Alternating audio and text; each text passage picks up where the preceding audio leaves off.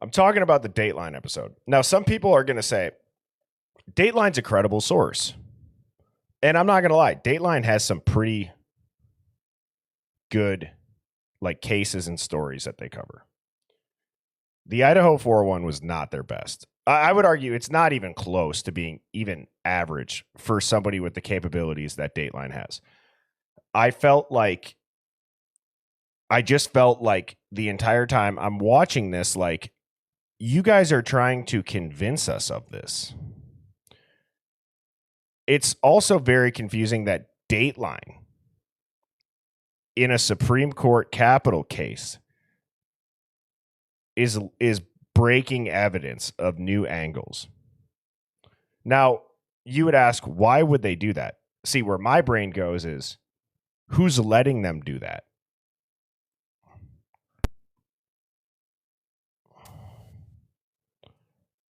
Happy Mother's Day, Phoenix. How are you?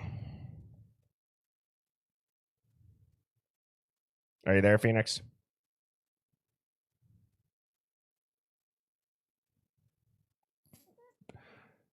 Can you guys hear Phoenix?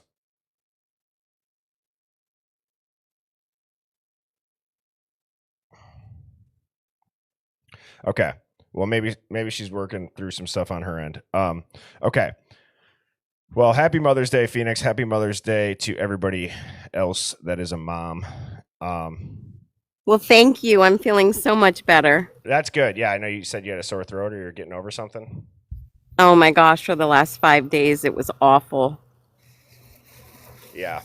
Yep. Usually right when the weather starts to get nice or cold, that's usually when I have to fight something off too. Well, yeah, but for those who have autoimmune issues and other issues going on, when you get sick, it's the worst. Knocks you out. However, I am right on the same page with you. And I kind of have a feeling that, Dateline is a little compromised. They put on some good cases, but every now and then, if you've noticed their history, they put on a very questionable case. And I think this would be like example A of it. Because absolutely, it's a money grab, like Steve said. Yeah. Well, I know. And Phoenix, like, okay, I want to know, Phoenix, like, because I waited to watch this until I could watch the entirety of it. Okay. So right from the jump, and I got this pulled up. So we can clip it if there's parts that you want to watch, Phoenix, but. And spoiler alert, if you haven't seen it, I'm not going to run the entire episode, but I want to go to a couple parts. That's why I have it pulled up. So here's what I was getting at is that it just felt like they're trying to convince us of this. It felt like I almost felt like, and this is just my opinion, but I just felt like I was like kind of being gaslit. Like, did you also notice they only talked about the females? They never mentioned Ethan. Like not in. I mean, they did bring him up, but what I'm saying is like it was always about like these women shouldn't have been, and it was always Koberger and the women. Well, they never really mentioned Ethan into that. The other thing that was driving me up a wall, and it's not that I'm denying that Koberger didn't do these things if he was awkward in his action of doing them, leading up to this date where the situation happened. Brian Koberger moving to a new town, going to a pool party, trying to meet people, maybe spit some game on some girls that he thinks are attractive. Going hiking by yourself in a city where you just moved. Like, I'm like, guys, like, and like War Deadpool made a video too. He's like, you guys want to know how I met my wife or met his wife? Was MySpace. He's like, I went and I was looking at her profile. I figured out like, oh, do we have any mutual friends? We have like people do that. It's not incriminating when you're facing the Pew Pew squad in a Supreme Court case. I'm sorry. Now, does it help maybe shape a picture? Sure. But how are you, you're going to cherry pick things that I would say the majority of men probably will do. And like they had that guy in there that was saying like, well, maybe he's not awkward. I saw him going and talking to a girl that I wanted to talk to. It's like, it happens like that happens. I think probably for females too. Like if you see a girl talking to a guy you wanted to talk to, like you kind of feel some type of way about them, or like everyone's gone and completely fumbled the bag trying to with a pickup line, or you get someone's number and you're trying to figure out what to text them, and it just comes off not good. I don't think that's wrong. Do you know what I mean, Phoenix? Yeah, absolutely. We live in a day and an age where that's the option of dating. Like you said, do they have mutual friends, or mutual colleagues, mutual coworkers? All of those things factor in today's society while dating. And obviously, if this guy was able to get phone numbers from women and they had no perceived perception of him yet at that time, they probably would have thought, hey, this guy's a good student. He's in a great field. He's going to have a PhD. And yeah, he was on the market. And the text message, was it worded very formal? Yes. But now we bring into the picture him being on the spectrum. He's also a PhD person, like student. He's I guess it's just interesting. Like, they've said he's this big time intellect. He's so smart, but he made a mistake. Well, it's like, in my mind, I'm like, that's somebody who maybe is a little bit on the spectrum and maybe just a little bit surrounded by school and formalized emails so much. If you're pursuing a PhD, I can see how that carries over to a text. Absolutely. And, when you say that, it's like he is at a higher level, right? Right. It's the spectrum that makes him a little awkward in social situations. And if he was approaching a personal level, he was doing it as a professional, not like what we consider socially. Right. And it's like, well, so let me ask you guys this. Would it have been weird? Is that text weirder than if he's like, hey, man, you were looking so fine by the pool in that bikini? Like, then it's like, now you could put it in even a way different light. Like, what is this guy supposed to say sending a text to a girl he just met that he got her number? You're going to get fried either way. Exactly. That's like on the total opposite end of the spectrum, which he probably would never do. I mean, you saw how he respected the female officer that stopped him. Yep. He was curious and asking the questions. He wanted to know how to improve his driving habits while in that state. That's what I got out of that video. But to the fact that in dealing with, what obviously his past history of the women that have been speaking out, oh yeah, I had some interaction with him, he's weird. Okay, what type of guys are they used to dating? Really awful ones? Or, you know what I'm saying? I totally do. So for him to go and find somebody that's, college girl, yada, yada, yada, it wasn't going to happen. But then they talk about his classmate or the person, the young Asian woman. Okay. Mm-hmm. So there is an alleged sighting of him the next morning at Walmart with this woman. And he doesn't have any cuts or bruises or nothing. And they're allegedly in Walmart for an hour and a half. But yet you never hear stuff like that because these are the allegations that are kept really quiet. And it's all hearsay on Dateline because she didn't show up to give her firsthand testimony of their relationship. So everything is, to be speculated because she's not up there saying exactly what it is. And yes, somebody asked a question. We do a background on these parents of the victims. Abso-freaking-lutely. Mm-hmm. And that is another whole level that I won't personally go into, but I can see a con artist when they're present. Yeah. You said that exactly how I was thinking, like watching it too, just in general. There is a lot of stuff like in regards to your comment on the con artist. And there was also just something off about every single like younger person that even the mom, like I just am like, something is off.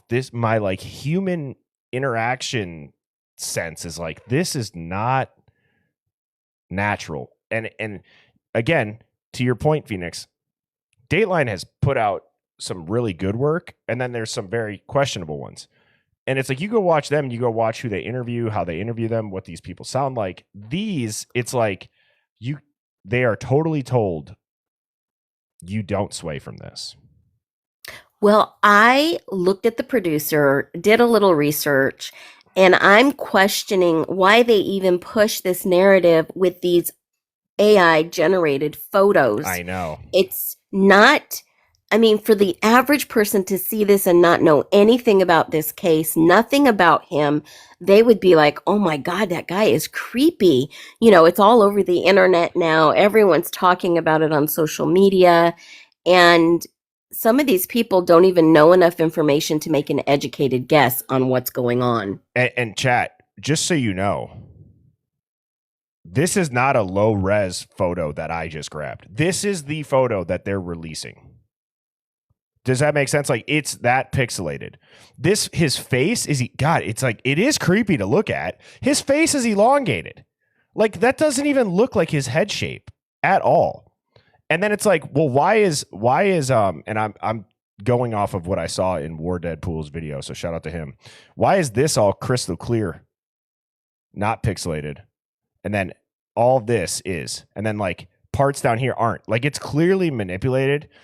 Phoenix has a really good video on her TikTok profile. I don't know if you posted anywhere else about what AI said about this photo being manipulated.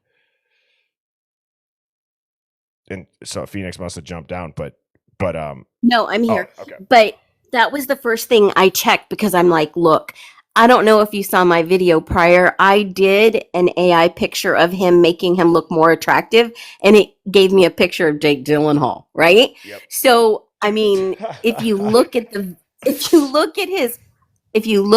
his mugshot and the picture they released from the jail, it looks nothing like him. And how can they say that this is and get away with this? It's wrong. I'll flip it even so you guys can see the, like,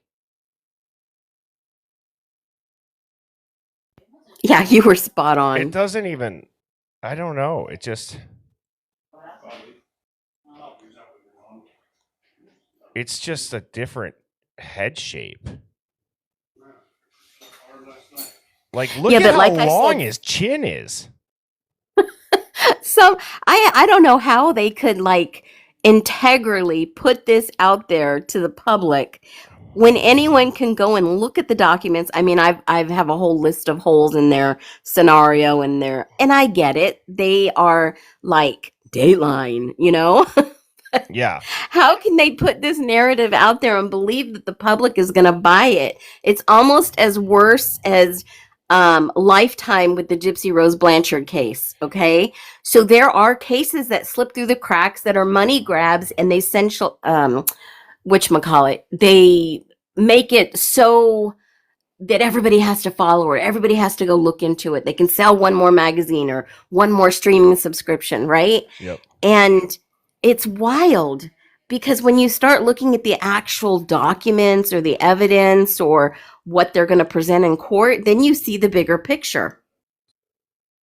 You know, I saw someone said weight gain, but it's like, this is a relatively recent, I don't know. It just doesn't look like the same. Like, look at his hairline. It's got like a kind of like a, what do they call that? Like a widow's peak. He's got a straight hairline here. His nose, it doesn't even look like, I mean, I don't know. It just is odd. It's very odd. And so I saw in the chat, and you guys know I very rarely like call people out for this, but I saw Holly saying that she wishes that she could be as delusional as us. If that was to us, or maybe that was in the chat, I guess I'm going to run with the fact that even if that's what she meant, there's probably people thinking of this. Well, here's what I would ask, Holly. If we're delusional, why is it that Dateline will do this and then, but they'll show this other footage of an Elantra that apparently they're breaking for the first time. They have access to do this in a Supreme Court case that's gag ordered to high heavens, but they'll do it. And then they end up on accident showing the green Elantra that Truth and Transparency freaking crushed and went so hard at, and shout out to her for figuring that out and getting that guy to look into it. You'll see it clear as day here. So I'm going to let this video play. So why are you acting like a bloody fool?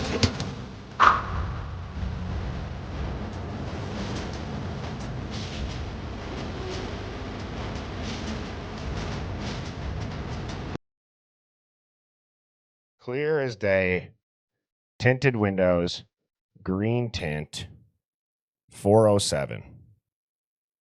That's when it's on night vision, green, and that car is like wrapped in like a matte green. And here's the car I'm talking about. And would you look at that? It's at the crime scene when it's getting torn down, everybody. I want to know how many people know that.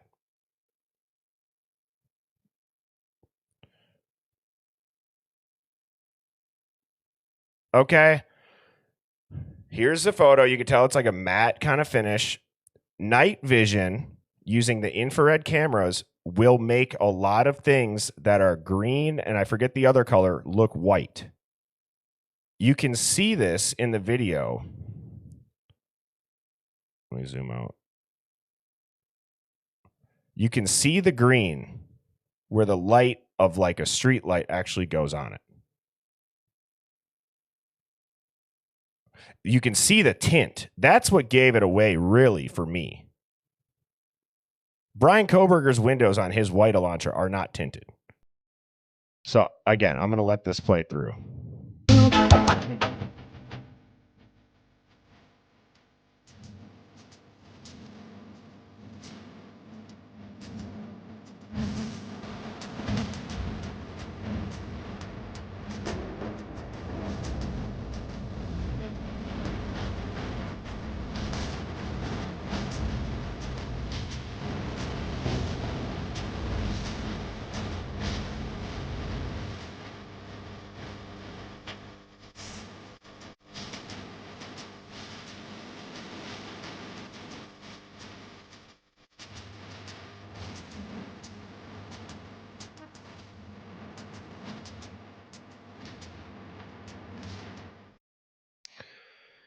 Phoenix, thoughts on that? Oh my gosh. Okay. The quality of these cameras. Well, let me start with my first point, and I got them written out. Who gave them this footage? On a sealed case. Well, that's what I'm saying. It had to. That's what I'm saying is who's allowing them. That Right. has to be it, because, like, look, I understand these are giant media corporations, and it's very rare that they probably, like, it's not rare that they get sued by people, but like when you think of like the state actually prosecuting the media company for doing something of not high integrity, you don't really ever see the state doing it. They're not going to let this air. That shit would have been pulled so quick if it would have jeopardized the case. And that's why I'm saying is, like, did they put that in there because they know someone's going to figure that out? And guys, the police know that it's not white.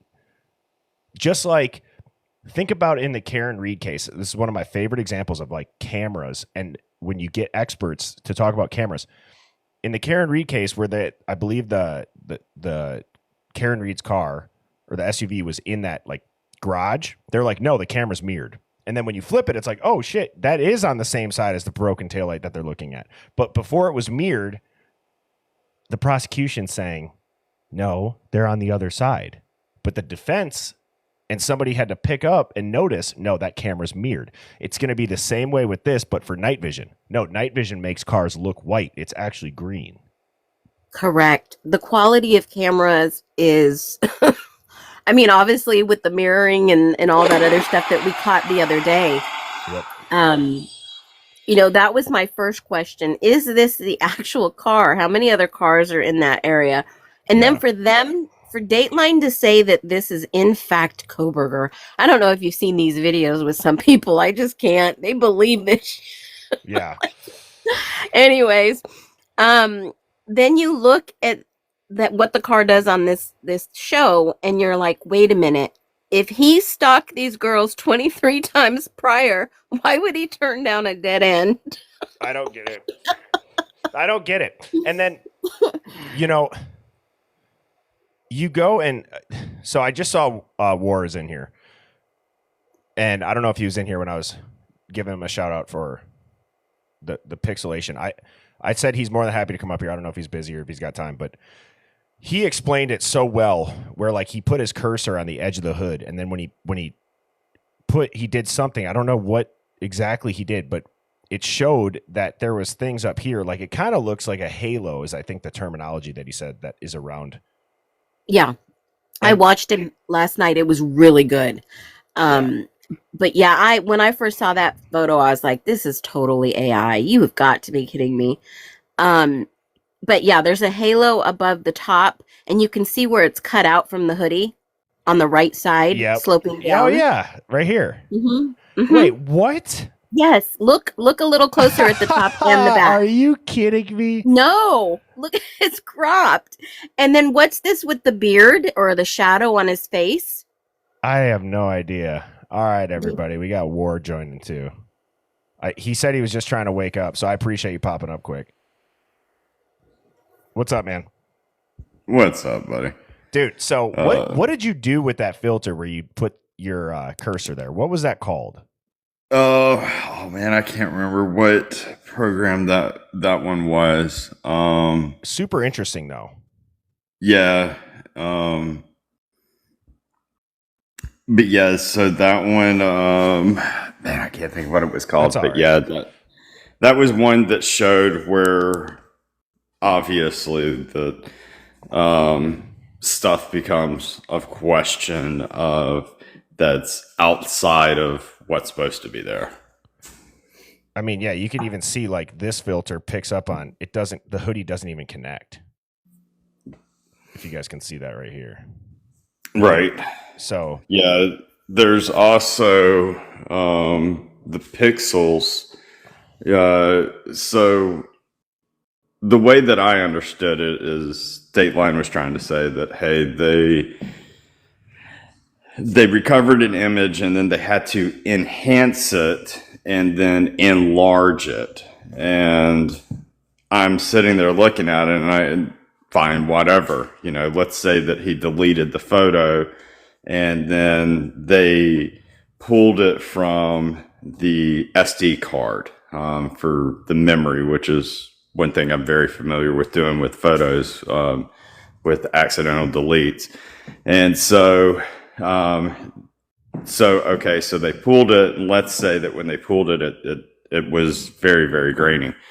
My thing is that why is it that way of being grainy around certain things, but when you have a flat area, it's a flat look. Mm-hmm. And then I know, like on his chest.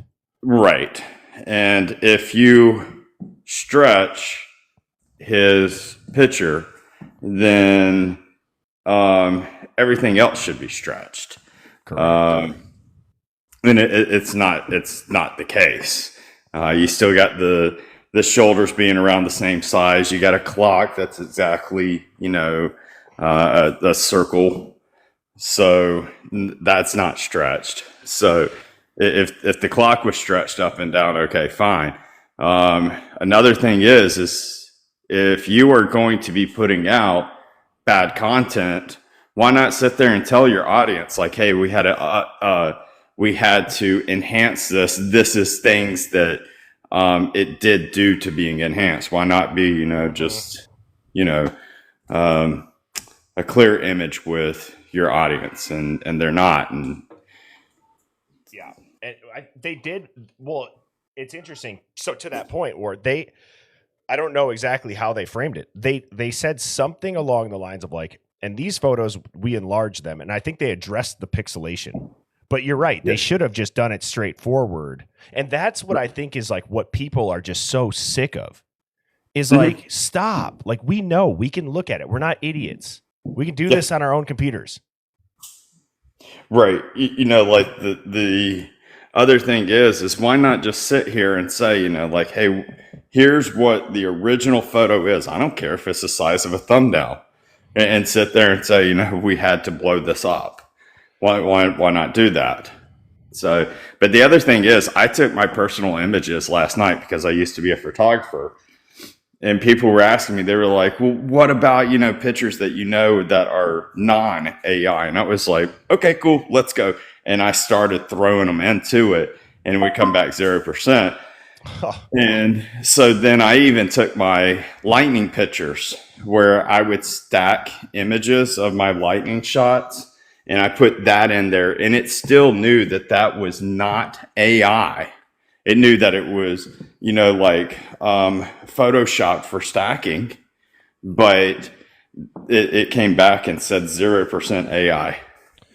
So if I'm understanding you correctly, that means that they are themselves manipulating it. I mean, if you have this program sitting here saying that more Deadpool for my professional photographer images that I used to do of NFL teams, Jeep, cheerleading, clothing lines. I mean, dude, I put them all in, and they're coming back 0%. And now, and another thing people did is they were like, well, what about, for an image of yours that is grainy? I was like, I'm glad you said this. So there was an MMA fighter that I had, and he took an image off of the website, and then sometimes when you click on an image, you'll have a small one, and then you got to say, open image in a new tab, and it'll open it to the full size. Well, he didn't open it to a full size. He left it small, and he shared that. And then he put it onto Facebook and enlarged it. And so now you got this picture that looks very much like Coburger's, to where you have all this grain and everything, and it's enlarged. Even I put that image in of this MMA fighter, and it still came back and said 0% AI. Wow. So why is it that I do all of my work and I get 0%, and it's stuff that's very similar to what they claim that they did with Brian Koberger, and it comes back 88.6% manipulated AI, created with AI or deepfake. Dateline gets the clown horn for that. Unbelievable. Great. That's a great explanation. And honestly, that's super cool that you have the background of the photographer to speak on that from experience, because that credibility, again, if you're going to talk about these photos that they have, I feel like if you're a Dateline producer, would you be like, let's get a professional photographer on here, let's have him explain it? I would even argue that's important to know. I didn't know any of that. I didn't know that. Is there a chance that a pixelated photo AI that is not AI, but what you're saying, you're putting all of your work in there, it comes back 0%. You put this photo in here, almost 90. Right. Unbelievable. I'm an amateur photographer, so I will say I took high school photography. Yeah. But my common knowledge, my common sense said that was AI right off the bat. My human eye caught it. And I can't believe the amount of people that say, oh my God, he's so creepy and this and that, without even adventuring on to see or fact check anything they hear or read or see. That is what blows my mind in this case and many cases. But to the point that War Deadpool, he is spot on. This has been 100% manipulated for the masses to swallow. I'm just going to leave it at that.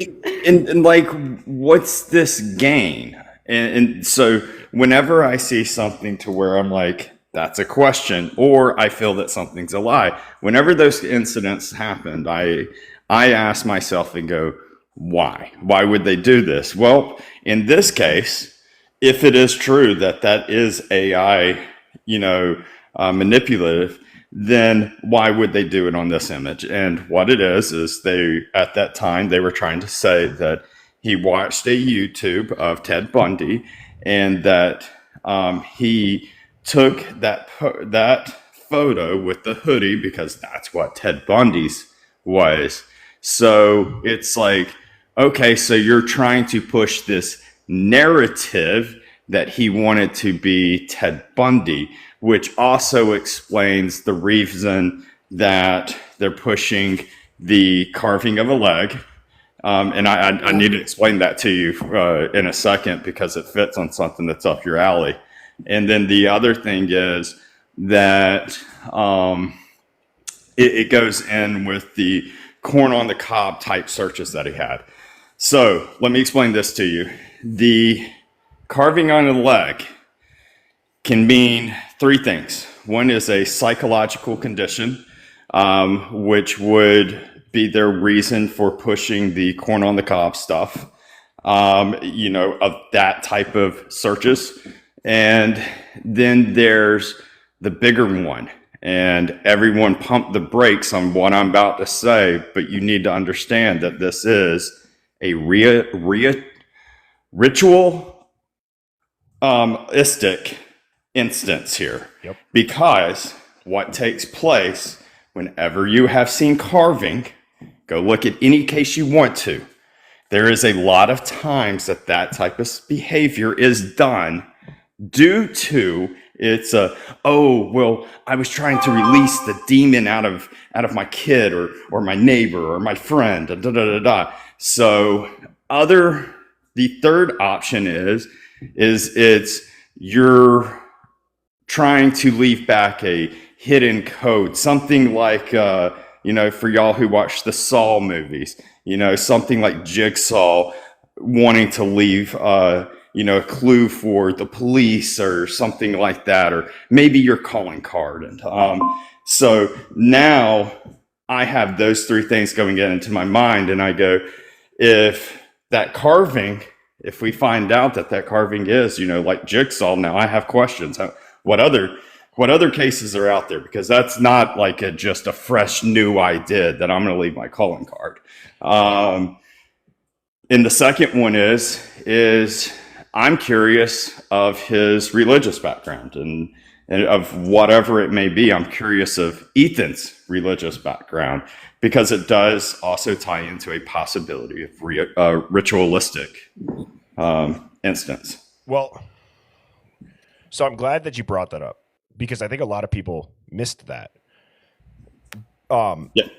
Because that is 100% symbolic for some reason. You can say it's a ritual. I would even take what you said too and add another scenario that it's a message being sent, even if it's not a ritual and it's like a hit. Bingo. You know what I mean? I'm going to have to piggyback off of what Ward just said. His laptop probably, the average, and I'm a little the logical person here.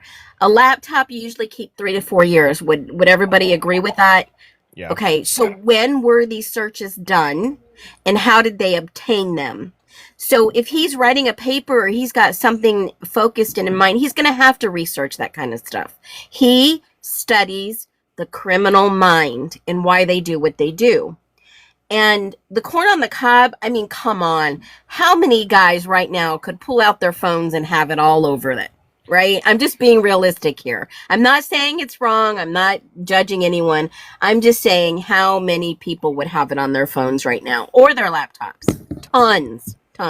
Yeah. And the last point in the carving, if it is in fact true, I don't know if you guys remember this from the Grubhub, but that guy said tomahawk, and a woman on here almost a year ago that I found, she had some in on the autopsy on Ethan, and she said a tomahawk was used. Jesus H. And it was highly possible that it ties into your obviously taboo subject of the ritual because of the tomahawk and what happened to Ethan. And they were, I believe Kaylee and Ethan backgrounds are very deep embedded in the Christian church. Yep. So if this was in fact a ritual per se, it was done for somebody to advance. And look who is having a money grab right now. So Hold on just a second. So I have a question for you, man. Okay. So, all right. Ethan's carved. None of the other three are, correct? Correct. Okay. That we Next know. question. Why is it that he goes to two girls' rooms? Zaina comes up the stairs. There's a chasing scene. During the chasing scene, he goes after Ethan. He carves on Ethan. He finishes off Zaina. Why is there no carving scene on the other three? So would that suggest that Ethan is actually the target then? And so what's your thoughts? Well, He's the male. He's the male oldest of one of triplets. yes. And so I'm going to go with two things here. I would say if you look through the ritual lens, at least the one that I believe lines up is the right of the twins. Okay. You need a union pillar seal, which is always male and female. And in that ritual, the male's legs are always cut. And it's to ground the masculine energy. Okay. So there's that lens. Also, when you were saying that, guys, if you go back to the beginning, all of these rumors of the narrative, like kind of completely crumbling right from the jump, is this had to do with frats. It had to do with somebody who didn't like, that had beef with Ethan over Xana. So then you start thinking about, like, to War's point, is Ethan, was he carved because they were sending a message to him? I don't know. I do believe that there's more. And I also have noticed in the 911 call, Ethan doesn't get talked about. On Dateline, he probably had the most speaking to, and he was one of those four, obviously. I don't understand it. So I think you're onto something there, War. Yeah, I'm still confused why he's carved. He's pretty much the last one, that is done. Third to last or either the last one. But the other ones didn't get that happen to them. Like, if his goal, I mean, think about this for anybody. If your goal is to go and do something to someone, why go after other people? And if you were going to go after other people in the surroundings, why not go after also the other two? And if you're going to sit there and say, well, that's because he never been in the house and he didn't know about the two, then I'm going to go, aha. So you're going to sit here on one side of your mouth, say that he didn't know, but then on the other side of the mouth, you're going to go, well, yeah, he could have done it in 7 minutes. No. And sit down and take a breather and get out. Yeah. So I want to talk about War. I'm not sure if you've heard Phoenix and I discuss this at length. We've had another guest, Mike Wimmer, who's big on like the food truck footage. He's like my go-to for that. But what if, to your point of like, that wouldn't make sense if that's the order that they were unalived, right?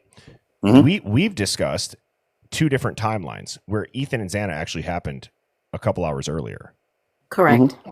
So I wonder now so Ethan's carved. Well, you probably need more time for that, I would guess.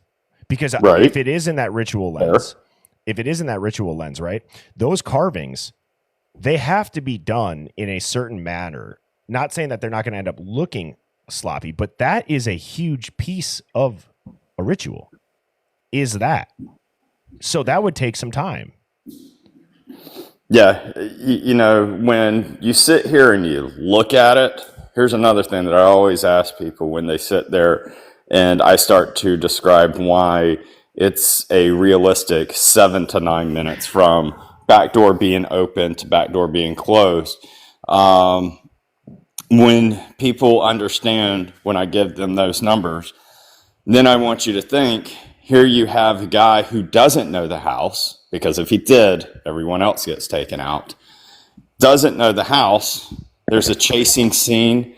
And like, what makes you just feel like, oh, nope, I'm doing a fast-paced walk up the stairs? No. You're going to be sitting there looking around, being like, is there anyone that's going to spot me? By chance, anyone up? He literally had to pass the food delivery person and possibly watch that food being delivered. Yep. He also, more than likely, she left lights on, because who the heck gets food delivered to them, answers the door in the dark, and goes on upstairs in the dark to eat their food? I don't know anybody who does that type of behavior. So there's a plausible idea that lights are on, and some matters of fortune. So here he is walking into a living room that's plausible of a light being on, and yet Dylan saw him in low light conditions. Well, that doesn't make sense. Or did he turn out the lights? I mean, I just have so many thoughts, but what I'm getting at is the movement to get to one place and the next is not just someone who's just doing a walking pace that takes, 20 to 30 seconds to get to a spot. It's literally trying to be, your stalking behavior, where it may take you like a minute or two before you sit there and go, okay, I can hear that they're definitely asleep.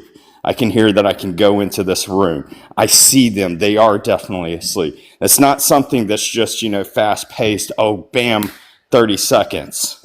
Right. Right. Especially for somebody that hasn't been in there. And Phoenix, real quick, because I want to hear your thoughts right on this. Lil Buddy, a couple minutes ago, said, because War brought up that there was a chasing scene.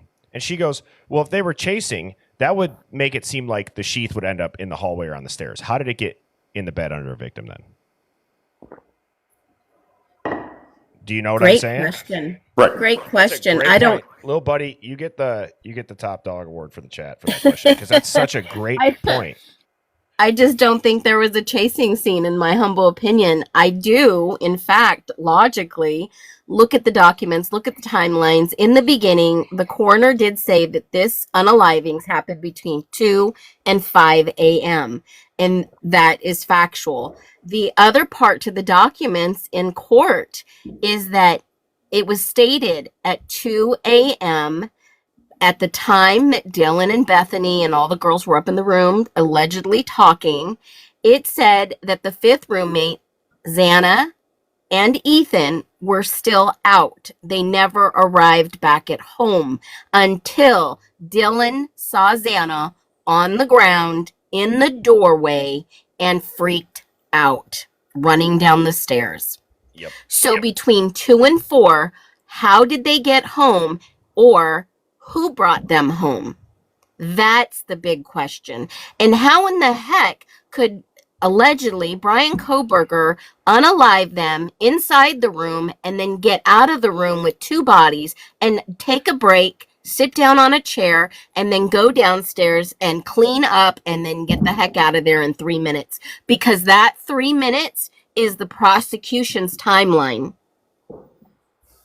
Yeah, for when you start adding in cleanup time, then I have another question. So y'all want to sit here and say that, or not y'all, but the courts and the state want to sit here and say, hey, he's a mastermind at being a, this criminology background, and he's just so smart.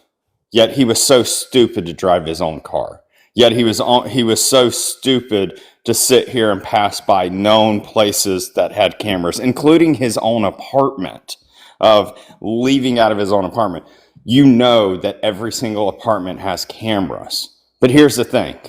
Here's a great question.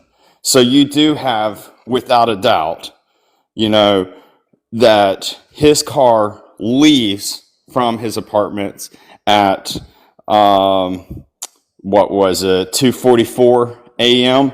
and then gets back at 5 a.m. So you have that at his apartment of cameras that watched his car come in and his car come back. The question is, there's not a single camera that captures that car from Pullman going to Moscow, because there's no cameras in that along that path. It's just a coincidence that you end up finding out that there's another white Hyundai Elantra that's around Moscow, Idaho. You can't exactly sit there and say without 100% that's his car. Why? Because 30% of cars in in Idaho, are white cars. Yes. And I don't think it's a conspiracy. Like, I'm going to echo the 1% society. That's common sense, War. Like what you just laid out. Mm-hmm. You can't, on one side, say, this guy is a genius criminology student who's studying everybody. That's why he wanted to do it. He wanted to feel what it's like. But then he makes every rookie mistake in the book. Right, yeah. I mean, in just one side, the guy's so smart to do a cleanup and all this type of stuff, but yet so stupid to drive his own car. What were your thoughts on this? So I am actually going to go into, because that I can do with Photoshop, and what I am going to do is go into Ring Camera for how a lot of this is uploaded. Also, I'm going to see if I can find when those Ring cameras were put on, and also look at other things to see what type of Ring camera that would be for someone who purchased at the time.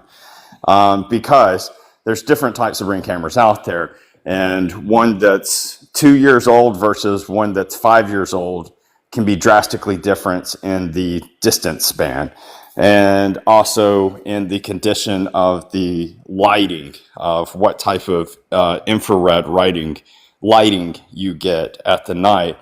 So once I have that information, then I can sit here and punch in green objects, red objects, blue objects, yada, yada, yada, and see what color those cars come back to.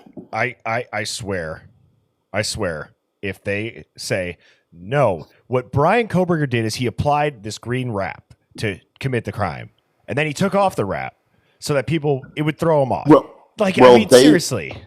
TMZ, the day after the incident, or not them posting, but they have an image of the next morning of the incident of the police down there and everything, and they took a picture in the direction of Simgachai, and it's that's Brian's car, so it's white there. So if there's anyone out there that says, oh man, that was him that did the green car wrap and everything, and then that he pulled it off, and if anybody had that theory, do just understand that he did that within a matter of hours of removing it.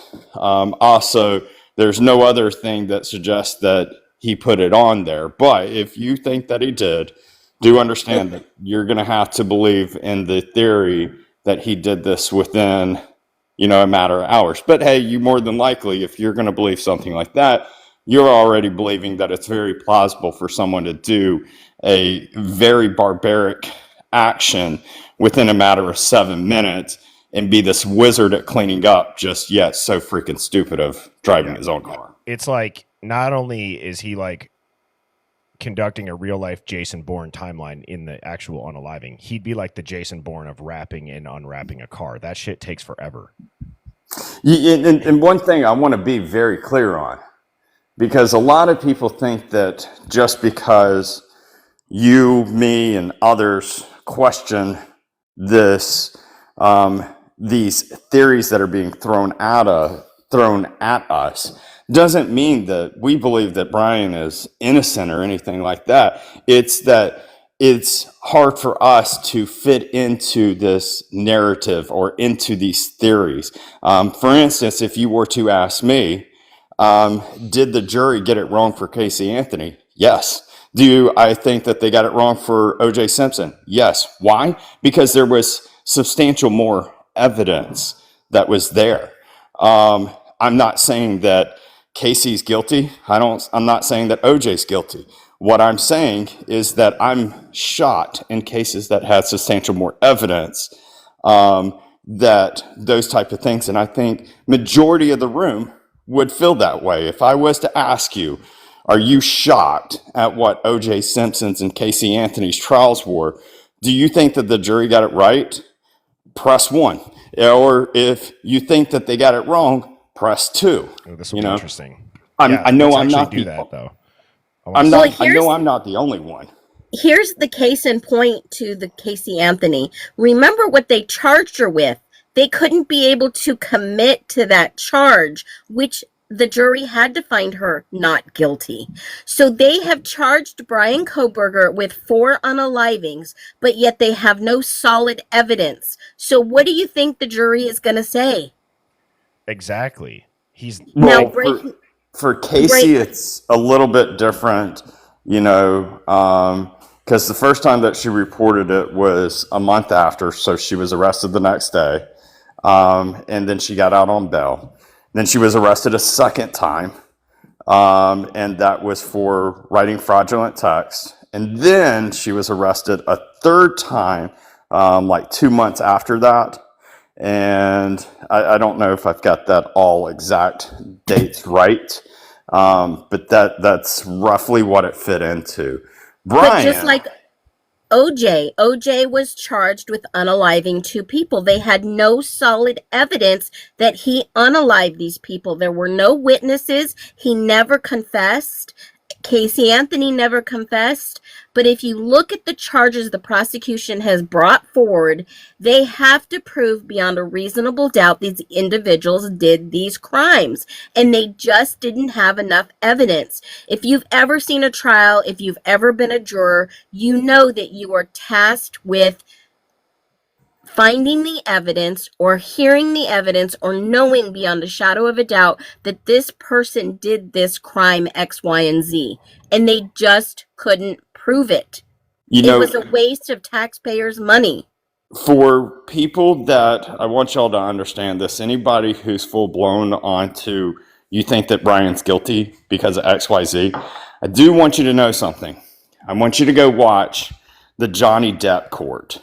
And I want you to watch how many times his lawyer sat there and had things pulled out. Oh, that's speculative. Oh, that's, this, and they pull it out. I want you to understand that when they sit here and the state says something that goes, and I'm giving a scenario of possibility, but I am one that you're not going to be able to say that ping goes directly to his car. It's going to be something that's going to be 100 meters, 300 meters, 500 meters, maybe 1,000 meters. But still, regardless, minimum of 100 meters, okay, of this possibility, unless they can pinpoint that ping in there, and then I'm going to have questions about 5G towers. But anyhow, that's a story for another day. Yeah. But here's my question to those people.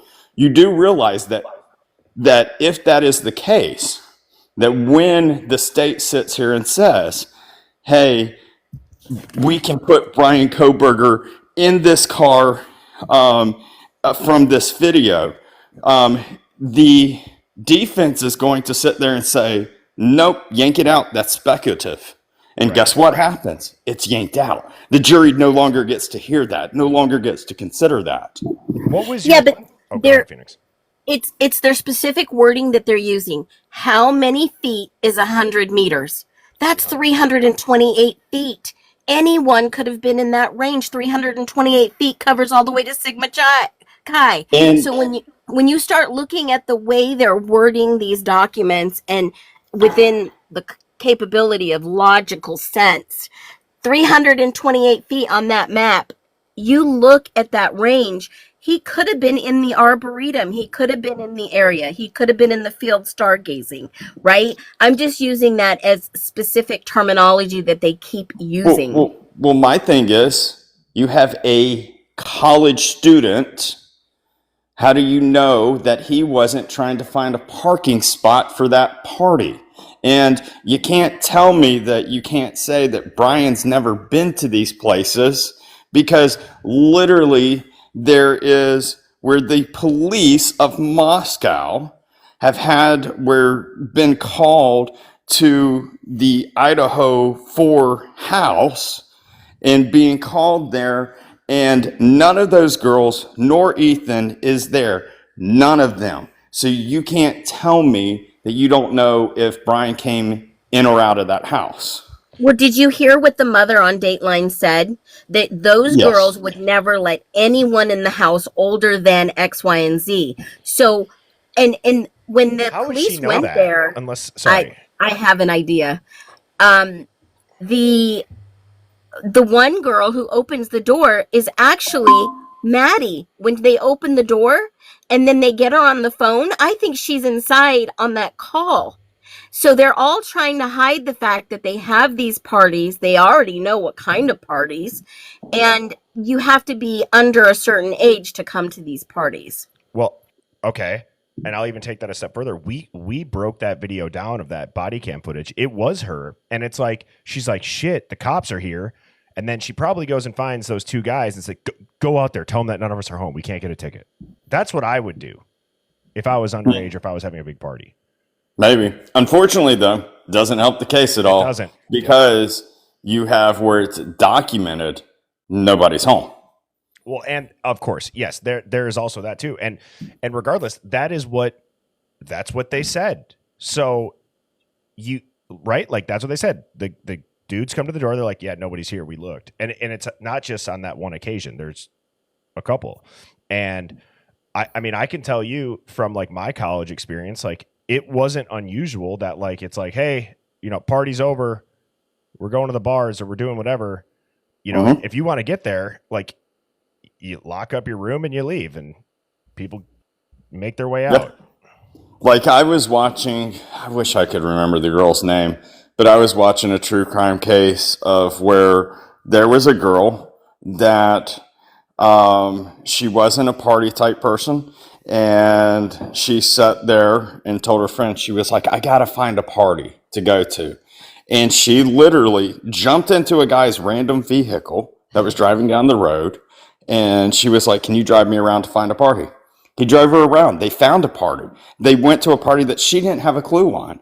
She sat there and had a good time. She came out stumbling. She slept in the yard.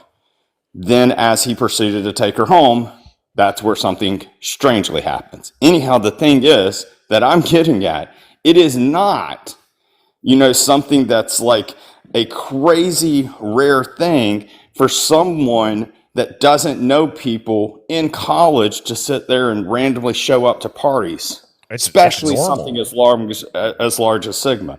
If you can't prove to me that if you are definitely believing that that is his white car and that he is in there, then I'm going to ask you the question: how do you know that he wasn't just trying to find a parking spot? Well, exactly. And 328 feet, like I said, I pulled this up. Guys, look at just in general, like this is super condensed. I've even talked about like who's to say that Brian Koberger doesn't have a friend? Because again, everybody wants to say this guy had no friends. Okay, well, he's dating. They clearly show that he's capable of making interactions with people, right? And he's going to pool parties. Who's to say that those 23 times weren't like near here? I mean, it's not unrealistic. It's like it might as well be a joint. The Pullman and Moscow might as well be like a joint college town. We know people that 7 miles away. Yeah, so everybody probably knows and the each other. person. There is someone that lives right behind the 1122, and that was the Bailey family. If anyone knows who the Bailey family is, they are kin to Jesse James Bailey, the big, huge group that was busted in that area, the DOJ, the OFTCLC. It's all over the place. So if Brian was essentially using, again, we know his history, that would be a main source to go to get right to what he needed. And allegedly, it was said in a letter to his sister that he was doing lines and opened a knife for a friend. See, like, there is such a human factor to this narrative that is eliminated. Like when I say logic and reasoning, it's not that we're justifying that type of behavior, but there's like human action in the setting of a party. There's like what War said, you don't know everybody at a college party, right? Like you show up. That's like, especially at a frat party or if it's a known party house, if you're going to host that, you also kind of take the assumption of like, Yeah, I mean, I don't know everybody here, but I assume that at least somebody that I do know knows them, who knows them, who knows them. It's like a network. And that was what I said in the beginning. The possibility of him either having a knife like this, pawning it, selling it, trading it is very possible. It could have been Maddie's own personal weapon since it was under the blankets. Well, here's one big thing that, because I'm the type of person who sits there and says, okay, let's say this scenario, and see what sticks to the wall. Okay, let's just say that you somehow convince me that that is his car and that he is in that car. Okay, great. You just magically convince me. So now my next question becomes, how do you know that he wasn't just going into that house to rob it and he walked in on a crime scene? How do you know that he didn't see the sheath and picked it up and was like, the freak is this? And then realized, like, holy crap, this is a horrible crime scene. Absolutely. Or that he was, in fact, working with the MPD and was on the investigation team internship to find out why these crimes are happening with college students.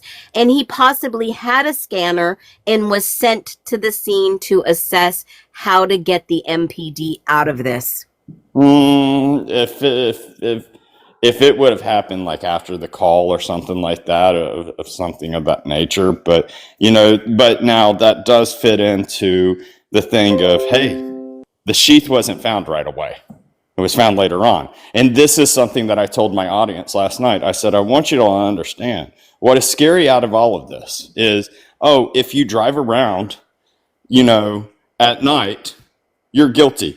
If you are looking up corn on the cob on your phone, you're guilty.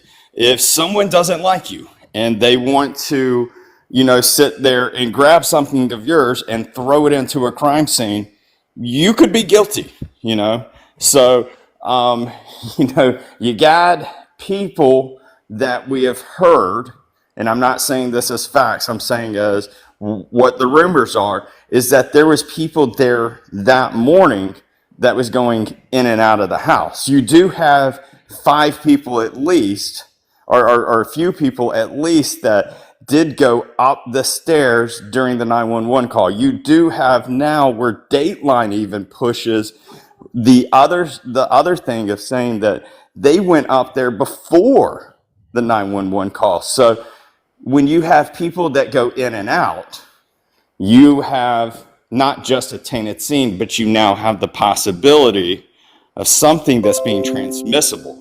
And we're not talking about this is an attached object to the house. We're not even talking about this is a removable object of the owner of the house. We're talking about this is a removable object of that comes from outside of that whole entire residence. Exactly. And what if, I mean, just throwing this in there to really think about this one. What if Dylan's new contact was Brian that was sent there by the police department to look at the scene and figure out what to do? Well, that would have been before the incident, though. Is it possible, guys, sorry, I'm looking at this hoodie thing and I'm like, is it possible that someone else's face was originally in the photo and they laid Koberger's face over it and had to stretch the chin? Very, very possible. But you know what kind of threw me off in these pictures is look at the background.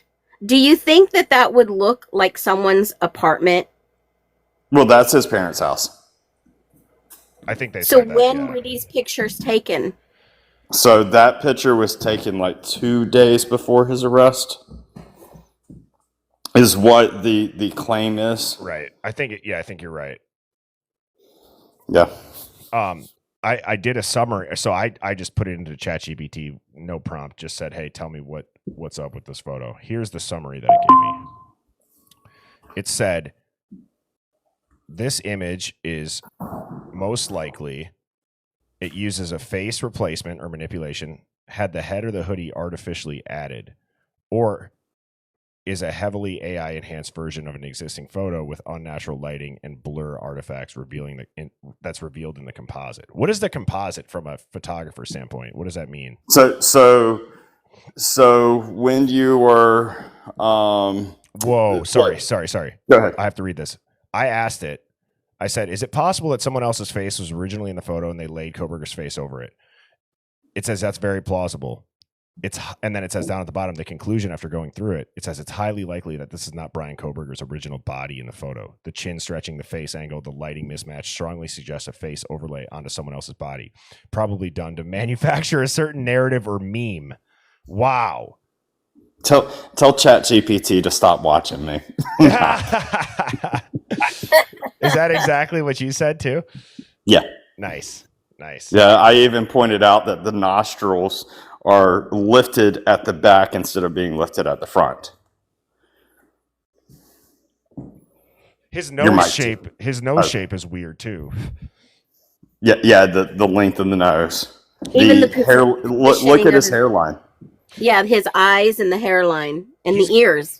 I mean, Koberger's got a phenomenal hairline in this Correct. photo. Yep. Now look at the photo. Widow's peak. Yep. You know, It feels really weird to say that too. All the way down to the gray beard. All the way down to the funky gray beard they put on him. Yep. Look, I'll say something, brother. When I was 21 years old, I was pretty much fully gray-headed. Okay, you went gray early.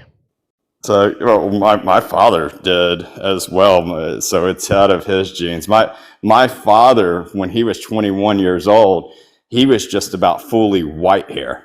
He looks like freaking Santa Claus. I think that white hair, like I've always said too, like if you're gonna go gray, you just gotta let it rot. I feel like for a guy, like if you just let it go, like it ends up looking good. Oh yeah. Well, dude, I mean, not a lot of people see how I look, but I have the Viking mohawk, and it's gray, like it fits.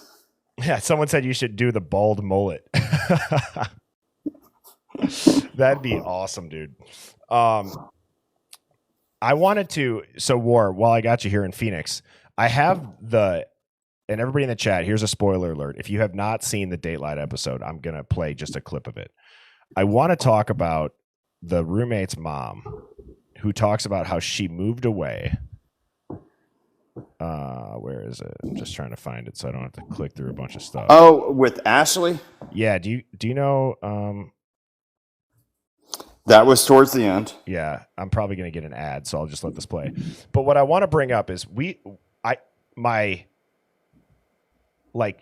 again, Spidey sense kind of went off when she was talking about how her daughter moved away. She doesn't know when she's coming back. She wanted to start a new life where she doesn't know anybody. And I'm like, holy shit, did this chick agree to go into WITSEC because of this? And was this the target? Okay, so hear me out. This is, again, we're looking at, like as Ward just said, my brain and Phoenix's brain works very similar. Well, what if this was the case, or what if that was the case? You know, I want to just play, and I want you guys to look at this mother's body language. And Beck even is like, I instantly thought that. She said she moved away, but listen to how she talks about moving away. It doesn't. When she said that, I immediately did a genealogy on who she's related to, and it makes sense why she would want that. To move away? Absolutely, especially after this happened. Oh, See, I did not think of that, but yeah, I'm going to listen to hopefully this how it's said now. Yeah. So again, the ad is playing right now. Of course it is. Yeah. Chat, I want to do a quick survey. Do you think that type of 1, if you think that the Dateline episode that aired helped make Brian Koberger look guilty and secure it, or type of 2 if you think that this is going to end up allowing people to poke more holes in the case? Well, what I think is going to happen, people are going to become shell-shocked that are feeling like, oh my gosh, that I watched Dateline. People that don't watch, me or you or any TikTok or no YouTubers, none of those people, and they only watch TV. If you watch TV and that's all you had, you'd be like, oh yeah, this person's guilty. What I think is going to happen is, just like I said, there's going to be a lot of things during the court where they're going to sit there, defense is going to say, this is speculative. And they're going to sit there and be like, people are going to come out of this if Brian Goldberger is found not guilty or a hung jury and go, this is another Casey Anthony 2.0. This is another OJ Simpson. He knows somebody, da da da. Yep. I said it's going to be like cognitive dissonance on steroids. And honestly, the chat was pretty split, which is good. I mean, that's good. I like having split perspectives in here, because there's some things that we've said where somebody's like, no, well, it could just be that. And it's like, well, okay, that's a great point. And then on the flip side, I would say it's good because maybe people who they don't know. And they're like, why is everyone saying that this is weird? Obviously it's him. And then they watch one of our lives. They're like, holy shit, the Elantra was green. Yep. So, okay, I'm going to let this play. Sorry, Mrs. Birdie just texted me. She said, I'm going to the store. Anything you want? I've been obsessed with those Yasso frozen yogurt bars. Have you guys ever had those? No? All right. I do need some chimichangas. All right, here we go, chat. I'm going to get the volume on. I'll adjust this if I need to. I just don't want to blow anybody's ears out. And she's drunk last night and she's not waking up. On the second floor, Eddie and Kayla. Sorry, I don't think that was the right point. I don't know why. This girl, to me, gave me red flag vibes of I don't know. I don't know how to explain that. Not anything about her, just as far as She was the boss. Yeah, that's what I'm saying. I'll end up listening to it. But even if I start to think that maybe that one girl is the target, I'm still going to come back to the end of the day going, why carve on Ethan? Yeah, man. I wish I could find. Does anybody in the chat? I know it was towards the end, or at least I thought it was. Oh, wait, is it here? Thanks for bearing with me, everybody. Phrases. These are. So the Allington has this. Of course. All right. While that ad plays, so for people wondering who that is the roommate who used to live with them. That's her mom. What does anybody know her name? Angela. Isn't it Angela? It starts with an N. Yeah, not that we need to say the full name or whatever. Yeah, I'm not going to say her last name because people will go and start looking up who her relatives are and it'll make sense. But, well, what about the last roommate that moved out that allegedly they bullied and then she was unalived? That's why I can never wrap my head around when people say that they're from Moscow and they go, I've never heard of any of that. No rugs. No. Oh gosh. I can't. And I'm clearly referring to, the guy that at this point, it's not even worth talking about anymore. That's how weird it is. And when I was an Idahoan, we knew Moscow. You knew to stay out of there. It's that common. My thing is, and people can take this however you like to, but all the people that have come to me that have said that they are from that area. I literally had one girl who came up into my chat and said that she lived at the apartments that's in front and off to the right, and that she knew the girls. And I sat there and I asked her, I said, can you not drive around the Browns, which is the apartments to the right of the Idaho 4 case? So, yes.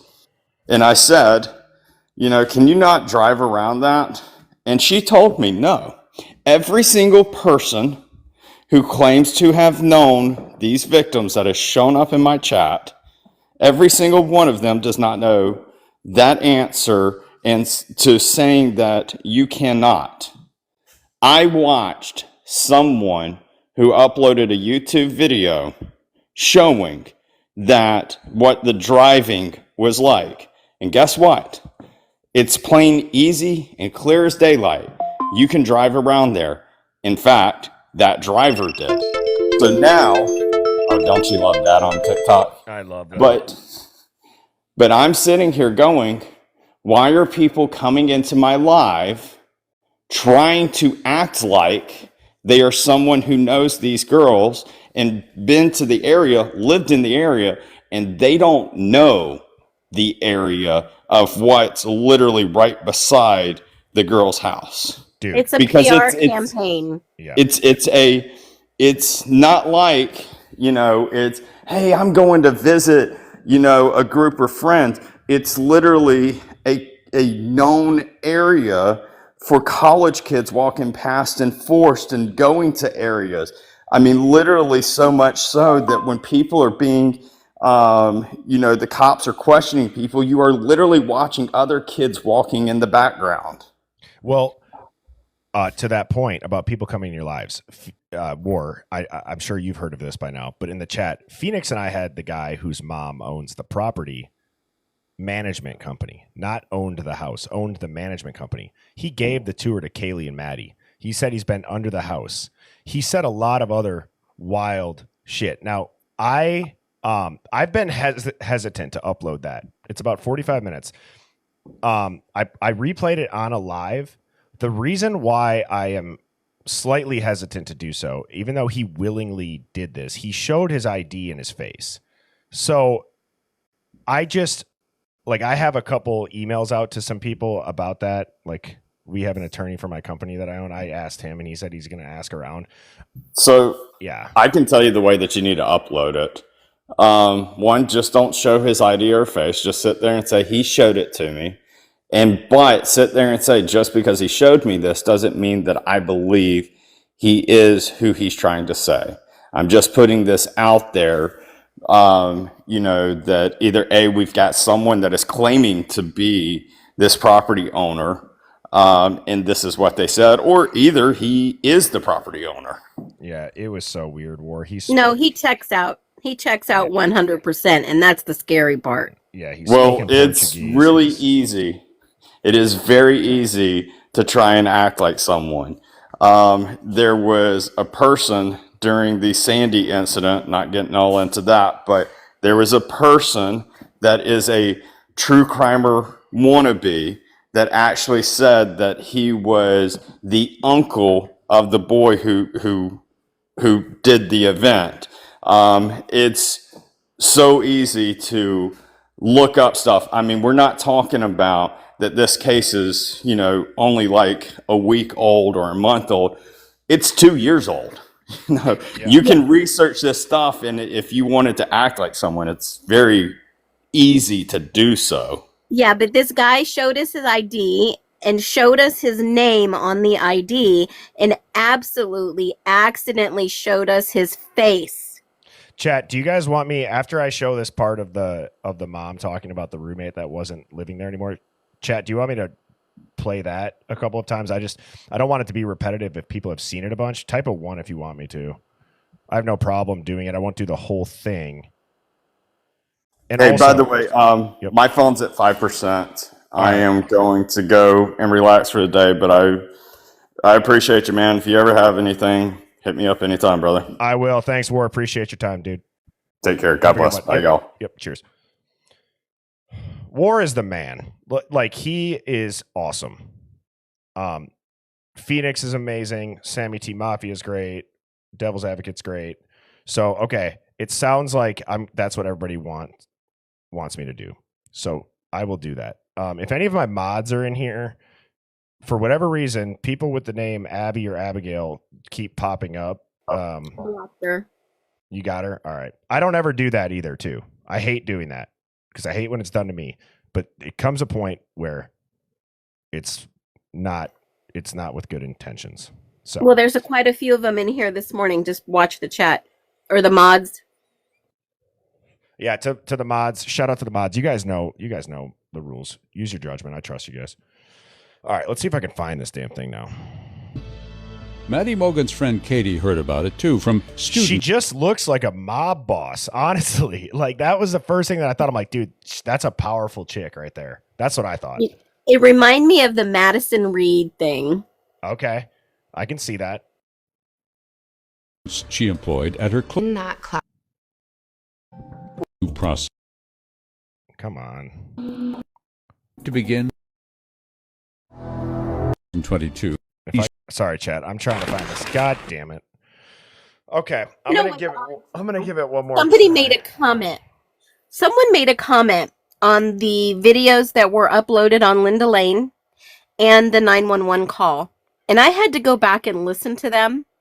And Dylan is the one speaking in the 911 call. And she says, poor Kaylee. And the other fact to the 911 call and Linda Lane is that in the background, you can hear somebody heavily breathing on both of these videos. Yeah, here, I'll play it.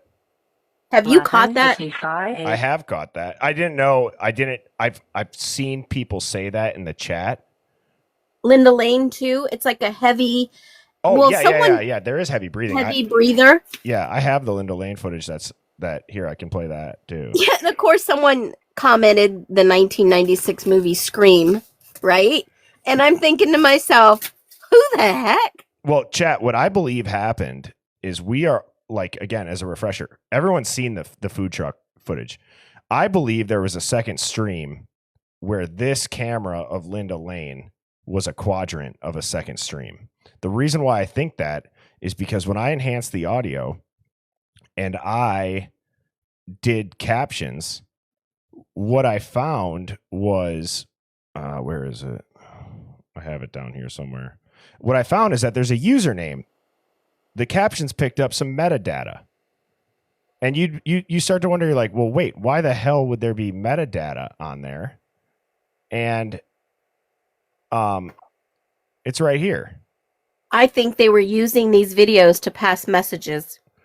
Yeah, that's just so weird to me that you would see metadata from a stream that has a username, and then this is a crypto token ID blockchain, and it's for a payment. So that's just so odd to me that would be on that. Now you can say, oh, well, maybe it's manipulated. Well, I'm like, well, then was it manipulated and purposefully put there, knowing somebody would find it? Because that doesn't show up unless it's connected to something. That wouldn't just show up on Ring. There'd be no reason for crypto payments on a Ring camera, nor would there be a username.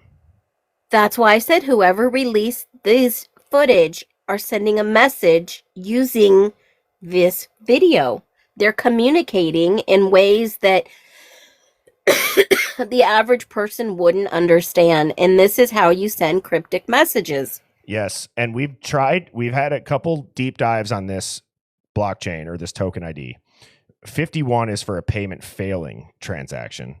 But this is like people have said Twitch, but it's also on what do they call it? Onion on Tor, whatever like dark web site it is. Like I believe it's like a Tor browser is what AI picked up. So now you start thinking about that snuff film rumor. There's just so much shit with this case that it's like, what the hell is going on? So I'll play that footage. I believe I have like the reaction of when I found it, actually, when we heard what was going on. And again, per my security banking expert, the CA was for California. The zip code was 68081 that focuses on and connects to Desert Hot Springs, California. BFA is Bank of America, who actually wrote the blockchain for crypto, and then the wallet user number. So we know that someone is sending messages about crypto in these videos. Yeah, and somebody said you should try to track that transaction. I think Phoenix and I are in agreement where it's like, that's like one of those things. Like I don't care to look, you know. Yeah. Like someone said it was wiped out, so yeah. I wasn't going to check, and I wasn't going to use mine to check. Yeah. And also, like I said, there's just certain things where it's like, you know, you got to make a judgment call of like, do you really want to go down that path? Do I really want to? Like I've said, I don't ever want to say names. I don't want to do whatever. I'm just finding shit. You know, I got a brain that's full of caffeine and ADD and curiosity. So that's usually what leads to finding stuff on these digs. So here's the I believe this is the enhanced Linda Lane footage.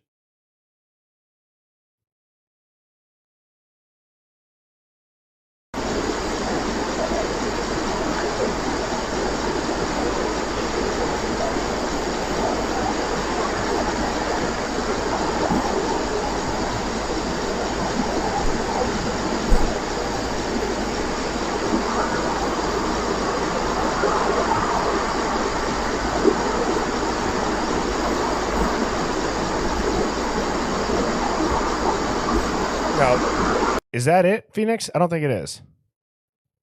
I don't think so, but they just mentioned that there's heavy breathing on both videos. And I thought, well, whoever is doing these videos and sending them out and selling them exactly what Steve said is a money grab, they are sending messages, and probably is it the same person doing the heavy breathing, speaking Portuguese. Yep. Yeah, I found it because I remember I had it uploaded to where it was before I clipped it for uploading it. So I believe you'll see my reaction too.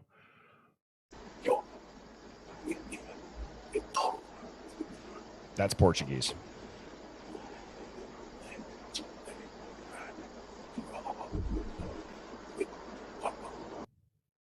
All right, here I'm turning And this he says, shit way up. when he says that girl was pretty, I think he was talking about Xana. Yeah, like guys, it's we put captions on it. It took me forever, so I'm not going to do that now, but the captions were like, "She's pretty. That was good." Or something, right? Along those lines. So here, I turn the volume up, so if you got headphones in, just be careful here. I don't even know how loud it's going to be, but hopefully it's loud enough that you guys can hear this shit.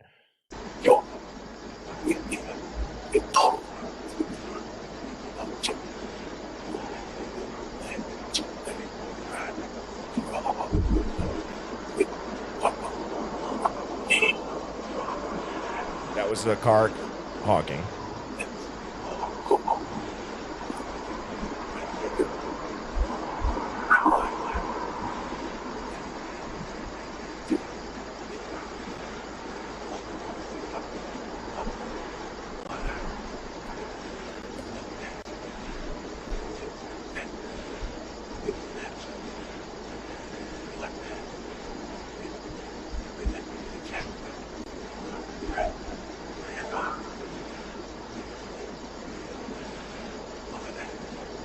I thought I just heard Xana here at the end. Listen, like a whisper, like Xana. Right there.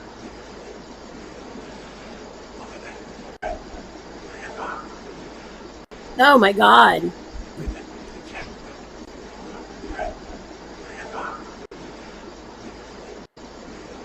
That sounds like it.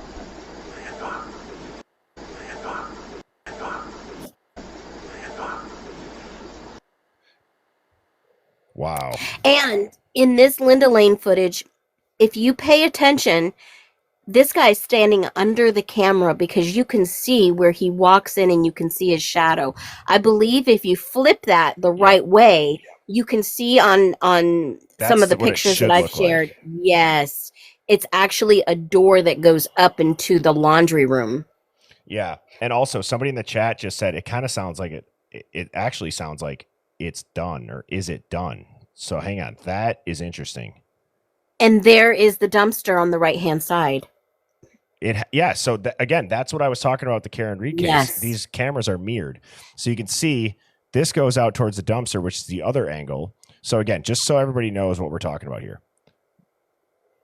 The Linda Lane footage where it shows the dumpster and the hoodie guy is right here. Okay.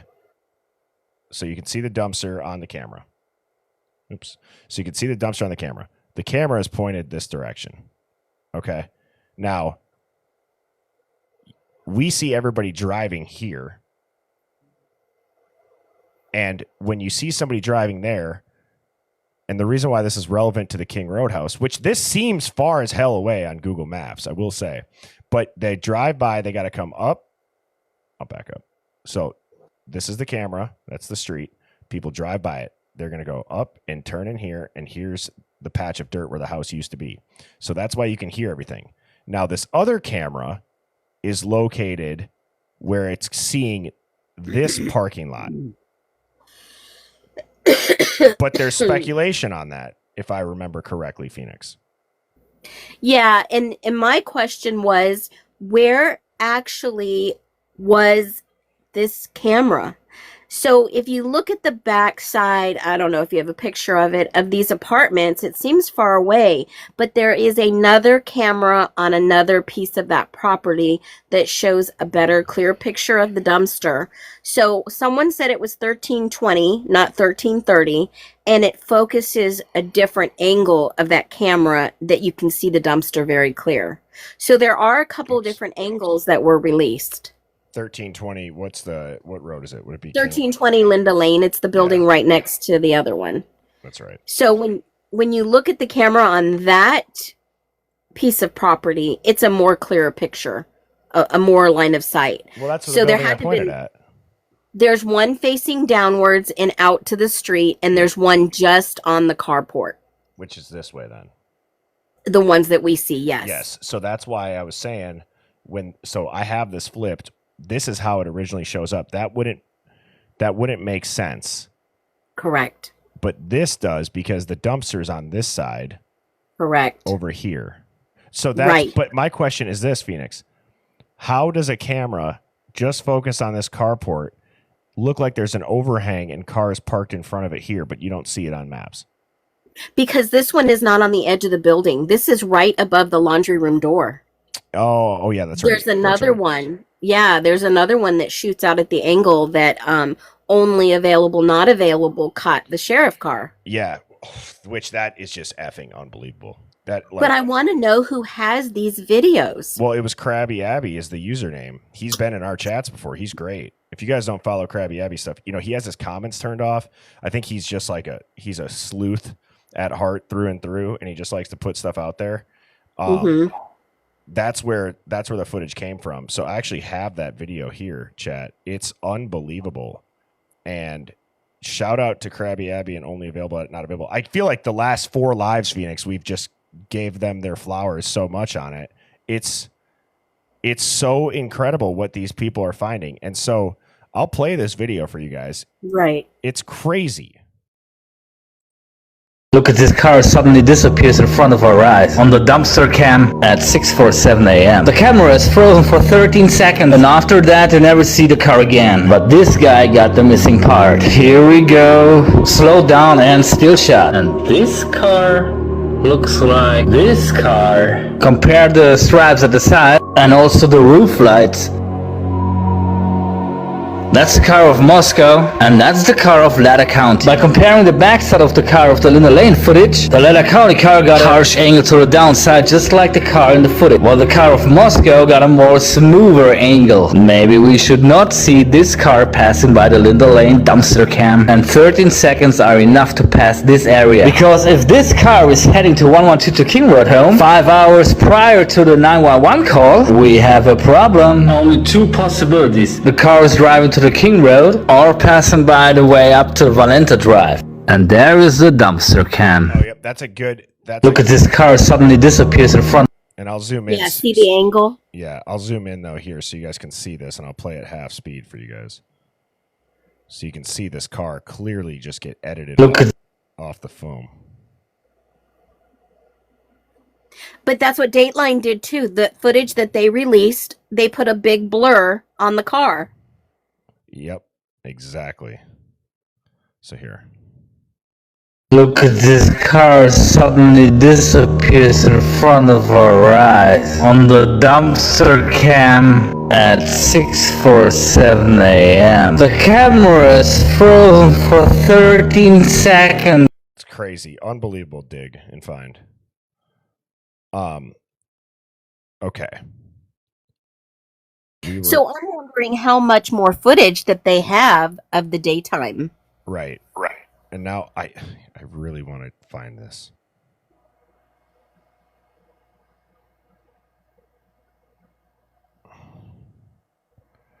This is my last attempt, chat, and then I'll go back and I'll play the Alpha Kenny interview. Did you see a year ago what he wrote in that Facebook group? My jaw was on the floor, Phoenix, when I saw that. I had to just go and search this guy out. You wouldn't believe the postings that I found on him. It's eerie, and honestly, it's a mind fuck. Honestly, For those of you that were here when Alpha Kitty Kid came up, he said who he was, accidentally showed his face. I dug like no tomorrow. And he is in a very large, active Facebook group on this topic, on this subject. And he has posted some really concerning information. Yeah. All right, I'm done with it. I'm done with that chat. I can't find it. Just when you watch the Dateline episode, like, look through the lens of like she almost is talking like her daughter got put in WITSEC. All right. Yeah, and I believe that that's probably the case with that family. I 100% believe with the connections that they have. But this Alpha Kenny Kid guy, if you don't watch my videos, you're missing a lot of good stuff. Yeah. And I'm not trying to promote myself. I'm just trying to tell you what I find in as factual evidence or they have said themselves.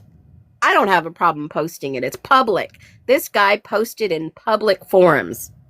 Yes, I believe this is the clip. It's I believe that it's not only the most realistic. Did he say Kayla? Hang on. Let me just say too. Wait, Kenny. Wait, hang on, Phoenix. I'm getting confused. Did you just say that now, or was that from the stream? No, that was from the stream. I said, did he just say the wrong name? Yeah. So I'm getting close to the part where it starts. Okay. All right, chat. Phoenix, I don't know how you feel about me asking this question about this. Is this chat? Do you want me to let this run and I just shut up? Type of 1 or 2? Do you want us to break it down? I could do either one. I want to give the people what they want here.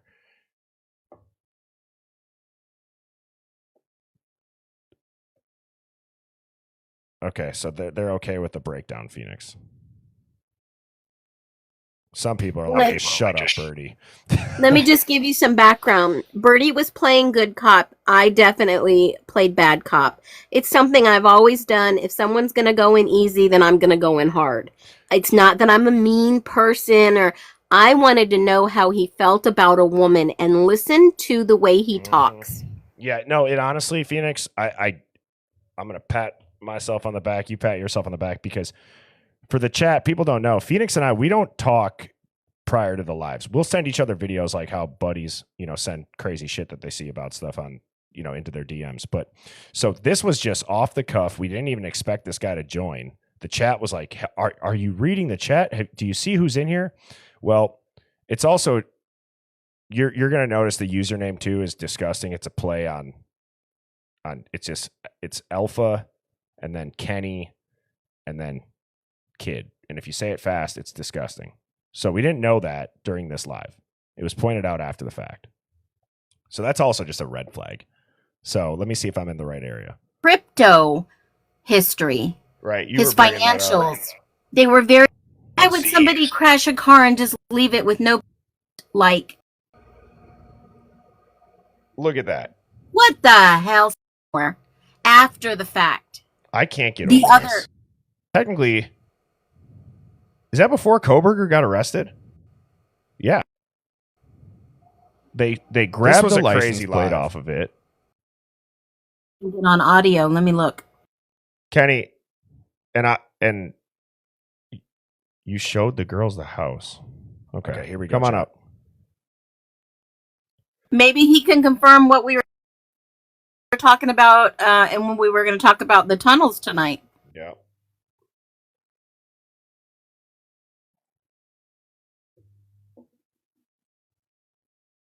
Do we have something that we can put in those two handprints and see if they're a match? Because what's the likelihood? What's the likelihood of a newspaper taking a picture, having this on there, and then the crime scene photos? I don't know. That's odd. I don't see you requested. And the only has says invert both photos in black and white, and see if you can overlay them. I don't know. Let's see how this goes, chat. Kenny, you got me loud and clear. Can you hear me? Yeah, I'm here. Can you hear me? I can hear you. All right. Yeah, I worked for Team Idaho Property Management, and I showed them that house a year before all of this happened. So 2020. So I didn't know them personally, but I've met them. And I was living probably half a mile away when all this happened. Wow. I've lived in Moscow most of my life and know 90% of the police. I know the judge personally. I know the county clerk. Which, that's another thing. The judge that issued the gag order married him and his wife. Yes. So for context, chat, I had at the end of my live with Phoenix the day prior, I said we're gonna talk about the tunnel speculation. Everyone's heard about the tunnels in Moscow, so that's what we're gonna do. So we're gonna be talking about the house. This guy, you'll hear what plays out. It's just, what are the odds of this being a coincidence? So, And Kenny, when you say those girls, which girls are you referring to? Michaela and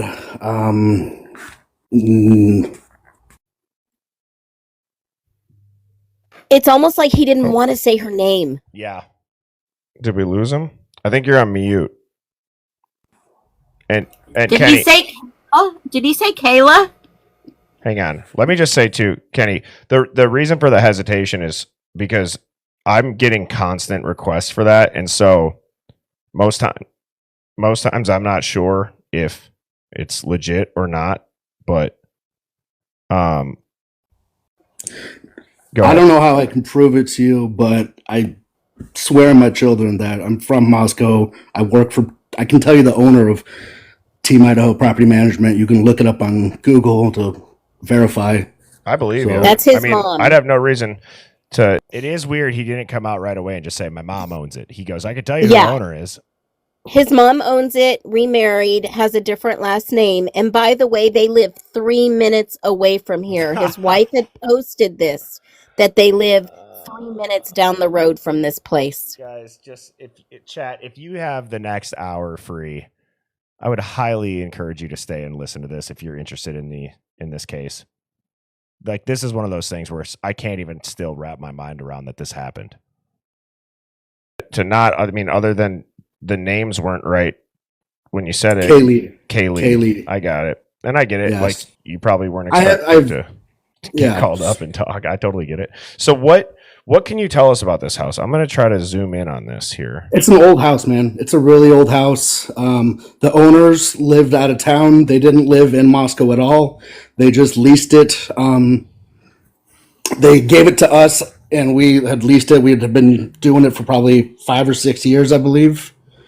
And they wanted nothing to do with it. As soon as that happened, they immediately donated it to the U of I, and U of I wanted it gone.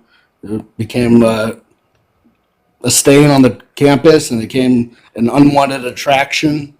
I mean, there's still people that drive by it almost daily, I would say, just to gander. Yeah. Hey, Kenny, can I ask you a quick question about that property management? How much are they charging, or were they charging each individual student for a rental like that? Man, I don't remember. I mean, it goes up every year. So they're responsible. It doesn't matter if one person pays 90% and the other 3 pay 10%. It's just long as the entire amount is given. And then I I couldn't tell you accurately. I mean, I'd just be So, like- guessing.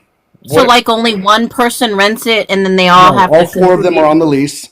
Oh, gotcha. All of them are on the lease. And if one person is unable to come up with the rent, the other 3 are responsible. Oh, got it. Okay. And any tunnels that you know of? Any secret hidden rooms? There's or no what? tunnels, nothing like that. The only tunnels in the area is the steam tunnels that are on campus, and they're a good distance away from that house. So there's no tunnels, nothing like that. I mean, there's a lot of crazy conspiracies going around this case, and I can tell you. Sorry. Go ahead. I was just gonna say. So that's interesting. I look. I don't know if there's tunnels or not. It seems that this is one of the pictures. If you can see that, that has really stirred up some attention online. Like that's a latch. Oh, I didn't know that I had. And it. Sorry, chat. I didn't even know that I had the full shared screen. My bad. I had it cropped for some reason. I'll zoom out so you guys can see that. Sorry. Hey, Bertie, where is that picture at inside the house? I believe it was in. Oh shoot, Bethany's room? Yeah, I think it was in Bethany's room. And do you know that on the property management website, it didn't have a latch? Her bedroom or this? Yeah, her bedroom. I did not know that. That's weird. So what would that mean? It's converted to a bedroom? On the website, it doesn't show a latch on the website right now that's still up. And I don't know when those pictures were taken. So if on the website they were taken a long time ago, that latch now exists before they tore the house down. So somebody converted it to have a latch. I'm gonna say, how should I describe this guy so that I can put this on screen so people know? Previous guest who gave Maddie and Kaylee tour of home. We'll say that. And I will move. He said that those closets were added, but I'm talking about that specific latch picture. Where did that come from? I got that from TikTok, I believe. Someone had it. Okay, because I kept trying to say who added and when was the latch added after they moved in. Interesting. Yeah, like I get what you're asking because it's like, where my brain goes is like, did they convert that bedroom? But all right, sorry. Here we go, chat. Just seems like, what would that lead to? Like, I mean, not that I'm expecting you to know, but it's like I could see some speculation around that. So, like I said, it's an old house. Those cabinets and stuff were installed not when the house, I mean, years later after the house was built. So those are newer than the entire house. So maybe they leave that for access to some circuit or breaker. But I'm telling you, I know for a fact that there's not tunnels. I've been underneath the house. I've seen the foundation. Which? Okay, why would he need to be under the house? I don't know. Shout out to Miss Birdie though. She just brought me some of these nerd gummies. If you guys have ever had those. What's up, Mike? Hey, was just listening to you, and I had a thought because I was thinking about this yesterday. Not only is that looks like some sort of doorway into another room, people had said that there was not necessarily tunnels that led there, but a secret room where illegal activities went on back there. So, and even more importantly, the red stuff that leaks out isn't underneath Xana's room, because we can tell from the drawings and the photos that have been coming out. I thought Xana's room was above that 6th room, the room we're looking at. It is, and I thought it extended back to the back part of the house. It looks like the kitchen is above that dead space behind there. Well, I would say you're not far off, Mike, because you guys see it a lot with kind of sometimes on like those home reno shows when a family has little kids, they make a spot in the closet, like that little door, like a hangout room for kids. So I don't think that you're far-fetched for thinking like, okay. And I ask him about what I think or what he thinks is back there. But to your point, I don't think it's far-fetched that an old house might have like a little hangout room, or one that was converted into like a smoke room, or like I don't know. I don't think it's far-fetched. Right, Yeah. because that would mean on the main floor, if you look at the house from the front, that is the main floor where Bethany's room was. Yeah. And in the back side of the house would be underground. Yes. And that is where the red stuff was. In the very space you're describing. So it also has that weird lock on the outside. There's like a piece of I don't know, not what do they put on the outside of houses like in the old days, like it's like aluminum siding. Okay.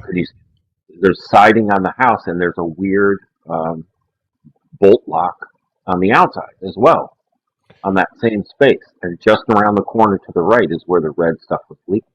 Yeah. Well, you're right. Would You're be the right. crawl space, right? Yeah. Yeah. Listen to what he describes it as too. Like that's what's even crazier. He says he's been under the house. And I'm not trying to cut you off, Mike. Sorry, dude. I'll let you finish after that. I just wanted to say, like, his point of I've been under the house. It's kind of like when he ends up showing his ID, Phoenix calls it out and is like, well, you're such a trusting person. You showed us your ID, right? It's kind of like, oh, I've been under the house. I gave him the tour. I'm telling you, just trust me, bro. Yeah. I mean, there's the secret room concept wasn't really driven enough. There was a couple guys on TikTok, and who's the guy who dresses up like a clown? We haven't seen him in a while. Circus. Yeah, he was pushing that for a while, but I do know a guy that got a hold of some of the architectural plans and the buildings, and he's an electrical contractor, and he said, yeah, there's a seventh room. There's the sixth bedroom, and behind that is another Behind. room.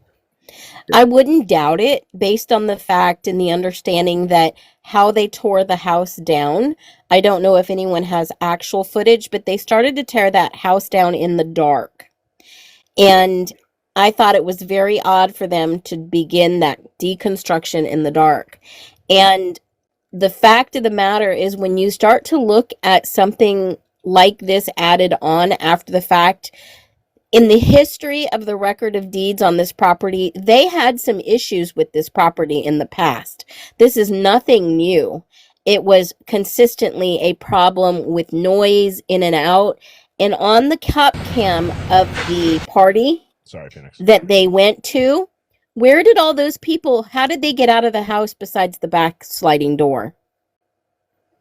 Yeah, that's a great question. Yeah. I wanted to toss in there too, Phoenix. When they're tearing the house down, you can see a stairwell on the right side. Behind the lower thing, there's an extra set of stairs, and it looks like it goes below the kitchen. And I was trying to get War Deadpool to pull it up like 3 times. Is it basement stairs? No, it goes from level 2 to level 1, kind of, and I think it goes towards the room we're talking about.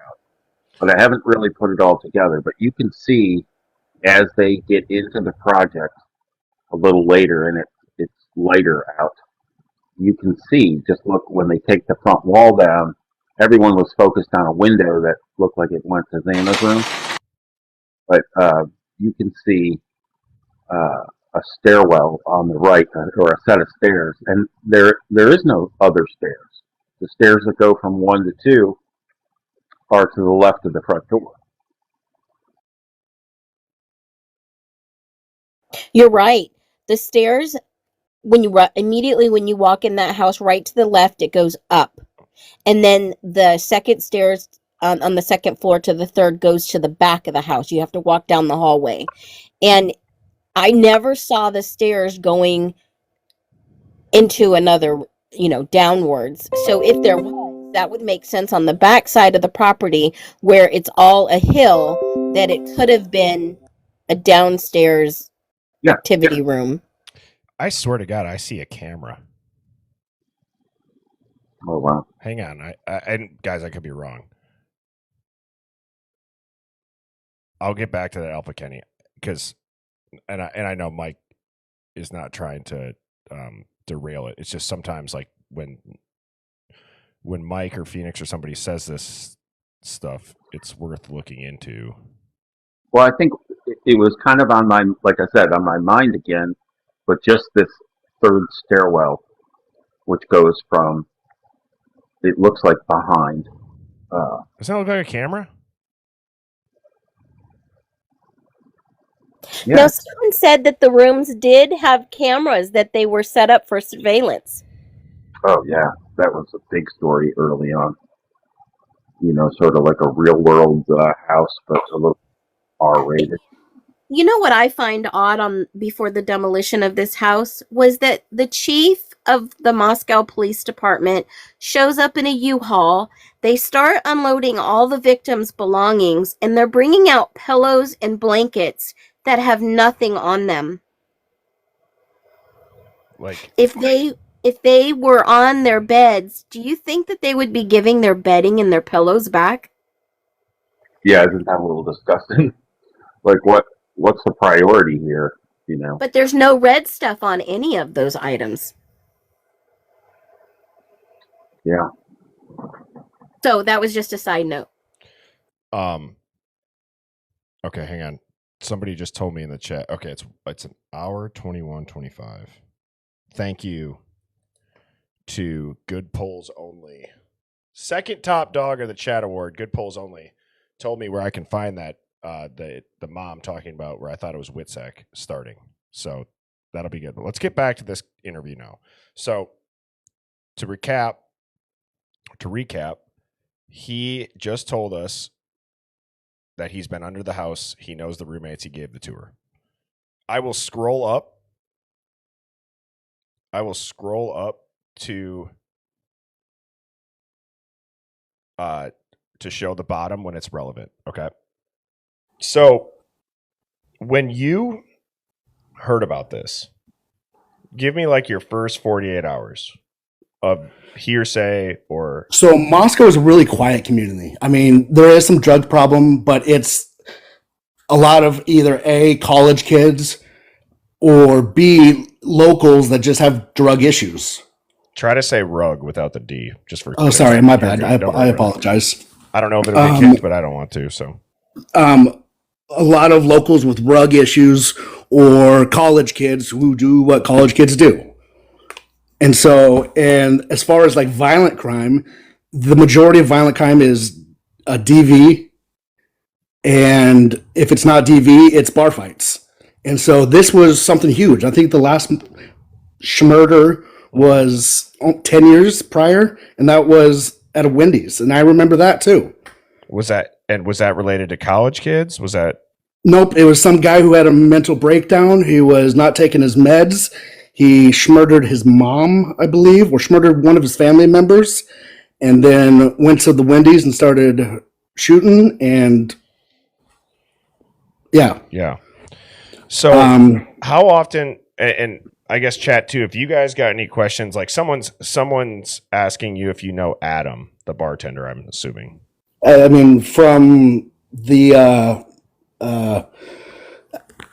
so the main bar I went to is the Alley. I didn't really go to the Corner Club a lot because it's a college bar, and I'm older. I don't really. I mean, I'm in my mid-30s right now, and so it was always, especially on Saturday, Sunday, or Friday, Saturdays, it's packed. I mean, it's shoulder to shoulder, and so trying to go in there and get a drink, it's tough. And so, I mean, if you would give me a last name and he's a low. Phoenix, it goes back to the mom in the Dateline episode saying they didn't let people in over a certain age. I just, like, there could be another reason for it, but I just find that interesting that he's like, no, it's a college bar. I would never go there. Correct. But just like the house, they didn't let certain people in the house that they did not know personally. I don't think that a 4-year age gap, or what was Koberger, 8 years older? Call it 7 to 8 years older. If you're a student, I feel like that wouldn't matter. But if you're mid-30s, that I would guess they'd be like, who's that guy? Now, rumor has it that kids who entered that house had to show their IDs. Why the hell would they be doing that? Because they're all underage. It's not like they're checking IDs for their student IDs? Yes. Oh, okay. Yeah, my brain went right away to like, wait, what? They're checking IDs? Like some of them are underage. Okay, I got you. Local, I probably know him. Or if I don't know him, I know someone who does. Okay, I'm just going to put you on the spot. And obviously, dude, I appreciate you being legit and saying that, and I think Phoenix would too. We've had trolls in the past, but I think you're legit as far as like the eye test or the voice check or the voice test, if that's even a thing. But I want to know, what's the general consensus of the local? He's 100% guilty. Really? Yep. Well, I have my suspicions. I mean, your name is Alpha. Steve talks to Alpha. You know, tell us something that we can go back and say, yeah, this guy's legit. Okay. Judge was my judge when I got in trouble. What'd you do? What did I do? I have several MICs and I have a disturbing the peace charge. That was back in 2017 was my last arrest. And so I spent time in Latah County Jail too. And did you go to college? Were you part of a? I went to U of I for 2 years, and then I transferred and went up to Coeur d'Alene and finished off at NIC. Yeah, Coeur d'Alene's nice. Do you know Steve Goncalves? No, I do not. Okay. Do you by chance knew anything in regards to what happened to Kopaka? He was military, right? And he was over in Pullman. And I think that they're 100% different cases. Nothing related at all, other than the fact that somebody died and he was in the area.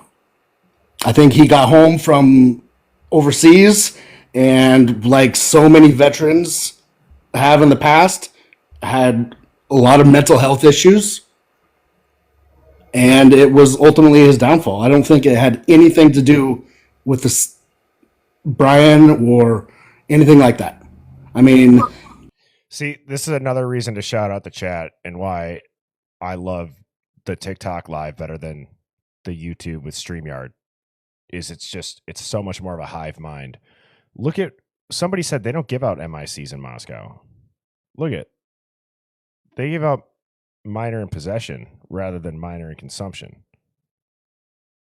Just that little tidbit is so interesting to me that somebody picks up on that. Like, you rock, whoever just said that. Well, because he showed his ID, it was very easy to find his record. And he did have a few questionable things on his record, dealing with rugs and other things. Shout out to Clark Griswold 89. Third top dog of the chat today. I'm just giving out top dog awards like it's my job. That's awesome. Great work. I mean, allegedly he did work in the IT industry, and he allegedly was security at one of these colleges. So WSU is over in Pullman, and he might have worked there. I mean, all the girls went to U of I. They're the two largest schools in a very large radius. I think other than if you go down to Boise, BSU, or over towards Seattle, are the only two schools that are bigger in size in the area. So what convinced you 100% he's guilty? I mean, phone data. I don't think the touch DNA is enough on its own, but I also, Moscow doesn't have any reason to try and want to, frame somebody. Well, the Moscow police officers, I know them. I know, you can look up their, I went to school with Ryan Schneider. If you go to the Moscow Police Department, Ryan Schneider was in my graduating class. So he's a sergeant on the Moscow Police Force. I've heard of him. So since you know so many people, what about Brent Payne? What do you know about him? You know, he was in the 82nd Airborne. He was a Ranger. Kopaka was a Ranger. Do you think maybe they knew each other? I mean, you know, I mean, possibly. I mean, if you Pain- get two guys who are rangers, and that's a very tight knit community, if you get two guys that are rangers in an area that probably doesn't have a whole lot of rangers, yeah. I mean, there's only one VA in the area. So and was Payne's brother. Payne's brother served on the 82nd Airborne, 4th Division. But I will say this, if there was a connection, I think this whole connection was Kopaka. Kopaka knew Koberger. Kopaka knows Payne. Kopaka was... How can you say that Kopaka knows Koberger? Other than that they both worked in IT, which is like... Now, chat, just keep in mind, this guy says that he doesn't follow the case. It's just been on the news. Like, I used the Marshawn Lynch quote of like, I know I'm going to get mine, but I'm going to get mine more than I get got, though. Or I know I'm going to get got, but I'm going to get mine more than I get got, though. It's hard to even repeat that, but it makes sense. I feel like there was at times where, again, I kind of get got by being nice, but that's where Phoenix comes in over the top and shuts that shit down. So just understand, he said he didn't know anything about this. It's almost like he's hustling us like if we were playing pool. That's what I felt like. He kind of played the first two games like he sucks, and then he's like, let's bet $500, and now he's, you know, a pro pool player. Huge field. Okay, so who moved there first? Was it Kopaka or Koberger that moved from Pennsylvania, where they both were, to Washington? And lived not less than, how far away? 85, 75 feet? Yes, and pretty much shared a parking lot. And I just want to interject. Props to you guys, too. Just saying, like, as far as so people can hear over, it's just like, let the point get finished. So I and Alpha, is it Kenny or Kennedy? I tend to agree from Kopaka and Koberger. I feel like they had to have known each other, but I'm interested to hear on why you think, outside of just IT being a big thing, but it's really not that big of a city, and they live so close, they share a parking lot. Like, I've lived in Moscow my entire life. There's other people that have lived in Moscow their entire life, and we have never met. It's not that small of a city. I mean, the majority of the population is students, and so every 4 years, another 50% of the population changes. And so there's lots of people, and still, I mean, say Moscow is 30,000 people. Every 4 years, 14,000 people move in and out. Still, not knowing somebody in a 14,000, 15,000 group is not a huge thing to not be possible. Would you say... Yeah. Oh, go ahead, Phoenix. You got it. You know, and we're just speculating. We don't know for sure, but that seems to be the big mystery. Was Kopaka tied to any of these people, any of the police department, any of the feds? And nobody seems to know. This guy is like mysterious guy. I'm a veteran. I'm not saying that he did this, but what if he was on contract? He works for the government. You know, there are... For what reason? Did you know this about Koberger? That in high school, he wanted to become an Army Ranger? Yeah, I mean, he wanted to become a police officer, too. I mean, he seems like the kind of guy that probably was bullied a bit, wanted to become more of a badass. So is it possible that that's the kind of things that he gravitated to? The people in those types of areas? Absolutely, it's possible. The specialties? And how in the heck did he get in that area? I mean, so... WSU has one of... it's a D1 school. Right. It's a small area of people. Why would someone of that caliber want to relocate to that specific... Now listen to what he does here. He avoids the question that Phoenix is asking and directly tries to make it about something that it's not. And Phoenix, do you remember this? Yep. Area. I mean, if I could go anywhere in the world... So, can you explain what do you mean by that caliber? Well, it's a smaller town. It's like what do you mean by his caliber? That person of that caliber? You know, he's ex-military. He has a Purple Heart. He knows people. I mean, I'm my just dad's saying. ex-military. My dad has a Purple Heart. He's been in the Moscow area most of his But life. you just said yourself you know half of the police department.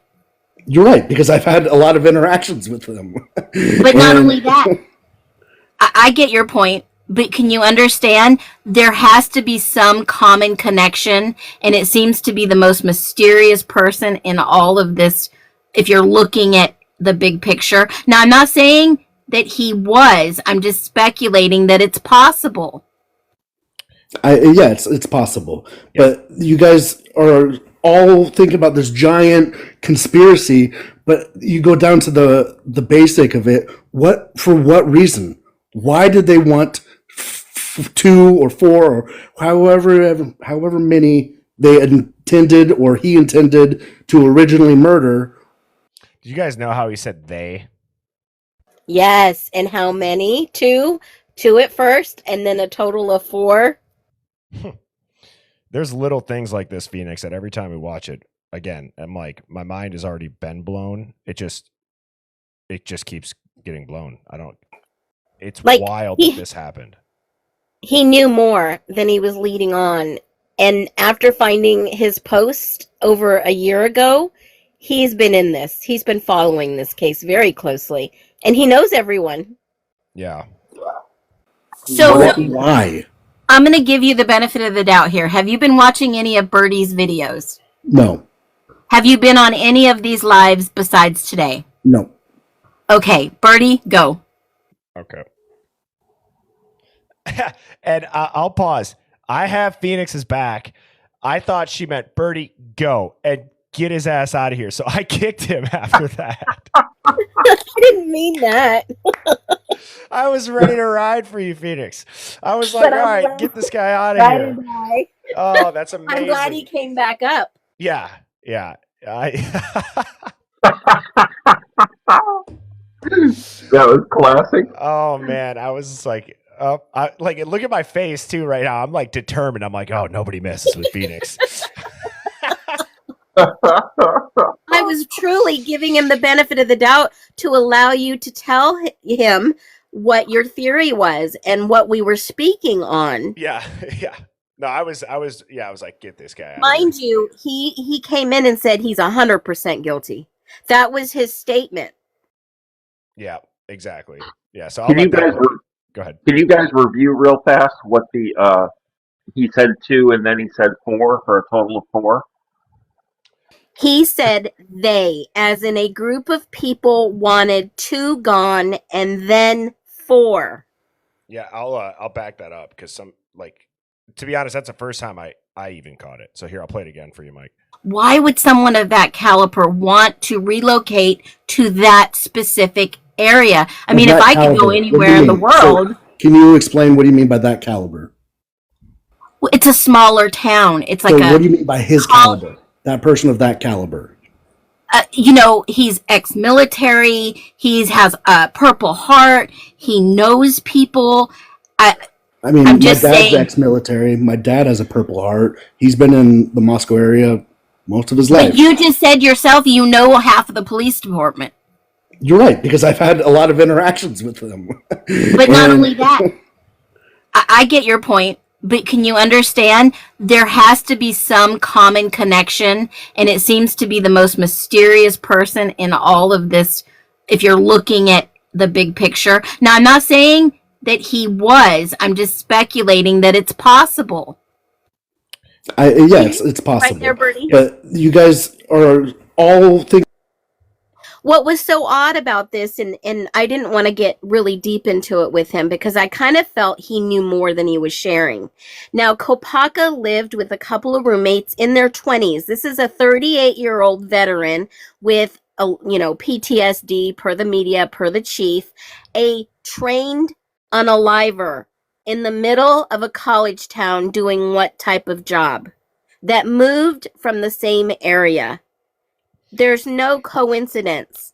And the roommates had said there were no bullet holes in his room at all. I mean, that's again, it's to me, I think the Kopaka situation points to bigger operation. A lot of people forget about that. And if he knew 90% of the police department, his mom knows the community, is well known in the community, and connected to Chief Fry and his wife. Exactly. Exactly. And I'm really concerned about the first two and then two more. Yeah, that's coming up still, because I didn't even catch that the first 2 times I've watched this, Mike. Yeah, and I heard Phoenix say it, and I was just like, wait a minute. It was so serious, my mind couldn't accept it. So, yeah, I think we should focus on it just for a minute. Yep. Let's hear it again. About this giant conspiracy, but you go down to the basic of it. For what reason? Why did they want 2 or 4 or however many they intended or he intended to originally murder? You can also see too, I'm like, God, this guy's coming up here and just saying every possible word to get that live ended. Oh, you're right. I'm just like, but no, he said 2 or 4, however many they intended or he intended. It's kind of almost like on the 911 call when you hear, oh, and somebody was in their house at night. It's like he remembered, oh, wait, it's just one guy. You know? So why? Were you about to talk, Phoenix? No, that was the audio. I get confused each time. All right, here we go. I'm going to give you the benefit of the doubt here. Have you been watching any of Birdie's videos? No. Have you been on any of these lives besides today? No. Okay, Birdie, go. Okay. Like kick him? No, I didn't mean Oh, that. jeez. I Alpha meant- Kenny, come back up, dude. I'm sorry. I thought... Oh, come back up, bro. I'm sorry. I didn't mean to disconnect like that. My bad, please. I meant because he said conspiracy. Yes. I wanted you to go and show him and talk specifically because we've almost got 500 people in here. Yeah. And I think it's really important if you just tuned in, you see the topic Idaho 4 breakdown, but you need to know the logic. Yeah, and sorry, Phoenix. Yeah, and then I heard what Birdie was talking about, and I heard you guys starting to go into some, I mean, in my opinion, pretty crazy conspiracy theories. You know what? And first of all, I give you props because you have articulated your point back on a live that you unexpectedly got called up for.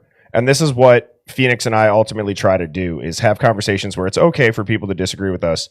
And I'm not trying to sound like a cornball when I say that. I say that pretty much every night. So I will give you props on that.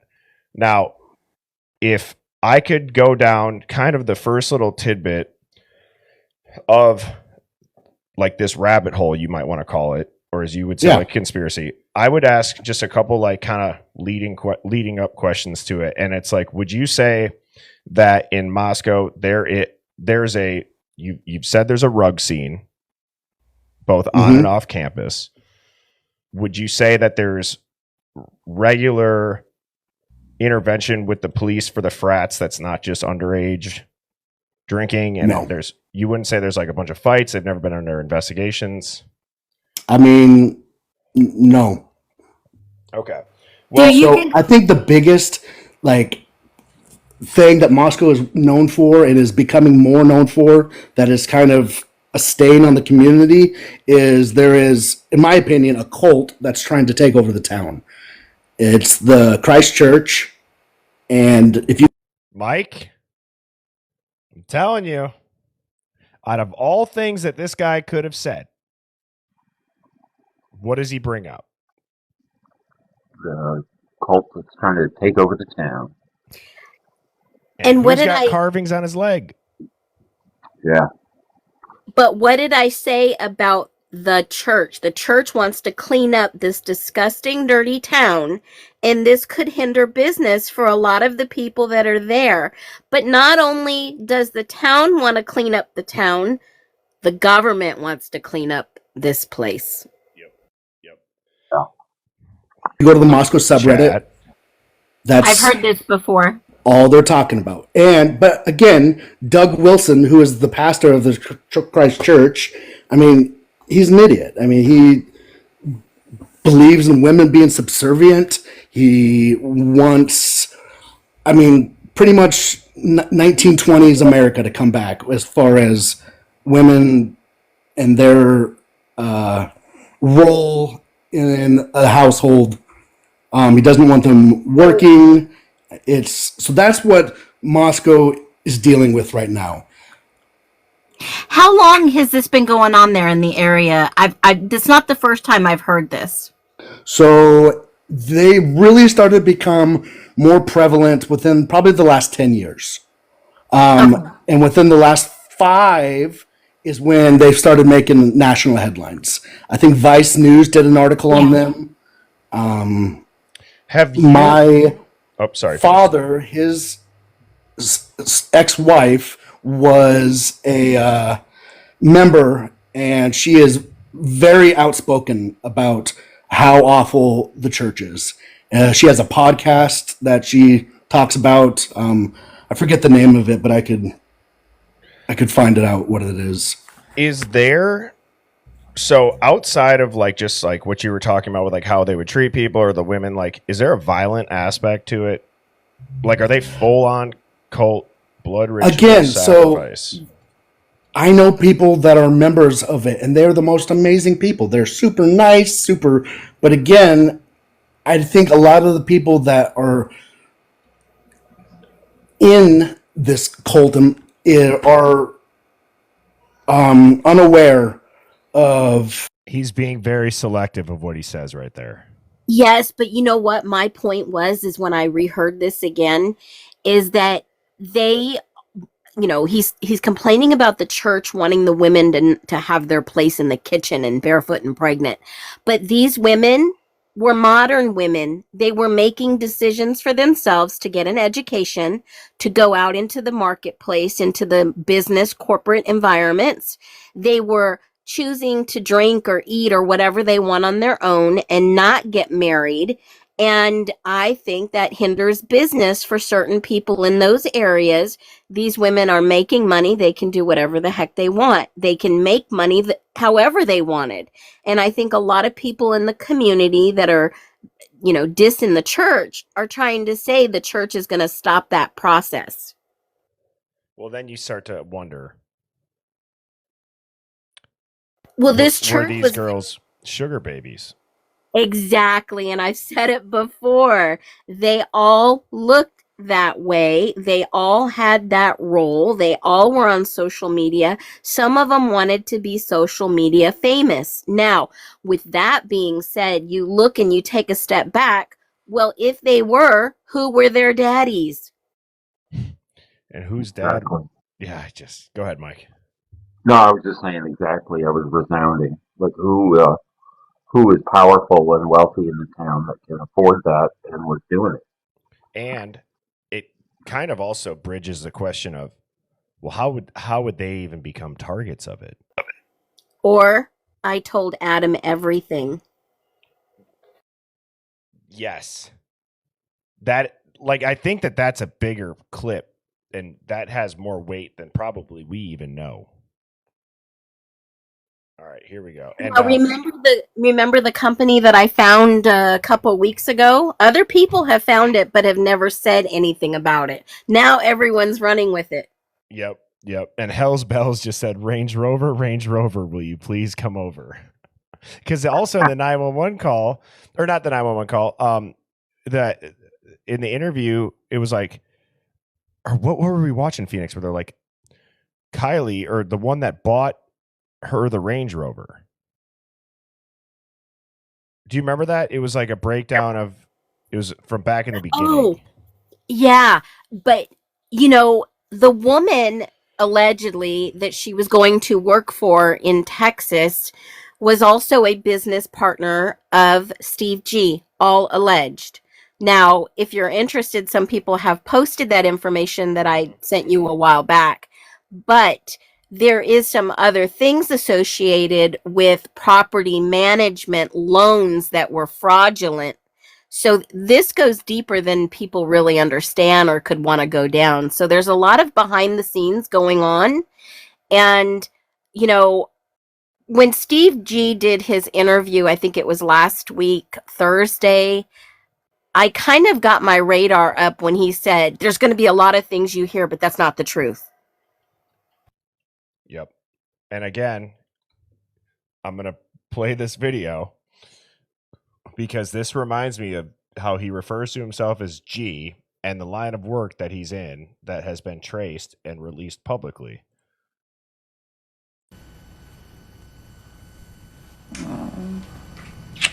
Come lay with me, be safe, and let's make love. Come on.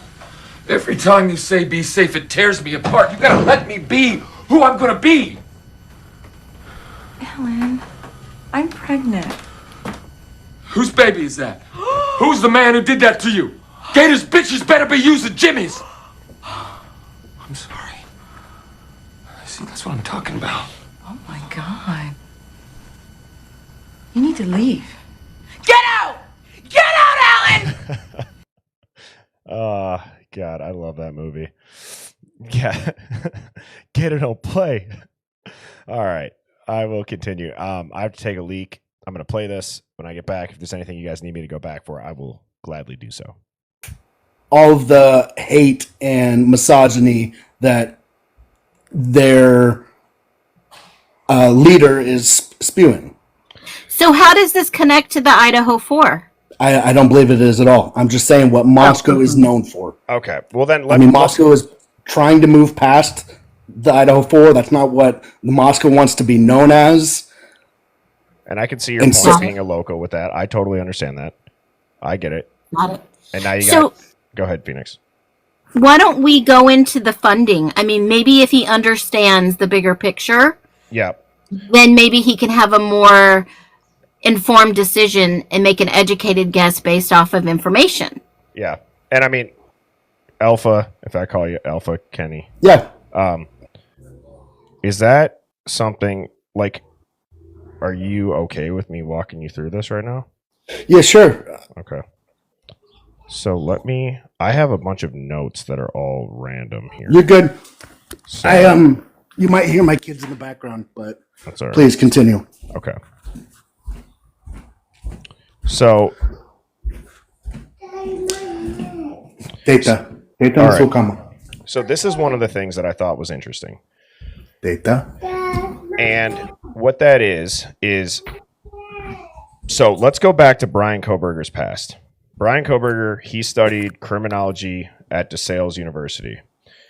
Criminology, there's a difference between criminology and criminal justice. Criminal justice, you study the system, the police, right? Criminology, you study how people think. Criminology is the study of criminals. Yep, it's a study of their psychology. And so like I'm personally a believer that Koberger's survey, while may seem weird, I can see why somebody who's only one of two people that gets recommended for an internship from his professor who worked extremely closely with the DOJ and the FBI with one of the most infamous serial unalivers, the BTK. She co-authored a book with him and is one of the only professors to have a direct tie to him. And actually, when the Idaho 4 went down, the sheriff in the BTK's, the sheriff in the BTK's daughter, wherever she lived, went and approached her and said, how wild is it, how eerily similar these cases are? So, wait, BTK was a serial unaliver. Yes, who via the name bind, torture, Schmill. Yep. And so I don't think that other than the fact that this was a one-off incident, I mean, I don't see a whole lot of similarities. So okay, so I want you to hold that thought real quick, Bertie. In the beginning, this was just a abbing, an unaliving. Mm-hmm. Now it's come out, and I saw it in the documents in an article early on. Now Steve just confirmed it was a I don't think I can say it. You can't beat a dead horse, right? It was in that context of that word. Steve, as in Kaylee's dad? Yep. Yes, Kaylee's father. Okay. Now, the rumor is now, it hasn't been confirmed yet, but wait until court, that she was also, I don't know how to say it. She isn't. Yeah. What did I miss? Okay, so I was beating around the bush because not very many people know or they've been told this. So before I even say the word, he says it right before me. Should I go back a little bit? Yeah, just a little bit so people can pick up. Okay. And only available, not available is in the chat. Oh, nice. Nice. What's in the house? Yes, love that. I'm not sure. So maybe it's a good time for a recap, unless you guys already did. But this was a guest that asked to come up and join the live, and he gave a tour to Maddie and Kaylee. His mother owns the property management company for King Road. He's been under the house. He's been in the house, and he says he knows all the police department. You look at photos. The judge that ordered the gag order married him and his wife. He acts like he doesn't know how he's going to talk about the case, but he's clearly got an agenda in this. For a little bit of context for folks. And only available at not available. We shout you out a lot in this chat, so thank you for joining today. I appreciate it, man. We were showing one of your videos earlier that you were talking about how that cop car disappears in the 13 seconds, and I think you tagged like Krabby Abby in the video. So that was awesome. Great find. Yeah. And I mean, Alpha, if I call you Alpha Kenny. Yeah. Is that something like, are you okay with me walking you through this right now? Yeah, sure. Okay. So I have a bunch of notes that are all random here. You're good. So, you might hear my kids in the background, but that's all right. Please continue. Okay. So Data right. will come. So you hear that on the Linda Lane footage, everybody. And this is relevant because we were just playing that earlier. That's Portuguese. And only available, not available. We see you guys in the chat, but they don't want to come up. They won't speak. They'll be here in the chat. And that is like massive respect. Yep. Totally going to respect it. So here is, I believe this is, because I have it flipped, which, hey, I would say this, just a reminder for everybody. I have this flipped right now. I believe that the footage, I think on Linda Lane is mirrored. So when I flip it, this looks like how it should look, at least from what we have gathered. But the bigger point is this. Listen, what did you just hear him say? I'm going to go back and I'm going to play this and then I'll go back. You hear, what is it, like theta, right? Right, Phoenix? It's like that? Yeah, it's Portuguese because later on in the video, he does say he speaks Portuguese. Yes. Now listen to this, chat.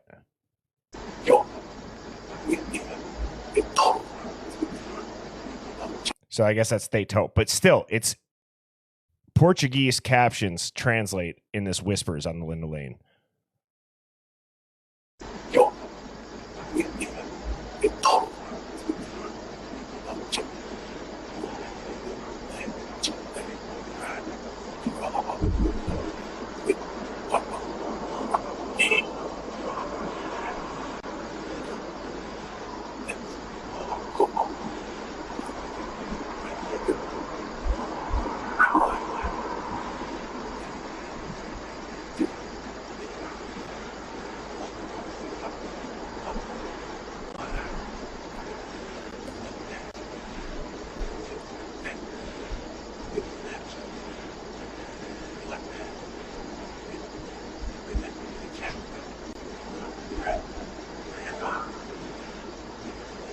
So the reason why I play that is there's clear whispers going on in the background.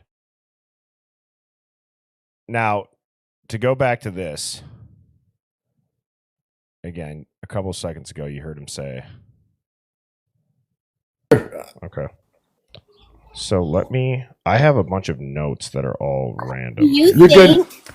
Do you think? You might hear my kids. Do you think a random thought just crossed my mind? Do you think that his mom has all those properties that she manages and he released the security camera footage? Jesus goddamn Christ. Didn't someone message you and say, I've got all this stuff for $1,300? Yes.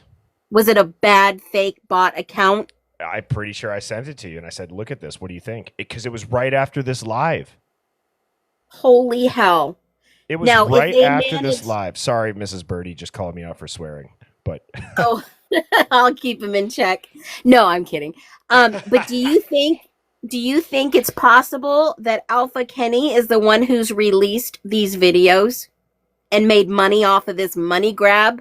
Since Steve G says it's a money grab, and Alpha, someone be Alpha, yeah.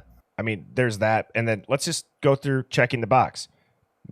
Lived in Moscow his whole life, has connections to the victims. He gave them a tour of their house. Mother owns the property management company. Knows 90% of the police department. The judge that enacted the gag order on this case married him and his wife. Him and his wife left the country. He was raising money for an injury that occurred in November of 2022. Now, it's not to say that this guy, maybe it's just all a coincidence. So I have the disclaimer on the top of this live for that reason, because we're speculating. But that checks more boxes. and he comes up and says 100% that BK is guilty. Immediately. And chat, let me just, sorry, Phoenix, just to finish this point, let me just tell you this. Wait until he just absolutely lets one slip with, well, if he took that route, he could just easily go into the field, bury it with a shovel under like a foot of dirt, and nobody would ever find it. And then Phoenix caught him on a post, or I don't know if you caught it, Phoenix, or somebody sent it to you, but saying why would you ever look into the river in Lewiston, I believe, that DNA would be gone. There's no point in searching for it. Like, it's just like, okay, if this guy really doesn't know much about the case, like he said when he joined, why is he saying all that shit?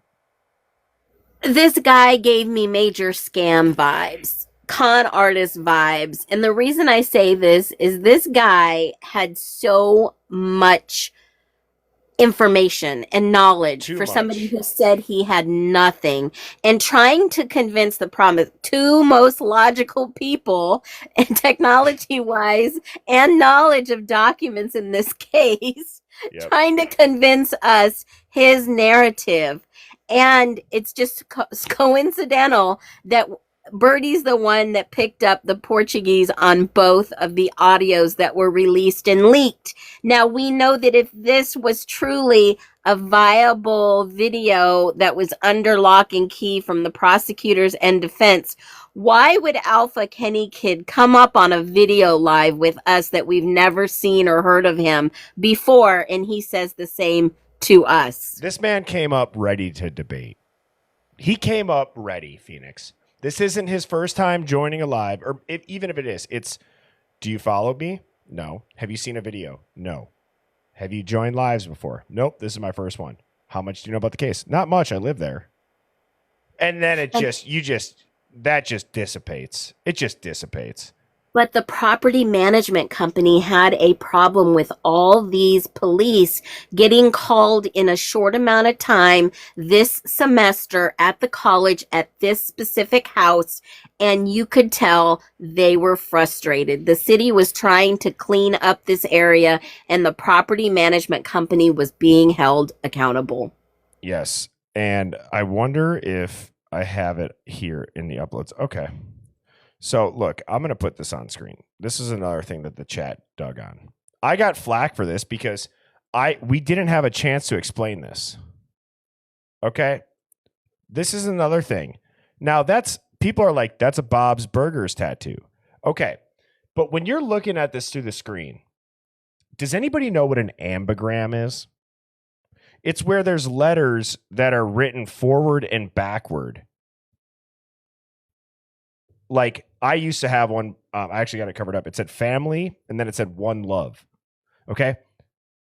I'm going to put this into ChatGPT. I'm going to do this shit live because it kind of looks like karma just to the naked eye. But wait till you see what AI says it says backwards. Okay? Just wait.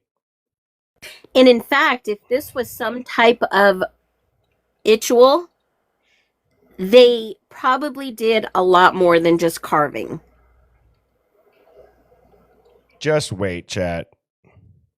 Excellent point, Phoenix. I think that they did a lot more than carving, and they did a little bit of humiliating and bloodletting. Red stuff like Well, I mean, on the black market, organs are expensive, and people that are out there that will pay for them. I'm just saying. Again, yeah, it's gross, but it exists. Yep. It's not gross when you have someone dying of cancer that needs a new liver, or someone who needs a kidney and they can't get it through medical established legal ways. I mean, I know someone who unfortunately got something off the black market. This was way back in the early 90s, and it did give them 7 more years, and I didn't even want to know where they got it from because there are donors, they're legitimate sources. But knowing that these people had money and they lived. Oh my God. I'm sorry. What? What the fuck?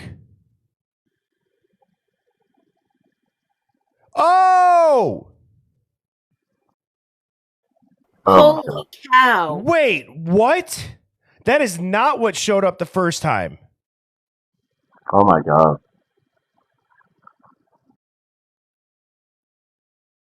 Holy cow. Did you what the fuck? Sorry for my language. All I said is this. What is the ambigram shown in this tattoo? What are the 2 words that you can make out? Did you refresh your chat? I didn't. I never gave it a prompt. I'll do it right now. I'll do it again. Because mine will do that too. It'll give me something totally different. Hold on, dude. My heart is racing because, like, is it that? What are the 2 words in this tattoo for an ambigram that you can make out? I'll just leave it simple. That's wild. That was. Because the first time it said karma and schmurder. Right. I did not expect that. But what is Bob's Burgers? I mean, you know what they're made out of. Yeah, people were like, oh, I didn't know that was Bob's Burgers. Really? I mean, okay, I get it. But there's see, okay, so now it says yay and women. All right. So let's all take that. That just was a live reaction of like, no way. So that doesn't seem to make sense. Go deeper and look into other, other tattoos like this, and then reanalyze. Yeah, my heart dropped on that one.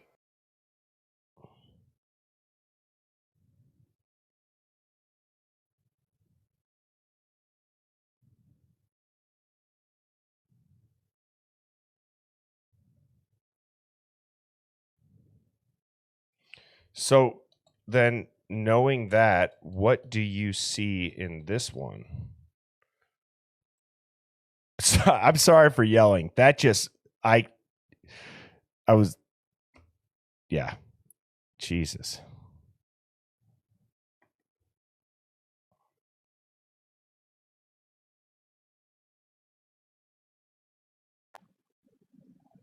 he might be in the pagan ritual cult. You know? Yeah. I mean, are we that far off? Each letter is... Okay, so this breaks it down. The bunny ears or pigtails look like a W. I guess I could see women.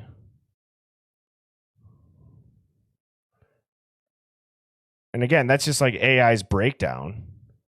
And also, too, like, chat, I'll go back. This is what it originally said. I just can't believe this. It said Xana and Kaylee. I don't get how that would be. The tattoo Yeah, in the that image appears to be an ambigram, meaning it spells out different words depending how you view it, typically flipped or rotated. In this specific design, when read normally, it looks like Xana. I see karma. When flipped or viewed upside down, okay. Oh. Yeah, it looks like karma from the first thing, and then that's the whole purpose of an anagram. It's also saying other things like Kaylee, Xana. So here. Does that look any different? Well, that's unmirrored. So what if I uploaded this unmirrored one? You know what I'm saying?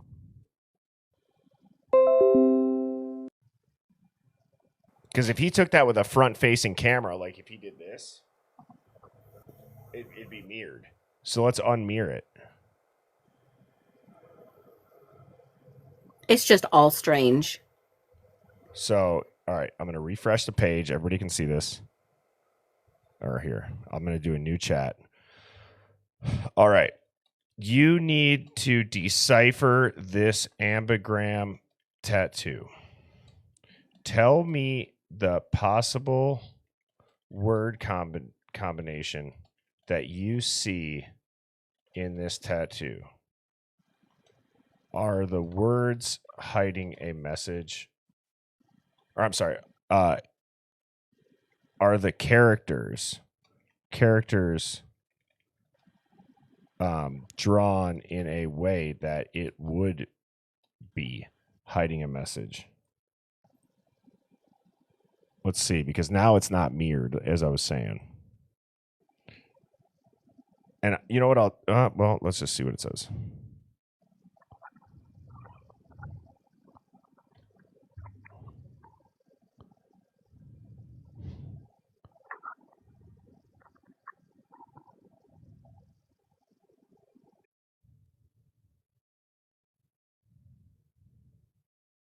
Yeah.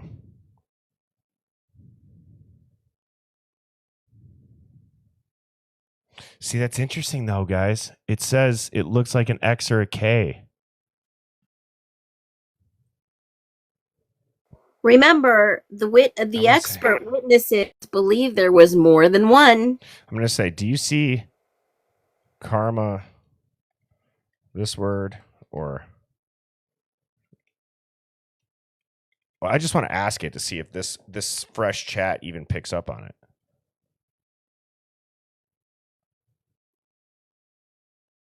See, that's what it said the first time.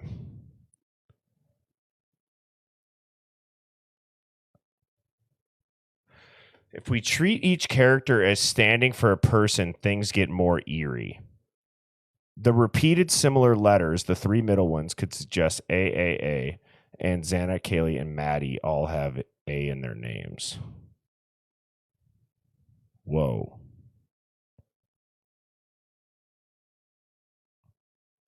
And doesn't it say it's more symbolic than anything? This interpretation works symbolically more than literally. It's not spelling Xana or Kaylee, but it may be representing them.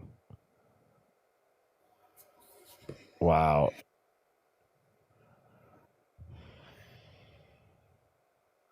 Okay, let's say this. Out of those two, which do you think you see as AI that we as humans cannot, and what would you guess it is?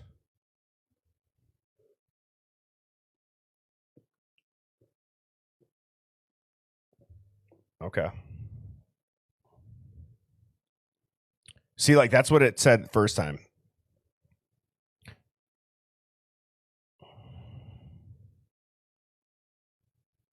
What if I just Googled Bob's Burgers ambigram karma schmurder tattoo?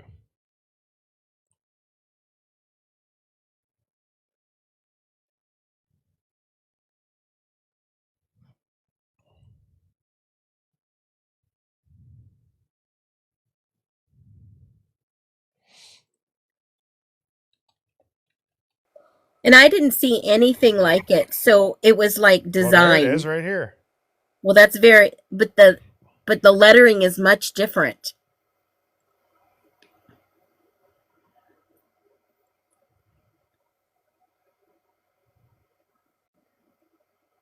And why would he put He put another big, girl. Bob's Big Burger in Did there? you guys notice this? Yes. He flipped them around. He put this person here. So now you want to go crazy, and it's like I should have my tinfoil hat on. First, second, third. And there should have been a fifth roommate. Dude. Brian is the fifth victim. Could be. Yeah, for them to complete the ritual, it'll be the Idaho 5. Oh, and I guess we never even told the chat. Chat. Oh yeah. This is the guy who's on my live that we were listening to's tattoo. So now it's like, whoa, wait, what? That's the dude who we let up as a guest who gave Kaylee and Maddie a tour of the house whose mom owns the property management company of the King Road house. And again, I am aware it's a Bob's Burger tattoo. It just seems, I don't know. It just seems off. I have a ton of tattoos. I've had ambigrams. I get it. Tattoos, you put things that are important to you, you can hide them in like little Easter eggs. I know this guy doesn't seem to be covered in them, but especially when this is mirrored and flipped. Oops. I mean, Bertie, I see karma. Let me ask you a question. You have tattoos. I have tattoos. Each tattoo that you get has significant meaning to you, correct? Yeah. And typically people identify. Or there's a theme. Yes. And that's why we get tattoos. So this was right after the unalivings. This was done in Brazil, I believe, out of state, out of country. And this was somebody who was asking for money for a health issue on a GoFundMe for an injury in November, and then he gets a tattoo. But he had money for a tattoo? That's just so odd to me. Why flip these two? It's clearly the same. Why flip these two? And why not put a mustache on it?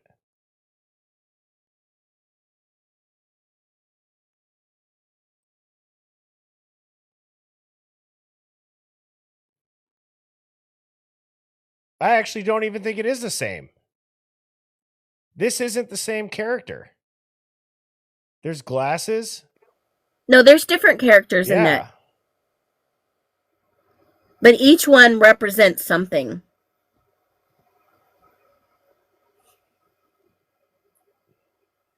Now, I know that one of the girls had bunny ears in a costume they wore. So let's just say, maybe this guy is in property management and he has access to things. Maybe, possibly, could he have been stalking them? I don't know.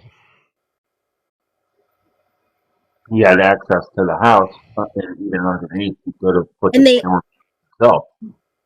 They had problems with them ever since the semester started, with all the noise complaints, people around in the local area, and the property management team. They were getting hit hard by the cops.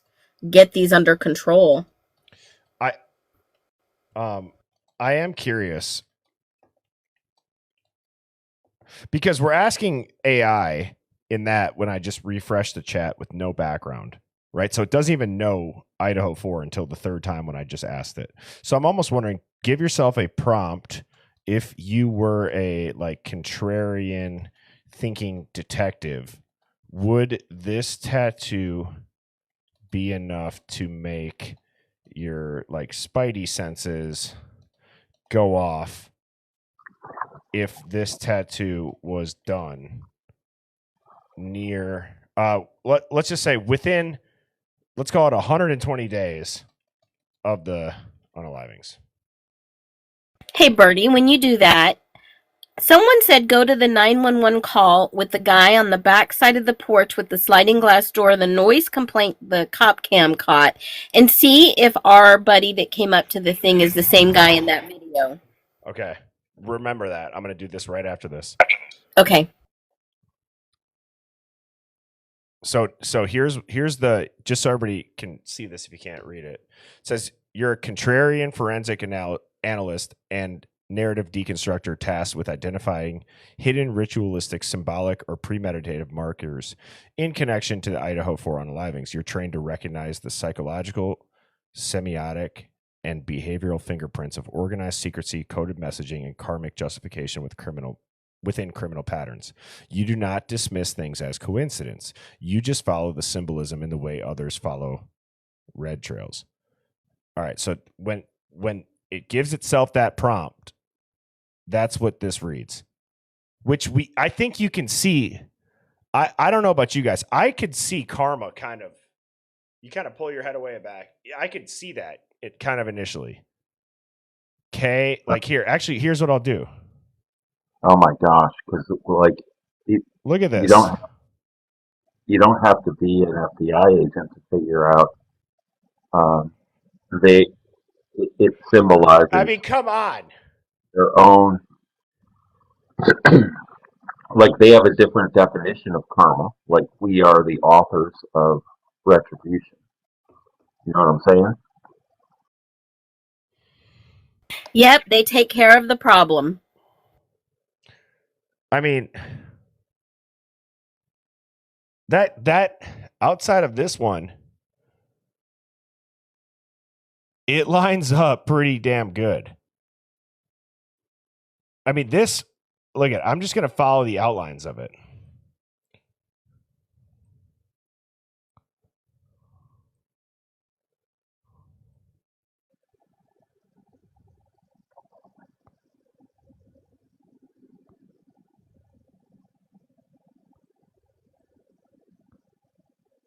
It is Kara. The second to the right is an M. Would have to be an M.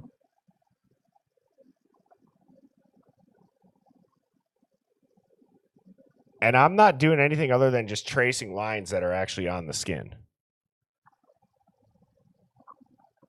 Now let's do it here. What would you get here?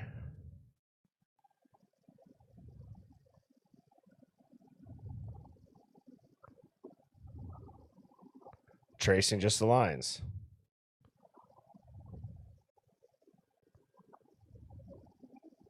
But he switched these characters. So if you switch the characters up here and you follow this hairline right at the bottom, it turns into an M. I'm not going crazy, right? I mean, Nope. maybe a little bit, but like, I mean, I'm not seeing shit, right? No, it's symbolic in the first place, Bertie, and also this is why police want to know your tattoos and markings, because they are symbolic of things, not just because it identifies you personally. There's a whole science there, a whole investigation. So now let's flip this.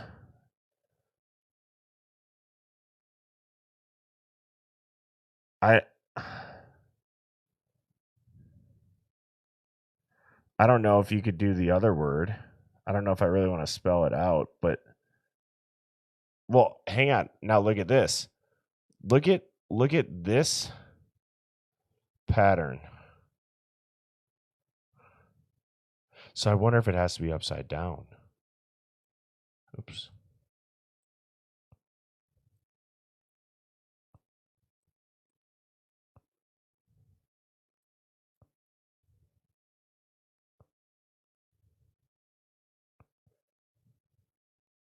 I don't know how that would work. So that's karma. Now, do you see it this way?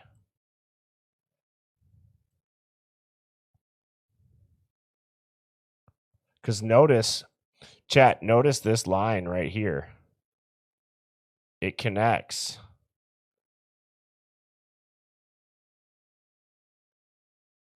Oops, I drew that like shit. See how it connects the hair part? And then, oh shit.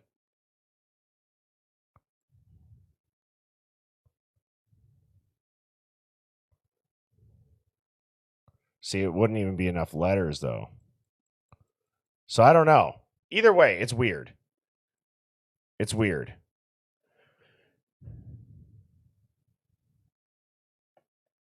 Wait, somebody says it says Kappa? Yes, a couple people have said that in the He chat. did. That He they did go think, to the U of I. and the Kappas, yeah, Drew Bashir's, that's exactly right. It doesn't have to be phonetically accurate. But the fact that they're seeing Kappa Wow. in their mind, Kappa's controlled the house next door, the 1112, where the bulb cam is. That's controlled by the Kappas. Yes. Huh.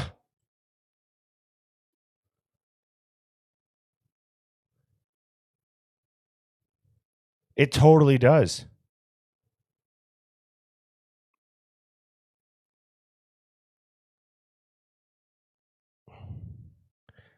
Maybe that's why I was giving so many A's. Because look at this.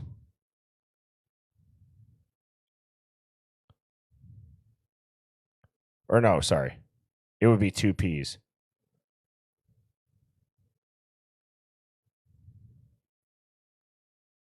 Is kappa a word in obviously Greek, but what about Portuguese? Oh, good Holy fuck.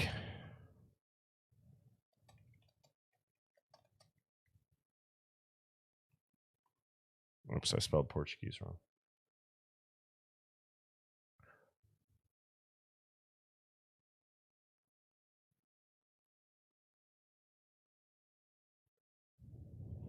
Dude, hold on. Phoenix, what did we just... In online slang and meme culture, including Brazil or Portugal, Kappa has evolved thanks to Twitch.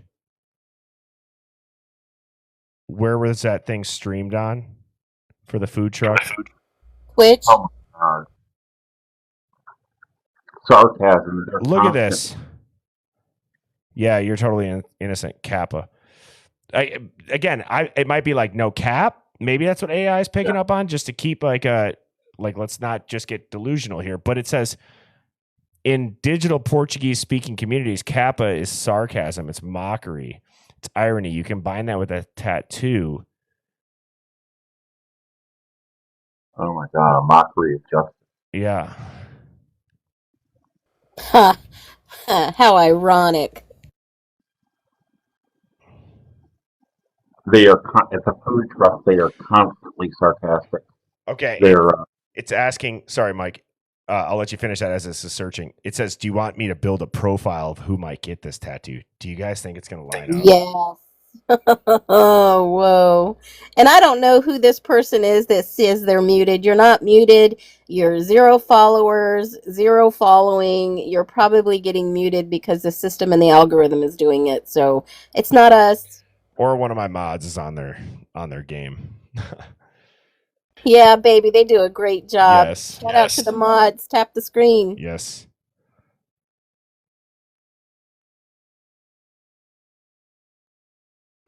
Or chat. Yeah. Oh, my network gave out. I want to go, Phoenix. I want you to go. What was the video? It was the body cam footage. Yeah, it's not him. It's definitely not him. I've got his pictures. It's not him. It's some young college kid. They're playing the drinking game, obviously. Gotcha. All right, let's go back to that interview. But I'd like to see it build a profile. Yeah. Mike, what were you going to say? a couple of things, but I've been following the chat. I was trying to let people know that the victims were uh, Pi Phis and Alpha Phi, but they were hated by the Kappas, and the Kappas controlled that house next door. And at the food truck, you see some Kappa Gammas coming around, and one of them is friends with the central scrutinizer that we hear in the voices at Linda Lane. But isn't isn't two of those guys the one with the 8 and the 9 jerseys? Yeah, they are. I was watching your videos on that Phoenix this morning. Yeah, 8 and 9 are significant, and number 8 has a weird necklace around his neck, and when the girls go to the bathroom, the necklace is gone, and he's the one that not only is his movements frightening. At one point, he goes over and looks out to the car area. I mean, and quickly he moves and he takes a photo, and he goes, he said, told you this the other night. He says, my voodoo. Isn't it his necklace is missing? Yeah, I think this is one of the first things I noticed was the creepy color and red stuff on his shirt. Yeah, But but necklace like somebody grabbed his necklace and broke it off and he can't find it. yeah, maybe that. But yeah, they show up at strange times, and they're with the guy in the wife beater shirt, and they're hanging around with Red Backpack Girl. I mean, they're clearly having suspicious behavior. And somebody said recently that is suspect number 1 was number 8. Oh, interesting. Because I wondered, especially in one of the cop cam videos on the noise complaints, there is a house on the other side, mind you, around that time of year, the woods, there's not a lot of greenage that has already fallen, and some of those guys are on the roof looking towards that house. That's interesting. Let's see what this. I'm asking it to look into the significance of the jersey numbers.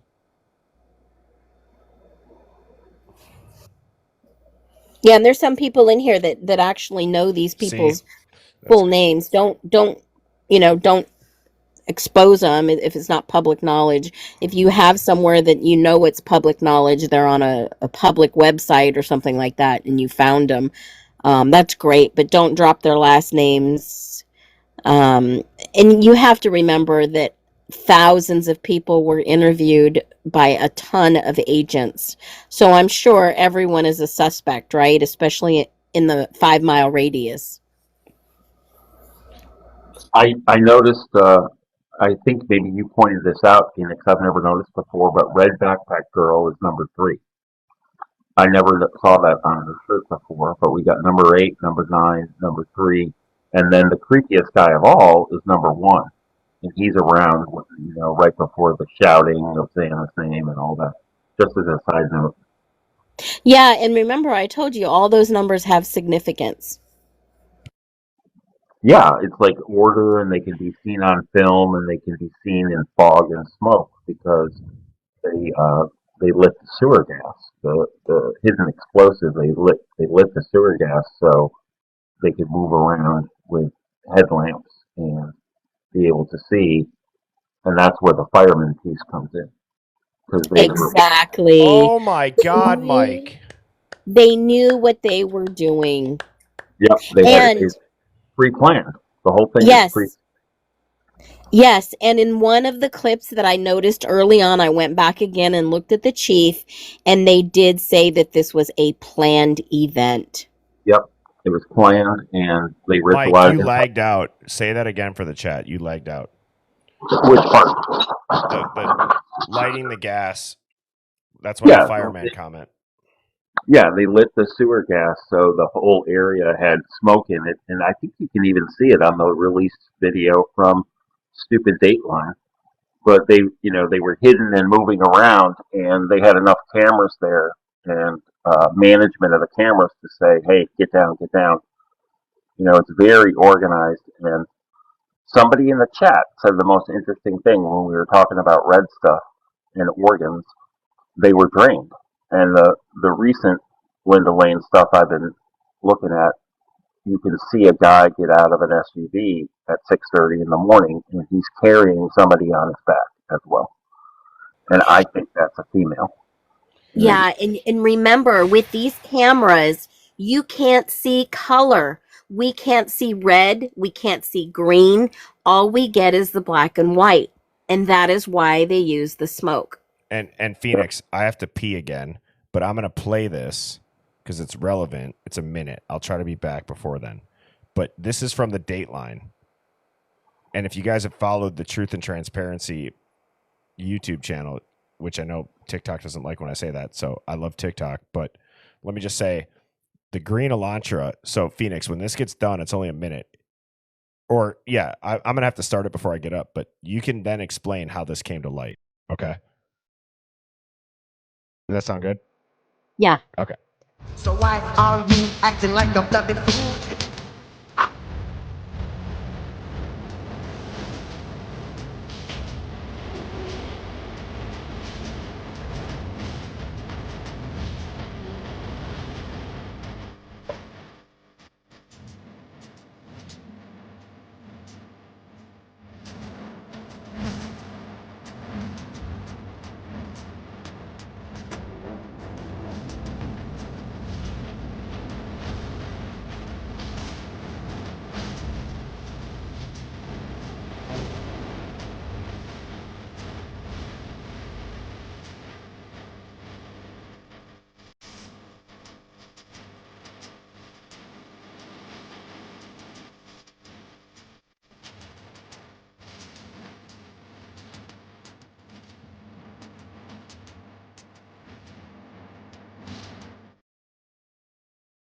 Now, I don't know who the original founder of this was, but great job. I want to say Lana, and I want to say maybe Pavarotti commented and did a video that we watched the other day. Only available, not available, has a great video up. It explains it a little bit better. But this car, in fact, could be, may be, suspected to be the car suspect number one because of the fact that in the camera footage, we don't have very good cameras that they got footage of. You don't have nighttime cameras that are in color. So when they showed this car on Dateline, not only was it blurred out, but it looked like the car may have been a different color. There was somebody in the Queen Road apartments next to this house that had parked there several times, and possibly the vehicle that everyone has thought that it was white, but it was actually green. And it is highly suspicious because when you start to break this video down and you go through the video really slow, you can see the green outline of the car. And for investigators, I don't think this was released to just anybody. I think that, obviously, in my humble opinion, if this was part of the prosecution or the defense strategy, it wouldn't be floating around on the internet. But somebody has the feed, somebody has the footage, and have identified that this is actually a green car, and that Koberger wouldn't have time to wrap this car, unwrap this car. You can go to the actual footage that was released by Dateline in their new little thing, and you can see the outline of the green car. Again, you have some videos, Birdie, that could possibly, we were watching them the other night and I said that car is not white, and then we looked on it back on the Linda Lane footage, and in fact you can see the green outline. And again, everyone wants to talk about Brian Koberger returned to the scene for the sheath. Well, what car is there when it's getting torn down, everybody? Watching the scene of the crime being demolished. I mean, it's just unbelievable. And that's why, like, I'll just say it. Like, shame on Dateline. Honestly, it's bullshit. Yeah, the producer should have done their homework better. But if this is one of the cases that they're pushing for a money grab, then this is the case to push. Because if you have cameras and you're looking at your whatever setup you have, your Ring camera, your Owl, your Night Owl, whatever, you can go back and look at your nighttime videos and know that, okay, I have green grass. Why is it showing white?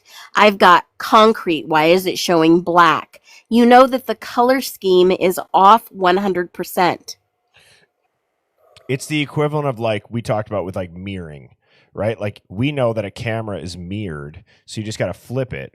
It's the same thing for like objects on night vision showing up white. They could be green, yellow, different colors. So let's go back to that. I want to let this play because, or I guess chat, type a 1 if you still want this to play through. Yeah, and the good example that only available, not available said is that the pumpkins should, show up. They'll show up lighter if they're in fact colored. A pumpkin is orange. We all know pumpkin's orange. But when you look at that video, it's white. Correct. All right. It looks like everybody wants me to play it still, so I will. Background, but that's all right. Please continue. Okay. So even he does. What's that? I said even he does. He Right. said please. Wait, is he in here? No, as soon as you turned on the recording, that's the first thing he said was please continue. Oh, that's funny. I didn't even. That's awesome. Data. Data All is right. come. So this is one of the things that I thought was interesting. Data. And what that is so let's go back to Brian Koberger's past. Brian Koberger, he studied criminology at DeSales University. Criminology, Okay. there's a difference between criminology and criminal justice. Criminal justice, you study the system, the police, right? Criminology, you study how people think. Criminology is the study of criminals. Yep, it's a study of their psychology. And so like I'm personally a believer that Koberger's survey, while may seem weird, I can see why somebody who's only one of 2 people that gets recommended for an internship from his professor who worked extremely closely with the DOJ and the FBI with one of the most infamous serial unalivers, the BTK. She co-authored a book with him and is one of the only professors to have a direct tie to him. And actually, when the Idaho 4 went down, the sheriff in the BTK's, the sheriff in the BTK's daughter, wherever she lived, went and approached her and said, how wild is it, how eerily similar these cases are? So, wait, BTK was a serial unaliver. Yes. I hate to say it. I look back at it and it's like he's playing dumb. And I gotta like it. I look back and I'm like, man, I was trying to be so nice, and obviously Phoenix and I unintentionally did the good cop, bad cop, because it's like I have a guest on my show. I don't want to disagree, so I'm over empathizing with him not understanding it. But when I hear it now, I'm like, damn, this dude is doing this on purpose. He's asking me questions, not letting me finish my point, and then continuing to ask the questions. Who, via the name, bind, torture, yes, Schmill. Yep. And so I don't think that other than the fact that this was a one-off incident, I mean, I don't see a whole lot of similarities. So okay, so I want you to hold that thought real quick, Bertie. In the beginning, this was just a abbing, an unaliving. Mm-hmm. Now it's come out, and I saw it in the documents in an article early on. Now Steve just confirmed it was a I don't think I can say it. You can't beat a dead horse, right? It was in that context of that word. Steve, now, as in Kaylee's dad? Yep. Yes, Kaylee's father. Okay. Now the rumor is now, it hasn't been confirmed yet, but wait until court, that she was also Choked? I don't know how to say it. She isn't. Yes. So, yes. So there's definitely more to it than just a simple college town unaliving, in my opinion. So and Phoenix, I just want to kind of get through it, and then I think that we can bring that up when we get to the part where he's in Idaho. But going back to it, right? So there's this connection with the serial unaliver. It's really not. Hold on, buddy. It's really not that he studied under the serial unaliver. It's that his professor had close ties with DOJ, DHS, and again was regularly teaching back how this guy who did these heinous crimes thought. And Koberger studied underneath her. Koberger's survey that he put on Reddit, it's word for word, actually. I have it here. It's almost word for word from a DARPA handbook, which is like a third-party subcontractor of the DOJ. And it's questions that are just like slightly changed almost to where it's like you wouldn't want. Oh, fuck. I'm sorry. I want to get caught for plagiarism. And I have some examples. Oh, did he? So I don't know if you could hear that all, but my Wi-Fi was kicked out for a second. So you're good. The last 45 seconds, I didn't catch anything. Also, someone was saying I was speaking Spanish to my kids. I was speaking Portuguese, and that's because my wife is Brazilian. So I don't know if you're still doubting that I'm from Moscow. I don't know why. No. I got it. In chat was. I knew what you were saying. So, okay. I believe what's more important is not that it's the connection that, oh, Brian Koberger studied underneath somebody who studied a serial unaliver. Now Brian Koberger wants to go and replicate that serial unaliver. I think it's more important to understand how important, how many times did I just say important? I think it's important to understand that Koberger is being taught by one of the best who worked with the DOJ and the DHS in studying how heinous criminals would think. And everyone wanted to talk about his Reddit survey. And then you look up the DARPA handbook. And for example, Koberger's survey question says, before making your move, how did you approach your target? The DARPA handbook says, describe how you identified your target outside the initial sequence. And you follow these all the way down, and it's literally like you copy your buddy's paper and it's like, hey, just change it enough so I don't get caught. What's your initial action? What was the first move that you made in order to accomplish your goal? So on and so forth, where even down to the ones where it's like, how did you feel during, before, and after the crime? So what that tells me is like Koberger was this criminology student who was only one of two students that got recommended by this professor to go to Washington State. Now, remember, this professor has very close ties with DOJ and DHS to the point where I think that she would know, I think it's plausible that she would know that Washington State is about to start receiving millions of dollars from the NIJ, which is the DOJ's research arm. For the NIJ, what is that an acronym for? What is it actually? So I don't. The National Institute of Justice. Okay, all right. So yeah. So see, like I look back at that and I'm like, that's one of those things. Why would he question that? And have me like, I don't think it's because he really cared to know. It's like an interjection question. So I believe that it's not unreasonable to think that that professor would know that, recommend him for it. And it's to study predictive criminal behavior.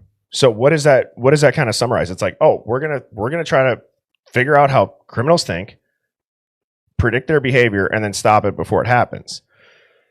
So then you go and you look into this funding, which I just had it pulled up, unless it's. So, I mean, both U of I and WSU are grant schools. They receive hundreds and hundreds of different grants and different funding from all sorts of different things. And so them getting funding is not abnormal at all. Right. Every college gets funding. But what are the chances that Brian Koberger transfers schools? He's not even there 3 months to a school that gets these millions of dollars of funding. And not only did they study predictive criminal behavior, it was predictive criminal behavior in emerging adults in a non-clinical setting, which pretty much means they're going to study college-age kids outside of the classroom, either willing or unwilling, with that study going on. And there's other technologies that are being used, like geofencing. There's like an AI aspect to it, but regardless, so that's going on so how weird is it that Brian Koberger goes to the school that's getting millions of dollars to study predictive criminal behavior in pretty much like what a Koberger would be. And so the guy studying in the department that got that funding goes and does this crime. Now the crime is over, and Idaho now gets millions of dollars of federal funding from the STOP Act to prevent violent acts of crime from happening on campus where the kids went. 10 minutes away, the dude where the money came to was the unaliver and went and did it. And then where the students went to school is now where they're getting the millions of dollars for the STOP Act. I think you're grasping at, I'm trying to be disrespectful at all, but I think you're grasping at straws. Grasping at straws, yet it's public information. Now, Yeah, I like was just going to say real quick, if he was going to say grasping at straws for the correlation, it's still a weird oddity, and I tried to make that clear that I was saying that. Go ahead, Mike. no, I was gonna say he like any narcissist, he's so basic in some of his descriptions. Like he's trying to explain to us the government grant process for universities, and you're like, well, yeah, all universities. Yeah, and he's like, He already knew. He already knew that they get millions of dollars in That's so funding, true. and what He did. and what level the school was, and what category they fit. D1. He knew. yeah, he thinks in these little basics about Moscow being small. I'm a criminal. He thinks that like we're naive, like any narcissist would think, and he keeps highlighting the basics as some sort of way to explain away things, and it's insulting in a way. But he doesn't even realize how ridiculous he sounds. Yeah, But that is Moscow's cash cow, the schools. Oh yeah, They don't have any big businesses there. There's no corporate chains. It's the college that brings in the business, the money, the funding. yeah. It's like, dude, we're not talking about how universities operate in general. We're talking about specific criminality research, at a high level. And Brian probably, like somebody commented down there in the comments, that a lot of PhDs are given the opportunity because of these big grants. So I'm sure, and BTK, people are mentioning that a little bit. We have a guest down there who lived like 2 houses away from the BTK house. That's fascinating. Well, Brian's mentor is a BTK expert, amongst other things. She's published like close to 100 books now, some mostly she's an academic researcher, but also is writing stuff about true crime because that's what she wanted to do. And I'll just make this point real quick. What I was trying to get at with that, and Phoenix, I don't know if this is where you were going to go. My point was that somebody who has the only direct channel of communication to this guy who did work with the feds, meaning that Ramslin. Yes, Ramslin was working with. You don't think that she wouldn't have knowledge of where this funding would go and would recommend her top students to maybe pursue that? Yes, exactly. And especially, I'm sorry, Phoenix. No, you go ahead. I mean, absolutely, 100%. He was one of two candidates. What better odds are they to send somebody in there to study the criminal behavior or why they do what they do at a college level? What outside influences? What are they doing for money? What are they do? I mean, it just makes sense, common sense, that those were the contributing factors. And she has written a lot of stuff about vampirism. She has the science of vampirism is one of her first publications. And not to go too far, but if you don't see the vampirism in the food truck and some of these people floating around, you got another thing coming. Yep. Because I don't even buy into that stuff. I had no knowledge until this case, and I'm seeing it as an outsider and ignorant of it. And now I'm like, oh my God, Brian could have been studying the group. Yes, he could have been, and I've been saying that a long time. I know people gave me a lot of flack for it, but what from the context that I'm saying, if he was working an internship with MPD, which the chief has already said he could not verify without speaking to the city attorneys first, that gave me, what if he was studying these kids and somebody learned of what was going on either internally or externally in the police department, and everybody who found out about it was being unalived? I'd get the hell out of town too and have some alibi or backup. Yes. Yep. And I've said this a couple of times, but put yourself, I'm not even going to say put yourself in Koberger's shoes. Just put yourself in a position of like, you're a student. Your professor says, hey, there's this really good opportunity. I'm only going to recommend you and this other student to pursue it. And you know her accolades. And then you don't get it. You don't get the internship. You're still going to go out there because they're getting the funding, but you don't get this internship. Is it far-fetched to think that maybe there's not a little chip on your shoulder where you're like, oh, I'm going to see what's going on here? Why don't you want an outsider in here? We're off base a little bit. The Ramsland has only written a letter of recommendation for 2 students total in her career, not 2 students to WSU. Wow. Oh, So, wow. Yeah, that's how much he respected Brian. He's really, really intelligent. And he went out there and I think he was working on the grant that you uncovered, and he started to see what was what. And he discovered the secret room at 1122 King. And that was sort of the mainstream of lots of nefarious activity. No matter what people want to tell us, that's the focus of the house. So I think they turned the house into the altar.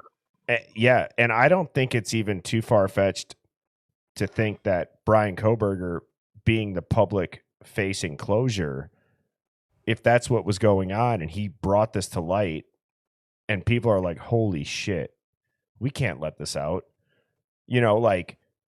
Well, Steve was going to put the community on the map. Yeah. Isn't that psychotic? It's psychotic. It's psychotic. But I think what Phoenix and Mike and I are all saying, chat, too, do you know what that would give a reason for if that's really what was going on? That would give a reason for having photos of people on your phone. That would have a reason for maybe trying to insert yourself in there and get to know people. When I close my eyes, I can see Brian with a map behind him of all the people connected, and he stumbled upon the main connection, and somebody wanted to silence him because when he got stopped in Indiana, he knew about the Kopaka news. I'm sure somebody let him know. And then when he was arrested, he said, has anyone else been arrested? He knew that Kopaka was long gone, but somebody else he's referring to should have been arrested for this. Yeah, I mean, they're trying to make Brian look like he's into vampirism in that photo they released on MSM. But yes.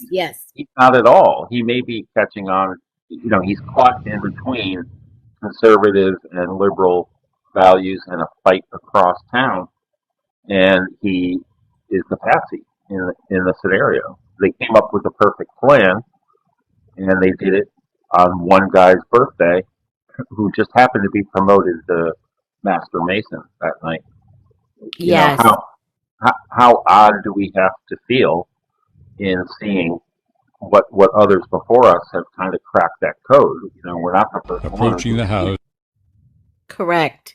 And one thing that you just said, Mike, is that a lot of people don't want to see the taboo topic. They don't want to know what's happening around them in their towns. They don't want to hear this, and the mainstream media is going to spin it however they can to keep it out of sight. Yes, they're like a massive dysfunctional family. We're like, oh no, we're all seeing the big pink elephant in the room, and they're like, no, that's not there. That's not there. We're just like simple Moscow folks, and they can't see the forest for the trees. And I think it's been going on. I think this they worship a nature god and the energy of plant growth and crop And yield. the closure would be to sacrifice BK.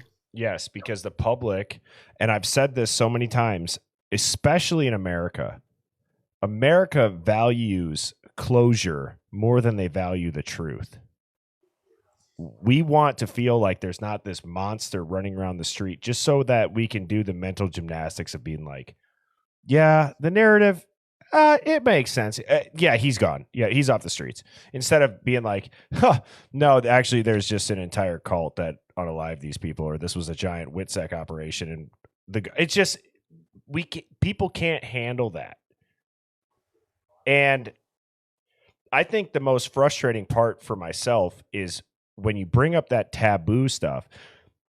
I don't understand how in 2025, and I've gone on rants on this before, and I'm not going to rant, but it's like, how are you calling anything a conspiracy in 2025 with everything that's been declassed, with everything that you know about? Meaning the CIA, and if this live gets cut, I'm going to come right back out. But the CIA gave people LSD.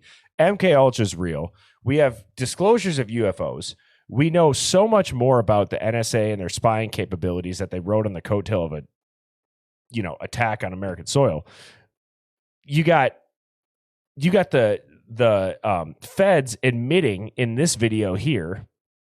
I'm going to play this video and then I'll play the other one about how they let somebody infiltrate the mob and commit unalivings so that the investigation would continue and they would frame other people for the freaking crime that their CI committed.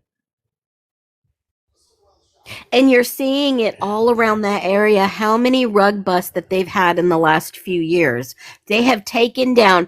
Oh, somebody last night said, "Oh, there's no C word in Idaho." I'm like, you got to be kidding me. Yeah. I know this is a fact. Yeah. Oh my God, the guy we've been analyzing who infiltrated us, his wife is from Brazil. I mean, how easy is it to get a large amount of ski powder from South America? I mean, you guys have taken flights now, before and after 9/11.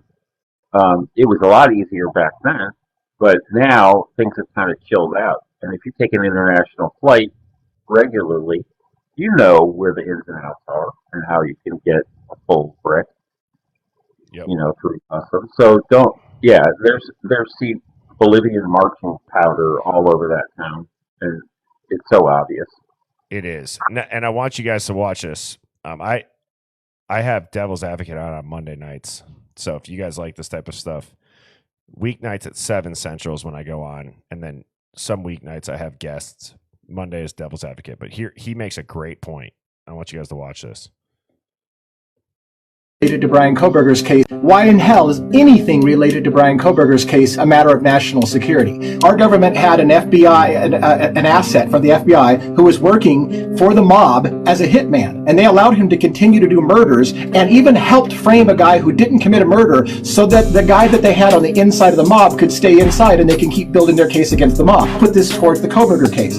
If there's any truth to the rumors that this had to do with drugs, then some confidential informant may be working with law enforcement agencies to bring down some kind of big, industry. And if they do, they have shown in the past they will lie, help fabricate information to keep their confidential informant from being exposed, because that's going to be important. So now the question is, when you start getting into issues of national security and you get into all this unprecedented gag order, it suggests that there is somebody involved with this crime, either an assailant or one of the survivors who's an inside government informant, who has been a confidential informant and is being protected. They're willing to let somebody else go down for it in order to keep the bigger target on their radar and not blow the lid on something bigger. I just don't think that is far-fetched either. I think it's completely possible that there are parallel things happening. Yeah. Yep. Absolutely. I say an informant, an agent, and in my humble opinion, that's the person on the inside that is being confined, getting special meals, having special privileges. I mean, people have said he's not even there.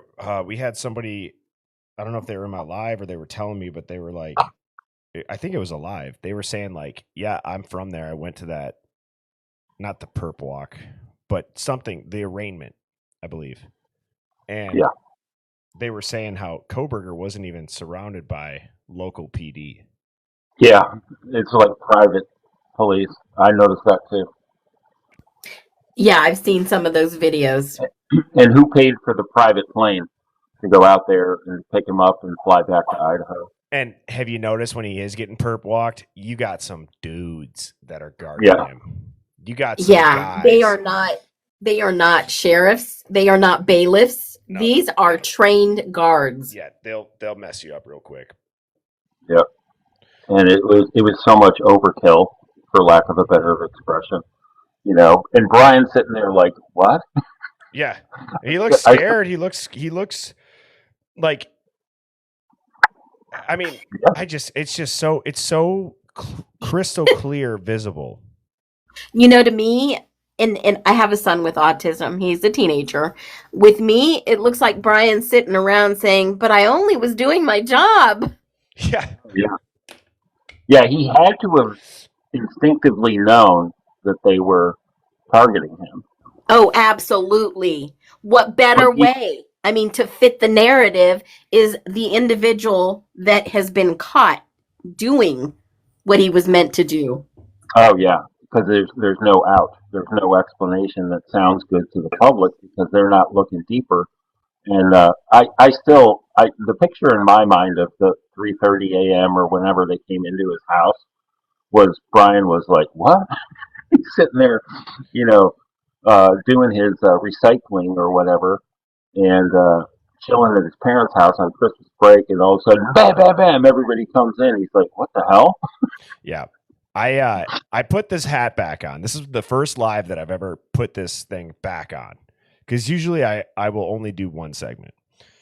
I have to do a second because if we're going to look through the lens of something parallel going on, where, as Phoenix just said, I was just doing my job, right? Let me just toss this out here. Koberger is one of two people to ever get a letter of recommendation from somebody that's very credible in the eyes of the DOJ and the feds. If you guys were watching the news a couple of days ago, you probably saw the giant bust that went down with the leader of one of these big C organizations. I've said this. You don't get the leader of a C organization in anything probably less than 2 or 3 years.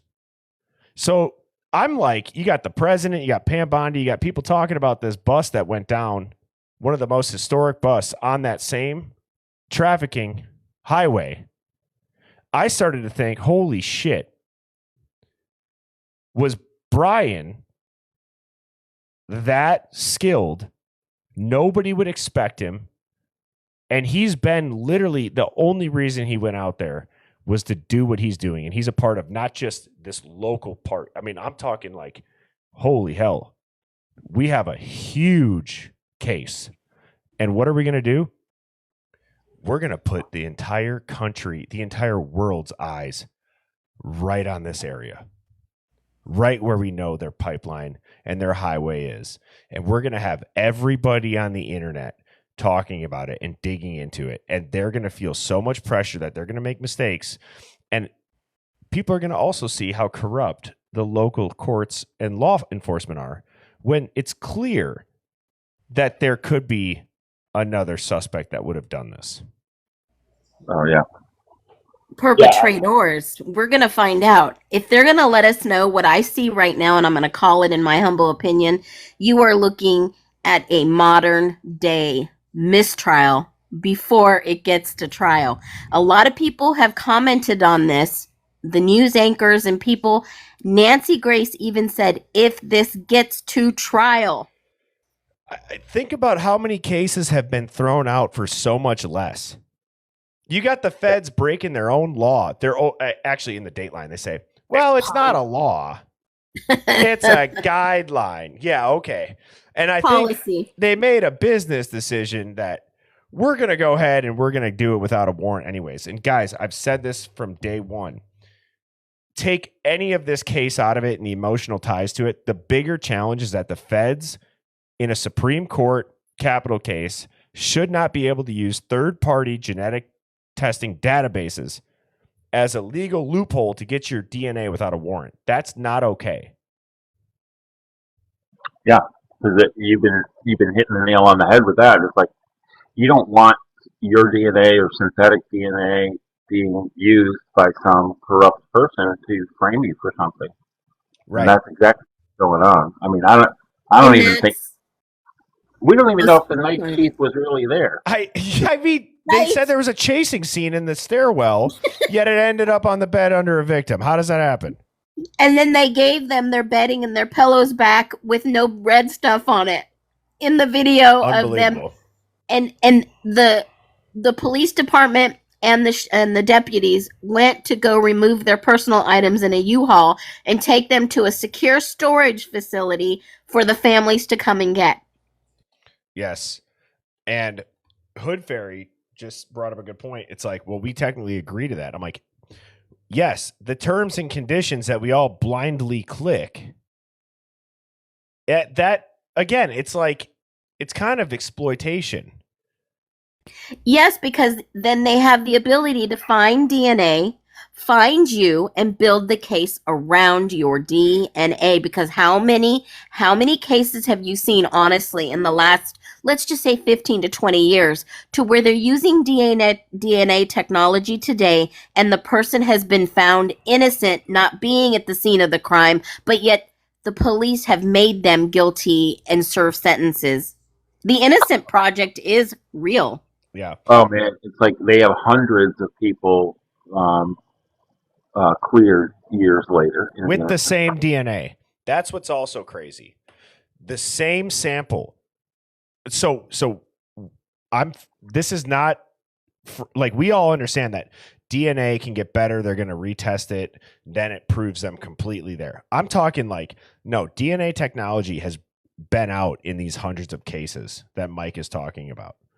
The same sample that put them in to prison, that same sample ended up freeing them, and it's always a partial match. And so to me, I believe that in our lifetime, we are going to see DNA evidence have a point of diminishing return. I actually believe that the DNA evidence is going to begin to look like a lie detector test where it's not admissible in court. With the developments in AI, with how now with only 423 profiles, they can make up any conceivable DNA profile with just 423 people. They can make up anybody that they want. They can manufacture a crime scene, and it's going to end up being, at what point is this too manipulated? I believe that if we're going to use AI with this shit, you got to have something where it's like, we could save millions and millions and millions in taxpayer dollars if attorneys, like both on the defense and on the prosecution side, jurors, witnesses, and the people on the stand who are getting tried have some sort of mechanism that they have to tell the truth, not by threatening. Like, no, like there's just no lies that are able to be told right now. Let's just stop this bullshit and this trial by media and this hype stuff, and let's just get to the bottom of it. That's right, what I think. But just absolutely. In a second piggyback note off of that is, if you look at DNA and you use AI, then you can target down who would eventually commit these types of crimes, and that's who they would be looking at all the time, monitoring, targeting, tracking. That will give you a database based on that person's genetic ability to commit a murder or any type of crime. That would be like me going to AI and asking, okay, do you have storage DNA for Birdie XYZ? And did he or can he or possibly would he commit a crime? Predictive behavior. Yes, predictive behavior. And or would he run a red light? And he would steal something from the store, right? That is way scary. It is way scary. And I'm trying to find this article that was in the New York Times in 2009 that they said that was again Krabby Abby, the same one that Only Available at Not Available used the footage for the cop car disappearing and the cop showing up crossing the Linda Lane footage 5 hours before the 911 call. That was the same dude who published this article about how in 2009, right here. Look at this. Look at this shit. You can just engineer a crime scene, said Dan Frumkin, leader of the paper, which has been published online by the Journal of Forensic Science International Genetics. Any biology undergrad could perform this. They also showed that if you had access to a DNA profile in a database, they could construct a sample of DNA to match that profile without obtaining it. Any tissue. Sorry, I'm getting excited. I just knocked over my Stanley. They could do that without obtaining any tissue from that person. Now you look at this. What is Ann Taylor saying here? Oh, it doubled in size. And what does this say? If DNA appears to have an abnormally high concentration or unexpected doubling of its expected fragment sizes, forensic analysts might suspect tampering or artificial manipulation. Here's the clip. We know that by the time the FBI gets involved, the profile, the text file, that's a snip to use to try to identify somebody is more than twice as big when it gets to the FBI from Othram. We don't know how. We don't have any notes. We don't know who did any of the work. We don't have any lab protocols. We don't have any quality assurances. That in itself could get a case thrown out. And that is exactly what we're watching in real time. Yes. They have given us a case to watch while behind the scenes they're running parallel investigation, shutting down pipelines for rugs and more, and criminal organizations.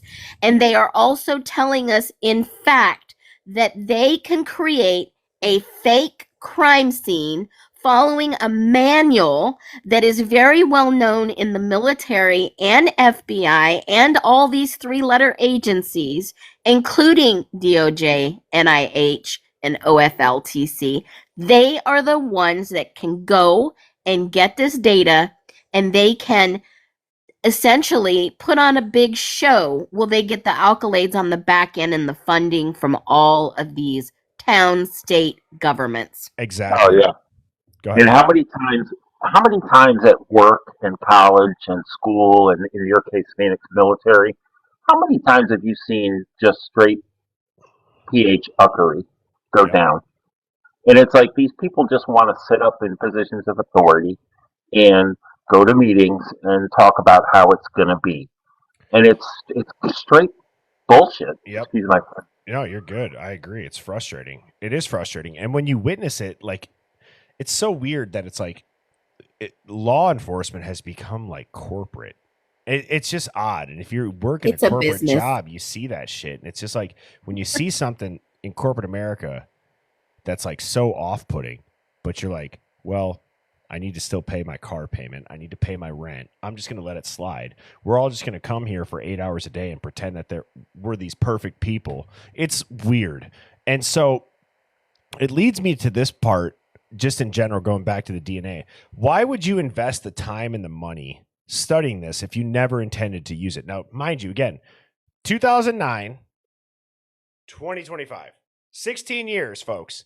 So Dr. Dan Frumkin is the guy that led the research. He told the Daily Mail, if you can fake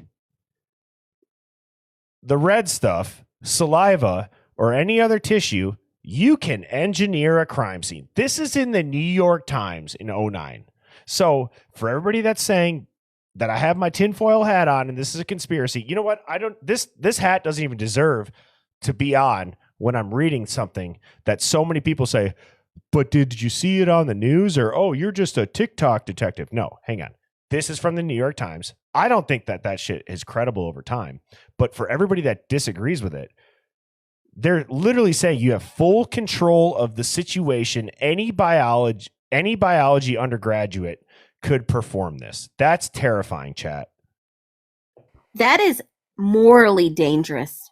There is a moral clause in our justice system. If you have a moral wrong done to you, DNA science is not exact, perfect science. And this case will show you it's obviously alleged manipulation by the defense because they know there's no chain of custody. No one can say, I did that testing. Nobody wants to put their name to it because they know it was fabricated. Yep, you hit it right on the head there. They know it, and they know it, and they know that we know it now, and they don't. None of them have any courage. Like, be a stand-up guy or woman.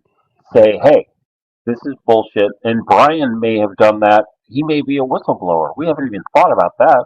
Brian may have. I'm glad you just said that. I'm glad you said that too because I was thinking innocent or enforcer. I didn't even think about that. Good job, Mike. Yeah. They have all this. People thought it was Kaylee. Remember? People thought Kaylee might have been some sort of whistleblower. Nobody thought Brian. Dude. Hang on. How have we not thought about that? Or maybe not thought about it. How have we not discussed that? Holy shit. Because I've said this.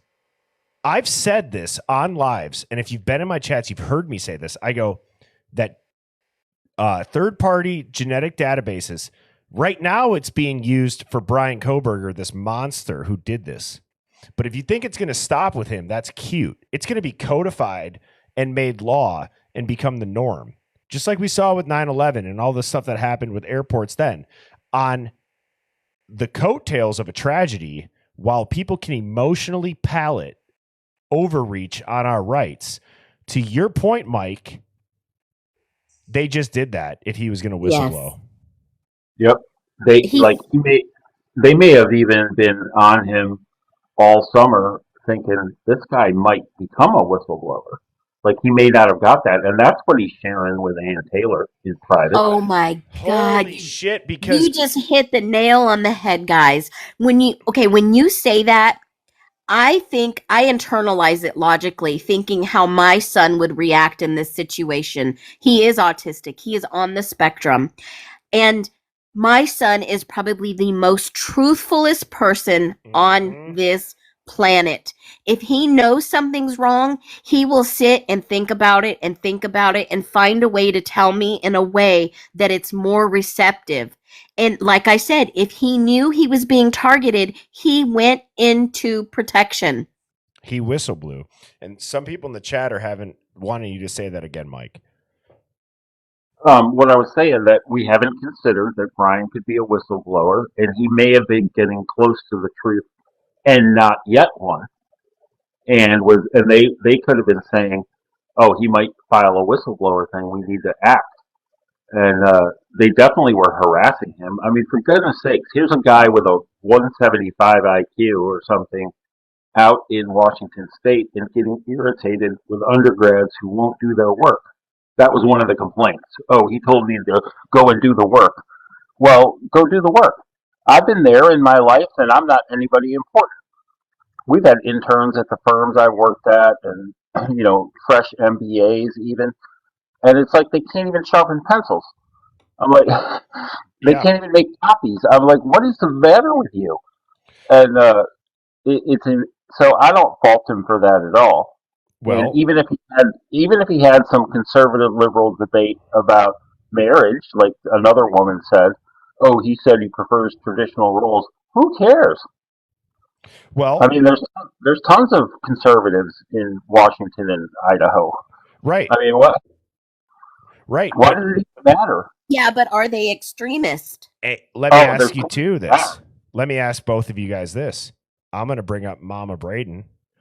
I'm giving out top dogs left and right. You get a top dog. You get a top dog. Because she just said, did anybody else get arrested? And how much different does that question hit? If you were going to whistleblow and you did whistleblow, and next thing you know, you and your dad are getting stopped twice crossing state lines by the feds. Next thing you know, you're at a Supreme Court hearing, Capitol firing squad, freaking court trial. And you're the only one arrested. Wow. Yep. And there's they're putting out an APB on a white Elantra. He had to be a little bit fearful of that. He gets home and his sister says, well, Brian has a white Elantra and he's weird. And everyone's like, oh my God. it wasn't family Christmas arguing. It was his sister knew it and searched his car. Like, why would there be anything in his car 6 weeks later? I'm You know, just I gonna don't. throw this out there. If like whatever, I don't care if people hate or love this, but I'm serious. Let's say that Brian Koberger is proven, let me just say that, proven innocent. Like it was a whistleblowing case and they set him up. Dude, I know it's such a long far fetch, but maybe by the time that he gets out of this trial, Phoenix, you and I can go interview him. Because how badass would that be? For him to probably feel like, wow, there's people that have been critically thinking for me and talking about how this doesn't make any sense for years. I feel like it would again, whatever, it's such a far fetch, it's never going to happen, but it's just like that would be one of those things where I'm like, if that was me, I would only want to talk to people that at least, yeah, they said, hey, if he did it, he should go rot in prison. But if he didn't do it, I would never want to talk to some mainstream freaking person from Dateline at this point. Yep. He should Notice how none of the families were on Dateline. Yes. Yeah. It's so suspect everything. And, you know, I'm ready to go to Boise and see if I can set up an interview. Well, and we got Criminal Mindhole in here too, which is great. I mean, we've had some awesome people in the chat. He said, he's like, I've asked BK if he wants to be interviewed, and I just said, did he get back to you? Like, guys, see, this is incredible. This is why I'm so proud of the chat and the mods and everybody that's joined, because we've created this environment where it's okay to just talk. I've always said it's such a huge problem in our society that you can't get past initial disagreement. We've done it here, and it's awesome. And to Mike and to Phoenix and to Devil's Advocate and to Sammy T Mafia and to my other guests, like, thank you guys, because I think you guys also embody that. To the chat, you guys embody it. It's not to say that we don't have slip ups or that people can't, you know, disagree, but it's awesome. Like, thank you, because that's great. That is so important, everybody. Yeah, and I don't want anyone to say, oh, Phoenix is so weird, but I have asked for interviews with Jodi Arias in the past, and I did ask for an interview with BK, but his communication is delayed. I don't know what that specifically means, but hopefully he will answer someone and sit down and have an interview. Yes, it's like a giant. Go ahead, Mike. We should send him stuff. We should send him vegan foods and things and tell him, you know, we're not weirdos. We just support you. You know, he would appreciate that, I think. I'm scared they might suicide him, unalive him in the jails. I'm like, Anybody can get an account with JPay and send emails. Anyone can. Now, it's up to him to respond, but a lot of people will be like, oh, that's so weird. Why would you even do that? Well, I was more curious about, you know, Jodi Arias. And I don't tell you guys a real story. I'm telling you. So, we had a little legal issue, and I hired an attorney in Boise, and I did not know this at the time. It was actually the attorney for Lori Vallow when her case first started. The minute that I found out she was representing Lori, I was like, you're fired. I cannot align with any attorney that is going to defend her. I had already known. And I was like, nope, not going to be a part of it. So it's not like you want to talk to people. It's because I feel like he's being set up. Well, I would even say this, chat. I'm calling it right now. If Brian Koberger gets sentenced and gets put in front of the firing squad, or let's say he's unalived via like self-unaliving, I'm not even shitting you. That's a situation where I'm like, is it a cover for WITSEC? Did this dude just play a role in a huge bust, bringing down all this stuff, and whistle blew? And now no one's going to ever get to talk to him again, because you can't go this hard on a PR campaign to make a man guilty prior to a trial, have things that happen in court for the first time ever in U.S. history, like proving a reasonable suspect prior to the trial. There's so many things that have happened with the DNA doubling in size, the redactions, the gag orders. the sealed indictments that it would make me think maybe they are going to just do this and put him on a stage and unalive him. But he's really having that done to protect himself. That's deep. He can't speak on these things. That's the first thing his lawyer has told him. Do not talk to anyone about the case. So it's like we're watching this all play out. We're all hoping for the best, but they already have. We're thinking checkers. They're playing chess. Yeah, and like somebody in the chat just said, they're gonna go into years of appeals if it's guilty. So that makes me think the guy whose last name starts with an E, the cameras go out, he's found self unalived. I don't think that's out of the picture, folks. I don't. It's so obvious when they do it. I was just watching an interview about what was the big Epstein Island guy. They did every mistake you could possibly do that night. Like it's so bad operations wise and safety wise, and and they got the perfect cover story. Well, and then now the problem's solved. Exactly. And to go back to the New York Times article, the part that I circled in red here, this process of creating DNA that any biology undergrad could perform, where you can literally engineer a crime scene, it was so successful, that process was, it fooled forensic scientists who carry out DNA fingerprinting for American courts. It was done in an experiment with a team of Israeli scientists who were able to obliterate all traces of DNA from a red sample and add someone else's genetic material in its place. This is 2009, New York Times. And to parlay on that whole DNA expertise field is completely bogus. It's like anybody could start doing it and be an expert. There's no standardization. There's no licensing. It's like pretty soon we're going to see. There is no standard operating procedure on how to process this DNA, and that is the whole concept that they are trying to figure out, how to create something that sticks.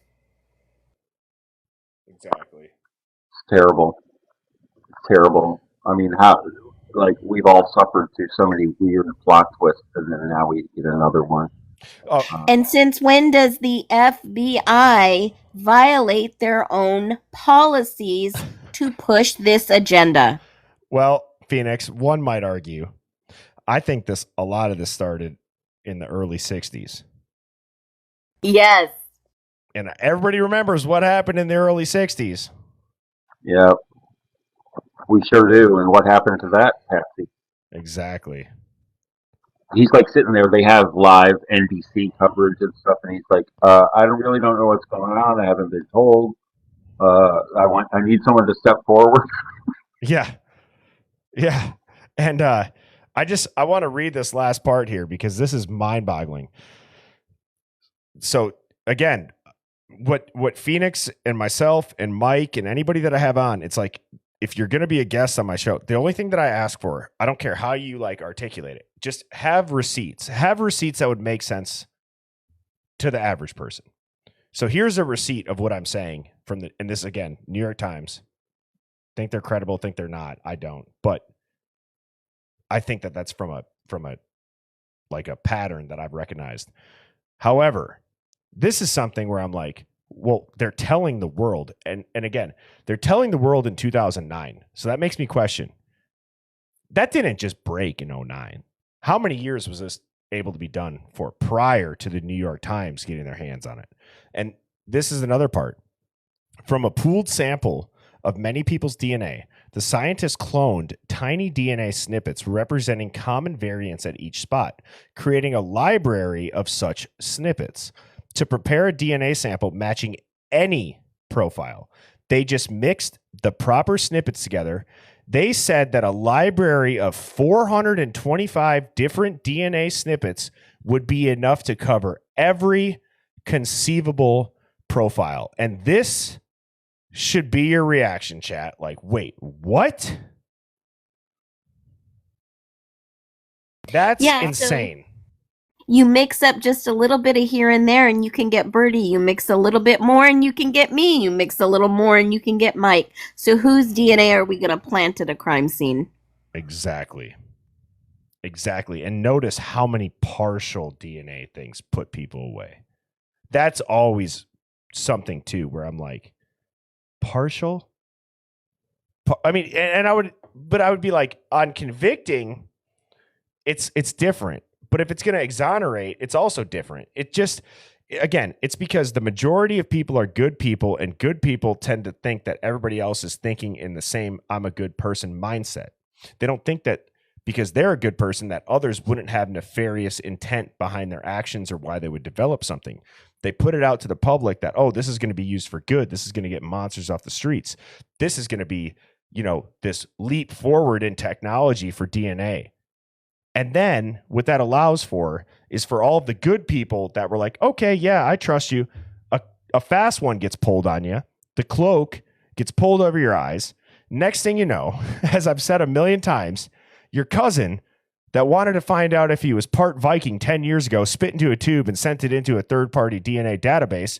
And now they're manufacturing you to frame you because you're about to whistleblow on a corrupt police department on a sting operation that's taking advantage of millions of dollars of federal grants at Washington and Idaho.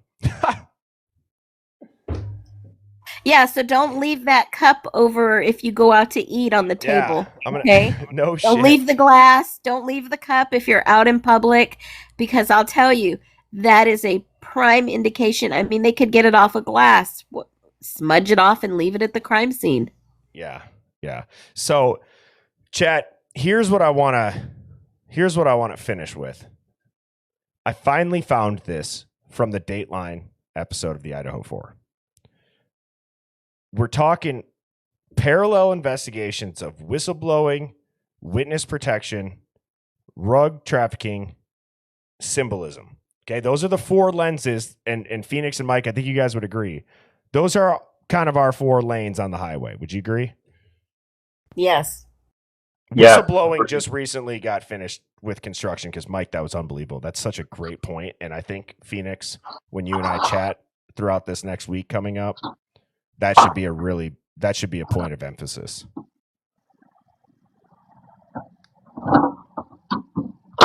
If that's something you'd want to go into, Phoenix. Yeah, and I think that he may have stumbled upon something in this. The chief could not comment without talking to the city's attorneys when asked if Brian Koberger was working with the MPD. All right, I'm writing that down. I got to find that. There's a video of it. Yeah, I've got it in one of my videos where he specifically says Okay, that. I'll clip that then, if you don't mind. I'll make a note of that. All right. Now I want you to listen to this lady and how she talks about her daughter and the way she's looking at this guy in the eye. It, like, her eyes seem to speak and talk, that this isn't just her daughter moved away. Her daughter made a choice to go into witness protection, and the mother knows that. And she knows that she went into witness sec, and that's it. Pause it. This is the only time I'll do it. I'm sorry, chat. This guy looks different in every photo. He looks 30 years older in some photos. I want to know why they're using the younger pictures of him. I know. He's a triplet, too. They're making him look younger than his siblings. And you know that I found somebody named Ethan Chapin on LinkedIn that looks like him 30 at the age of 30. Was it Eric Chapman? No. I know. Ethan Chapin. I know. I'm saying, like, from my digging on, like, here, let me actually screenshot this though, because I want to show you guys this. This is always something that I have thought is just flat out odd. It's just odd that all the other people have consistent looking as far as their age. Yeah. I thought that about one of the girls too. They look older, but that was just me. But this guy that I found lives in Canada and he studied crime. Get the hell out. Not kidding. I mean, I know you're not kidding. That's just, it's just like, what's our definition of coincidence, Phoenix? Yeah, and he's wearing the same suit and tie. Are you serious? I'm totally serious. I put a video up the moment I found it. I was like, this is creepy. See, this is just so weird to me. Like,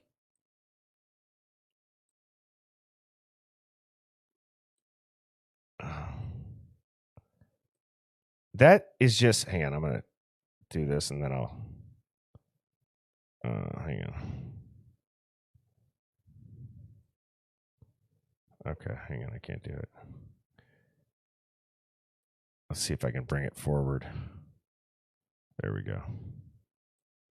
See, and that's why I was thinking that some of these photos have been altered in some shape or form, because even the girls' pictures look like they're professionally done. I know. That's like it. Like, guys, like, we're talking. This looks like middle school. This looks like what I would expect somebody in college to look like. I've been trying to say that. I've been trying to say that for a while. How many college kids, and I know it's the in thing, and it might be the in thing in Idaho, how many college kids have mustaches? I mean, I feel like it has become more popular. Unfortunately, I cannot grow one. Otherwise, I think I would. But it has become a trend. It really has been. Yeah, but why are they using the younger pictures of him? Well, and do you remember that 4chan post originally? How they freaking called out his mustache? No, I'm not into 4chan. No. Well, there's a 4chan post that went super viral, Phoenix. You probably know about it. Like the super vile, like they were talking mad shit about these four. No. See, I didn't Oh, use wow. and I hardly even use Reddit, but I don't even use 4chan. Aren't they gone now? Well, yeah, there's screenshots, but chat, type a 1 if you've seen that 4chan post, because it's like they go in on these four. Like it's like, dude, that would be like the person that did it. That's how much they hate and despise these people. Oh, I think I've seen it on one of these creators' TikTok videos, the one where they're just talking mad stuff about each of them.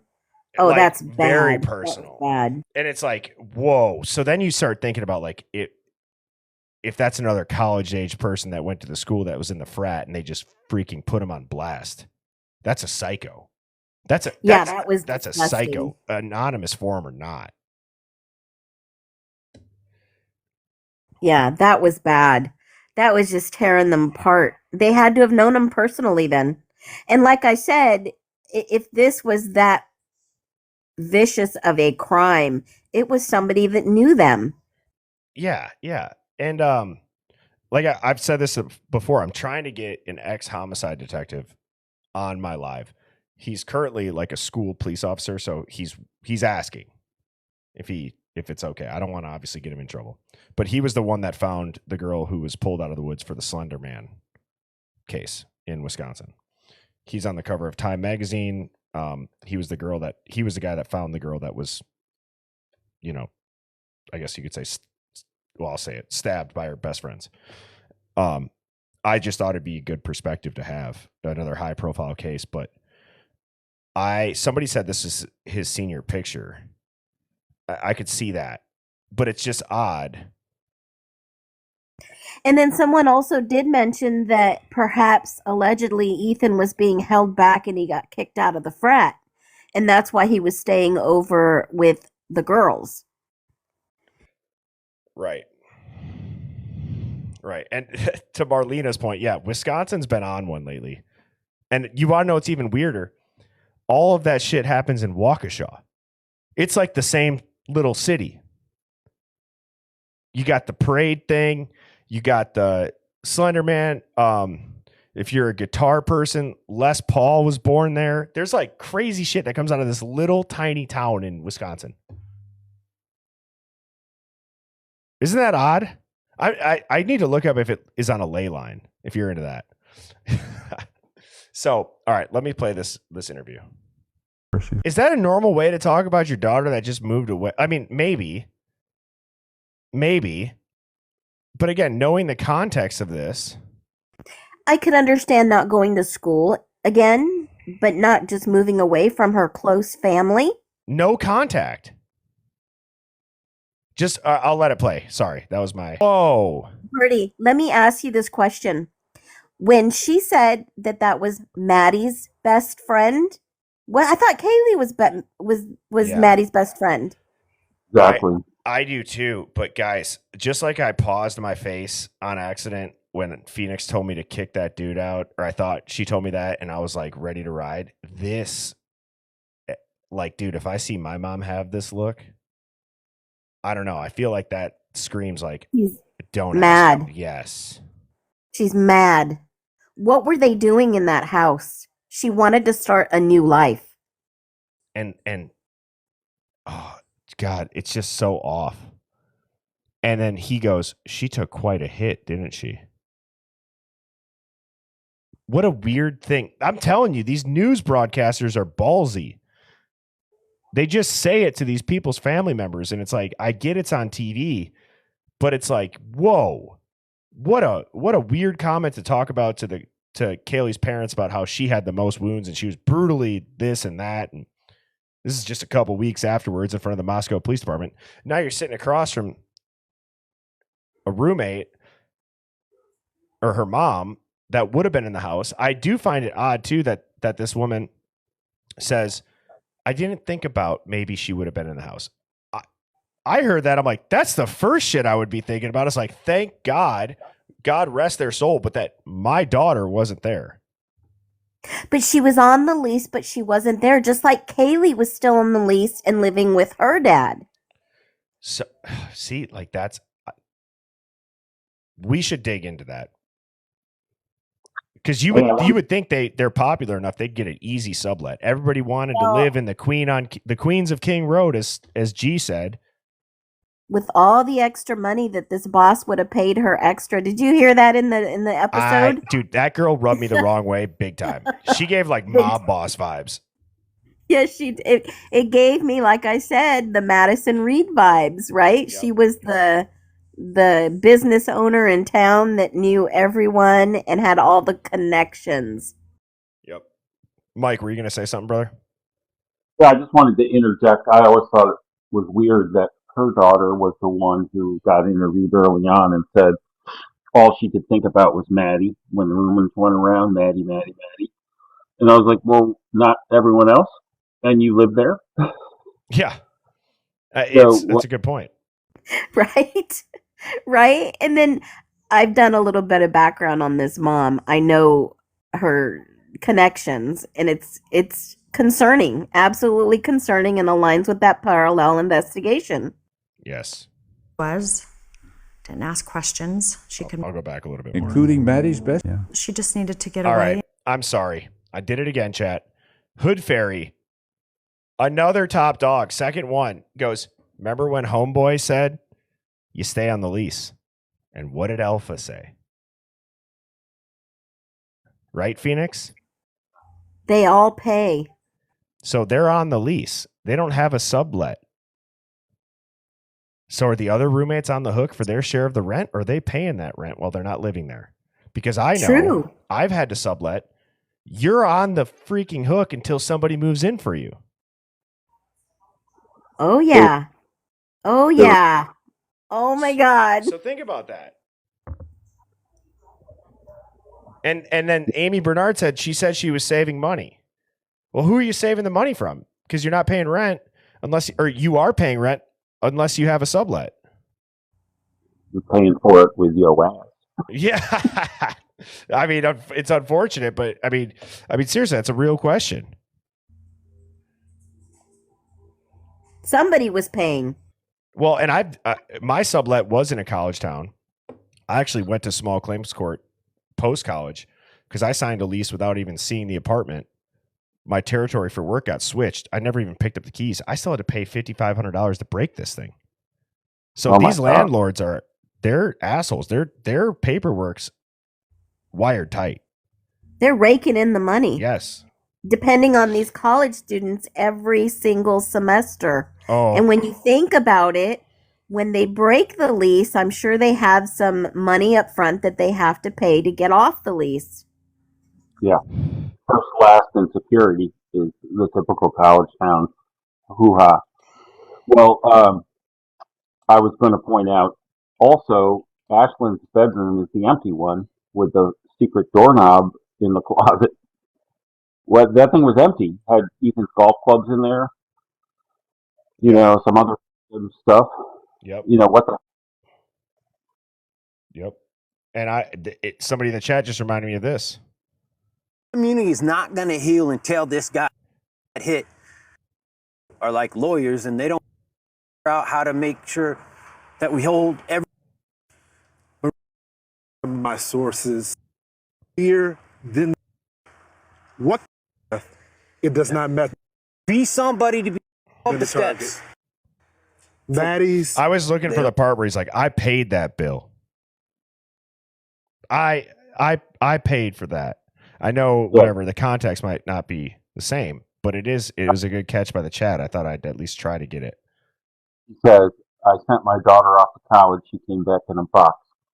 Exactly. You know, I need this information. I'm not degrading anybody. Something like that. Well, this again, you can't tell me otherwise that this isn't narrative planting. I would encourage you guys to go back and watch the initial people on the street of in New York City on 9/11 talk about right away. Oh, well, I'm sure that it was structural collapse due to the jet fuel burning and blah blah blah. How does somebody on the street while that's all going on think to say that? And that's the person that gets chosen to go on these news networks. It's a narrative planting, folks. Targeted, or they think the whole house was targeted. But I'll cut to the chase. Yeah. Their means of death don't match. Maddie's They don't. and Kaylee's cause of death, it does not match based on the autopsy report.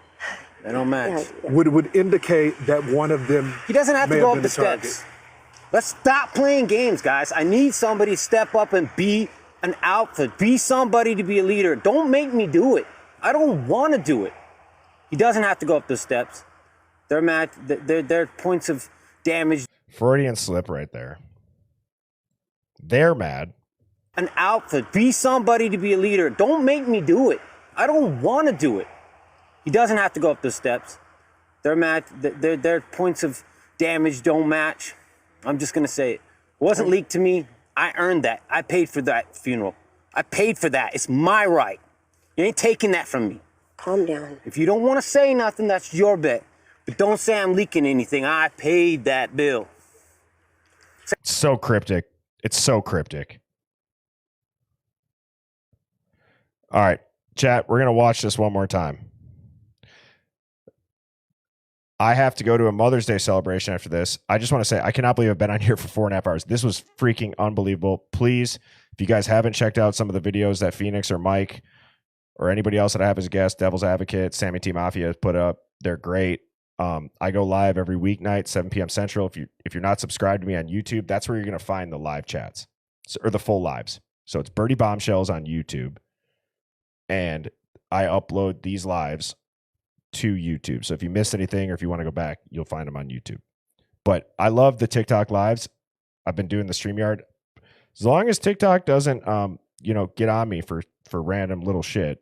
This is like, I think Phoenix and Mike, you and all the other guests that I have on, you guys would agree. This chat's our people. You know what I mean? It feels different on YouTube. So I love the TikTok chat. Yeah. You got a good thing going. Regroup. Yes, we do. Oh, okay. So what was going on there that somebody needed to move out before all the shakedown went down? That she wanted to go somewhere and start a new life where nobody knew who she was. And that even the mom is saying, I won't be able to start grieving until this trial's over. Probably because this shit's so intense. Like her daughter wasn't even living there. And yet she's saying that she won't be able to grieve until the trial's over. It's almost like her daughter's in protective custody and even she can't find out where she is. Well, not only that, is that must be deep because they've probably gone into every roommate's parents' backgrounds family, friends, acquaintances in this whole network. I think you're exactly right.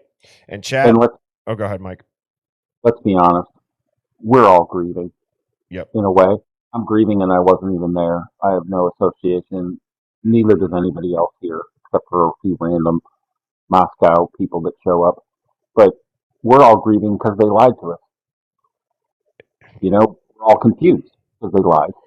It's just, we'll talk about it more next time. But Yeah. thank you so much. I really appreciate you, Breedy, and you too, Phoenix. Thank you for having me on. Yeah, brother. Anytime. You're always welcome. And I will finish the live with this video again. Dateline accidentally showed the fact. And if you guys want more on this, I'm not poaching this. This is Truth and Transparency. The channel on YouTube found this out. The night vision infrared camera makes makes like greens and yellows and other colors look white on camera. Go watch some of Truth and Transparency's videos. Guys, the launcher's green, and Dateline showed it. Here it is. So why are you acting like a 407.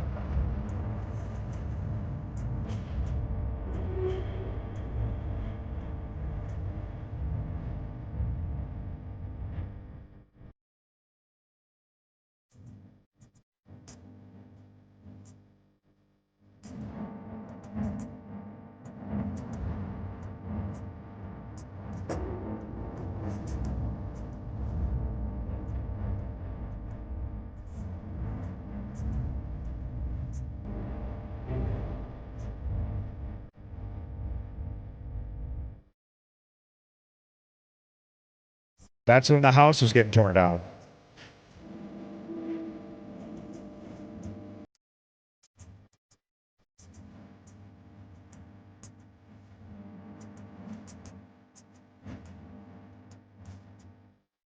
Chat, you guys rock. Shout out to my mods, Phoenix, Mike. Thank you guys so much. Happy Mother's Day to all the moms out there. And I will see you guys all week, 7 p.m. Central. Take care, everybody. Bye, everyone. Yep, cheers. Have a good one. Bye, everyone. Fabulous chat. Yes, absolutely. Thanks, Phoenix.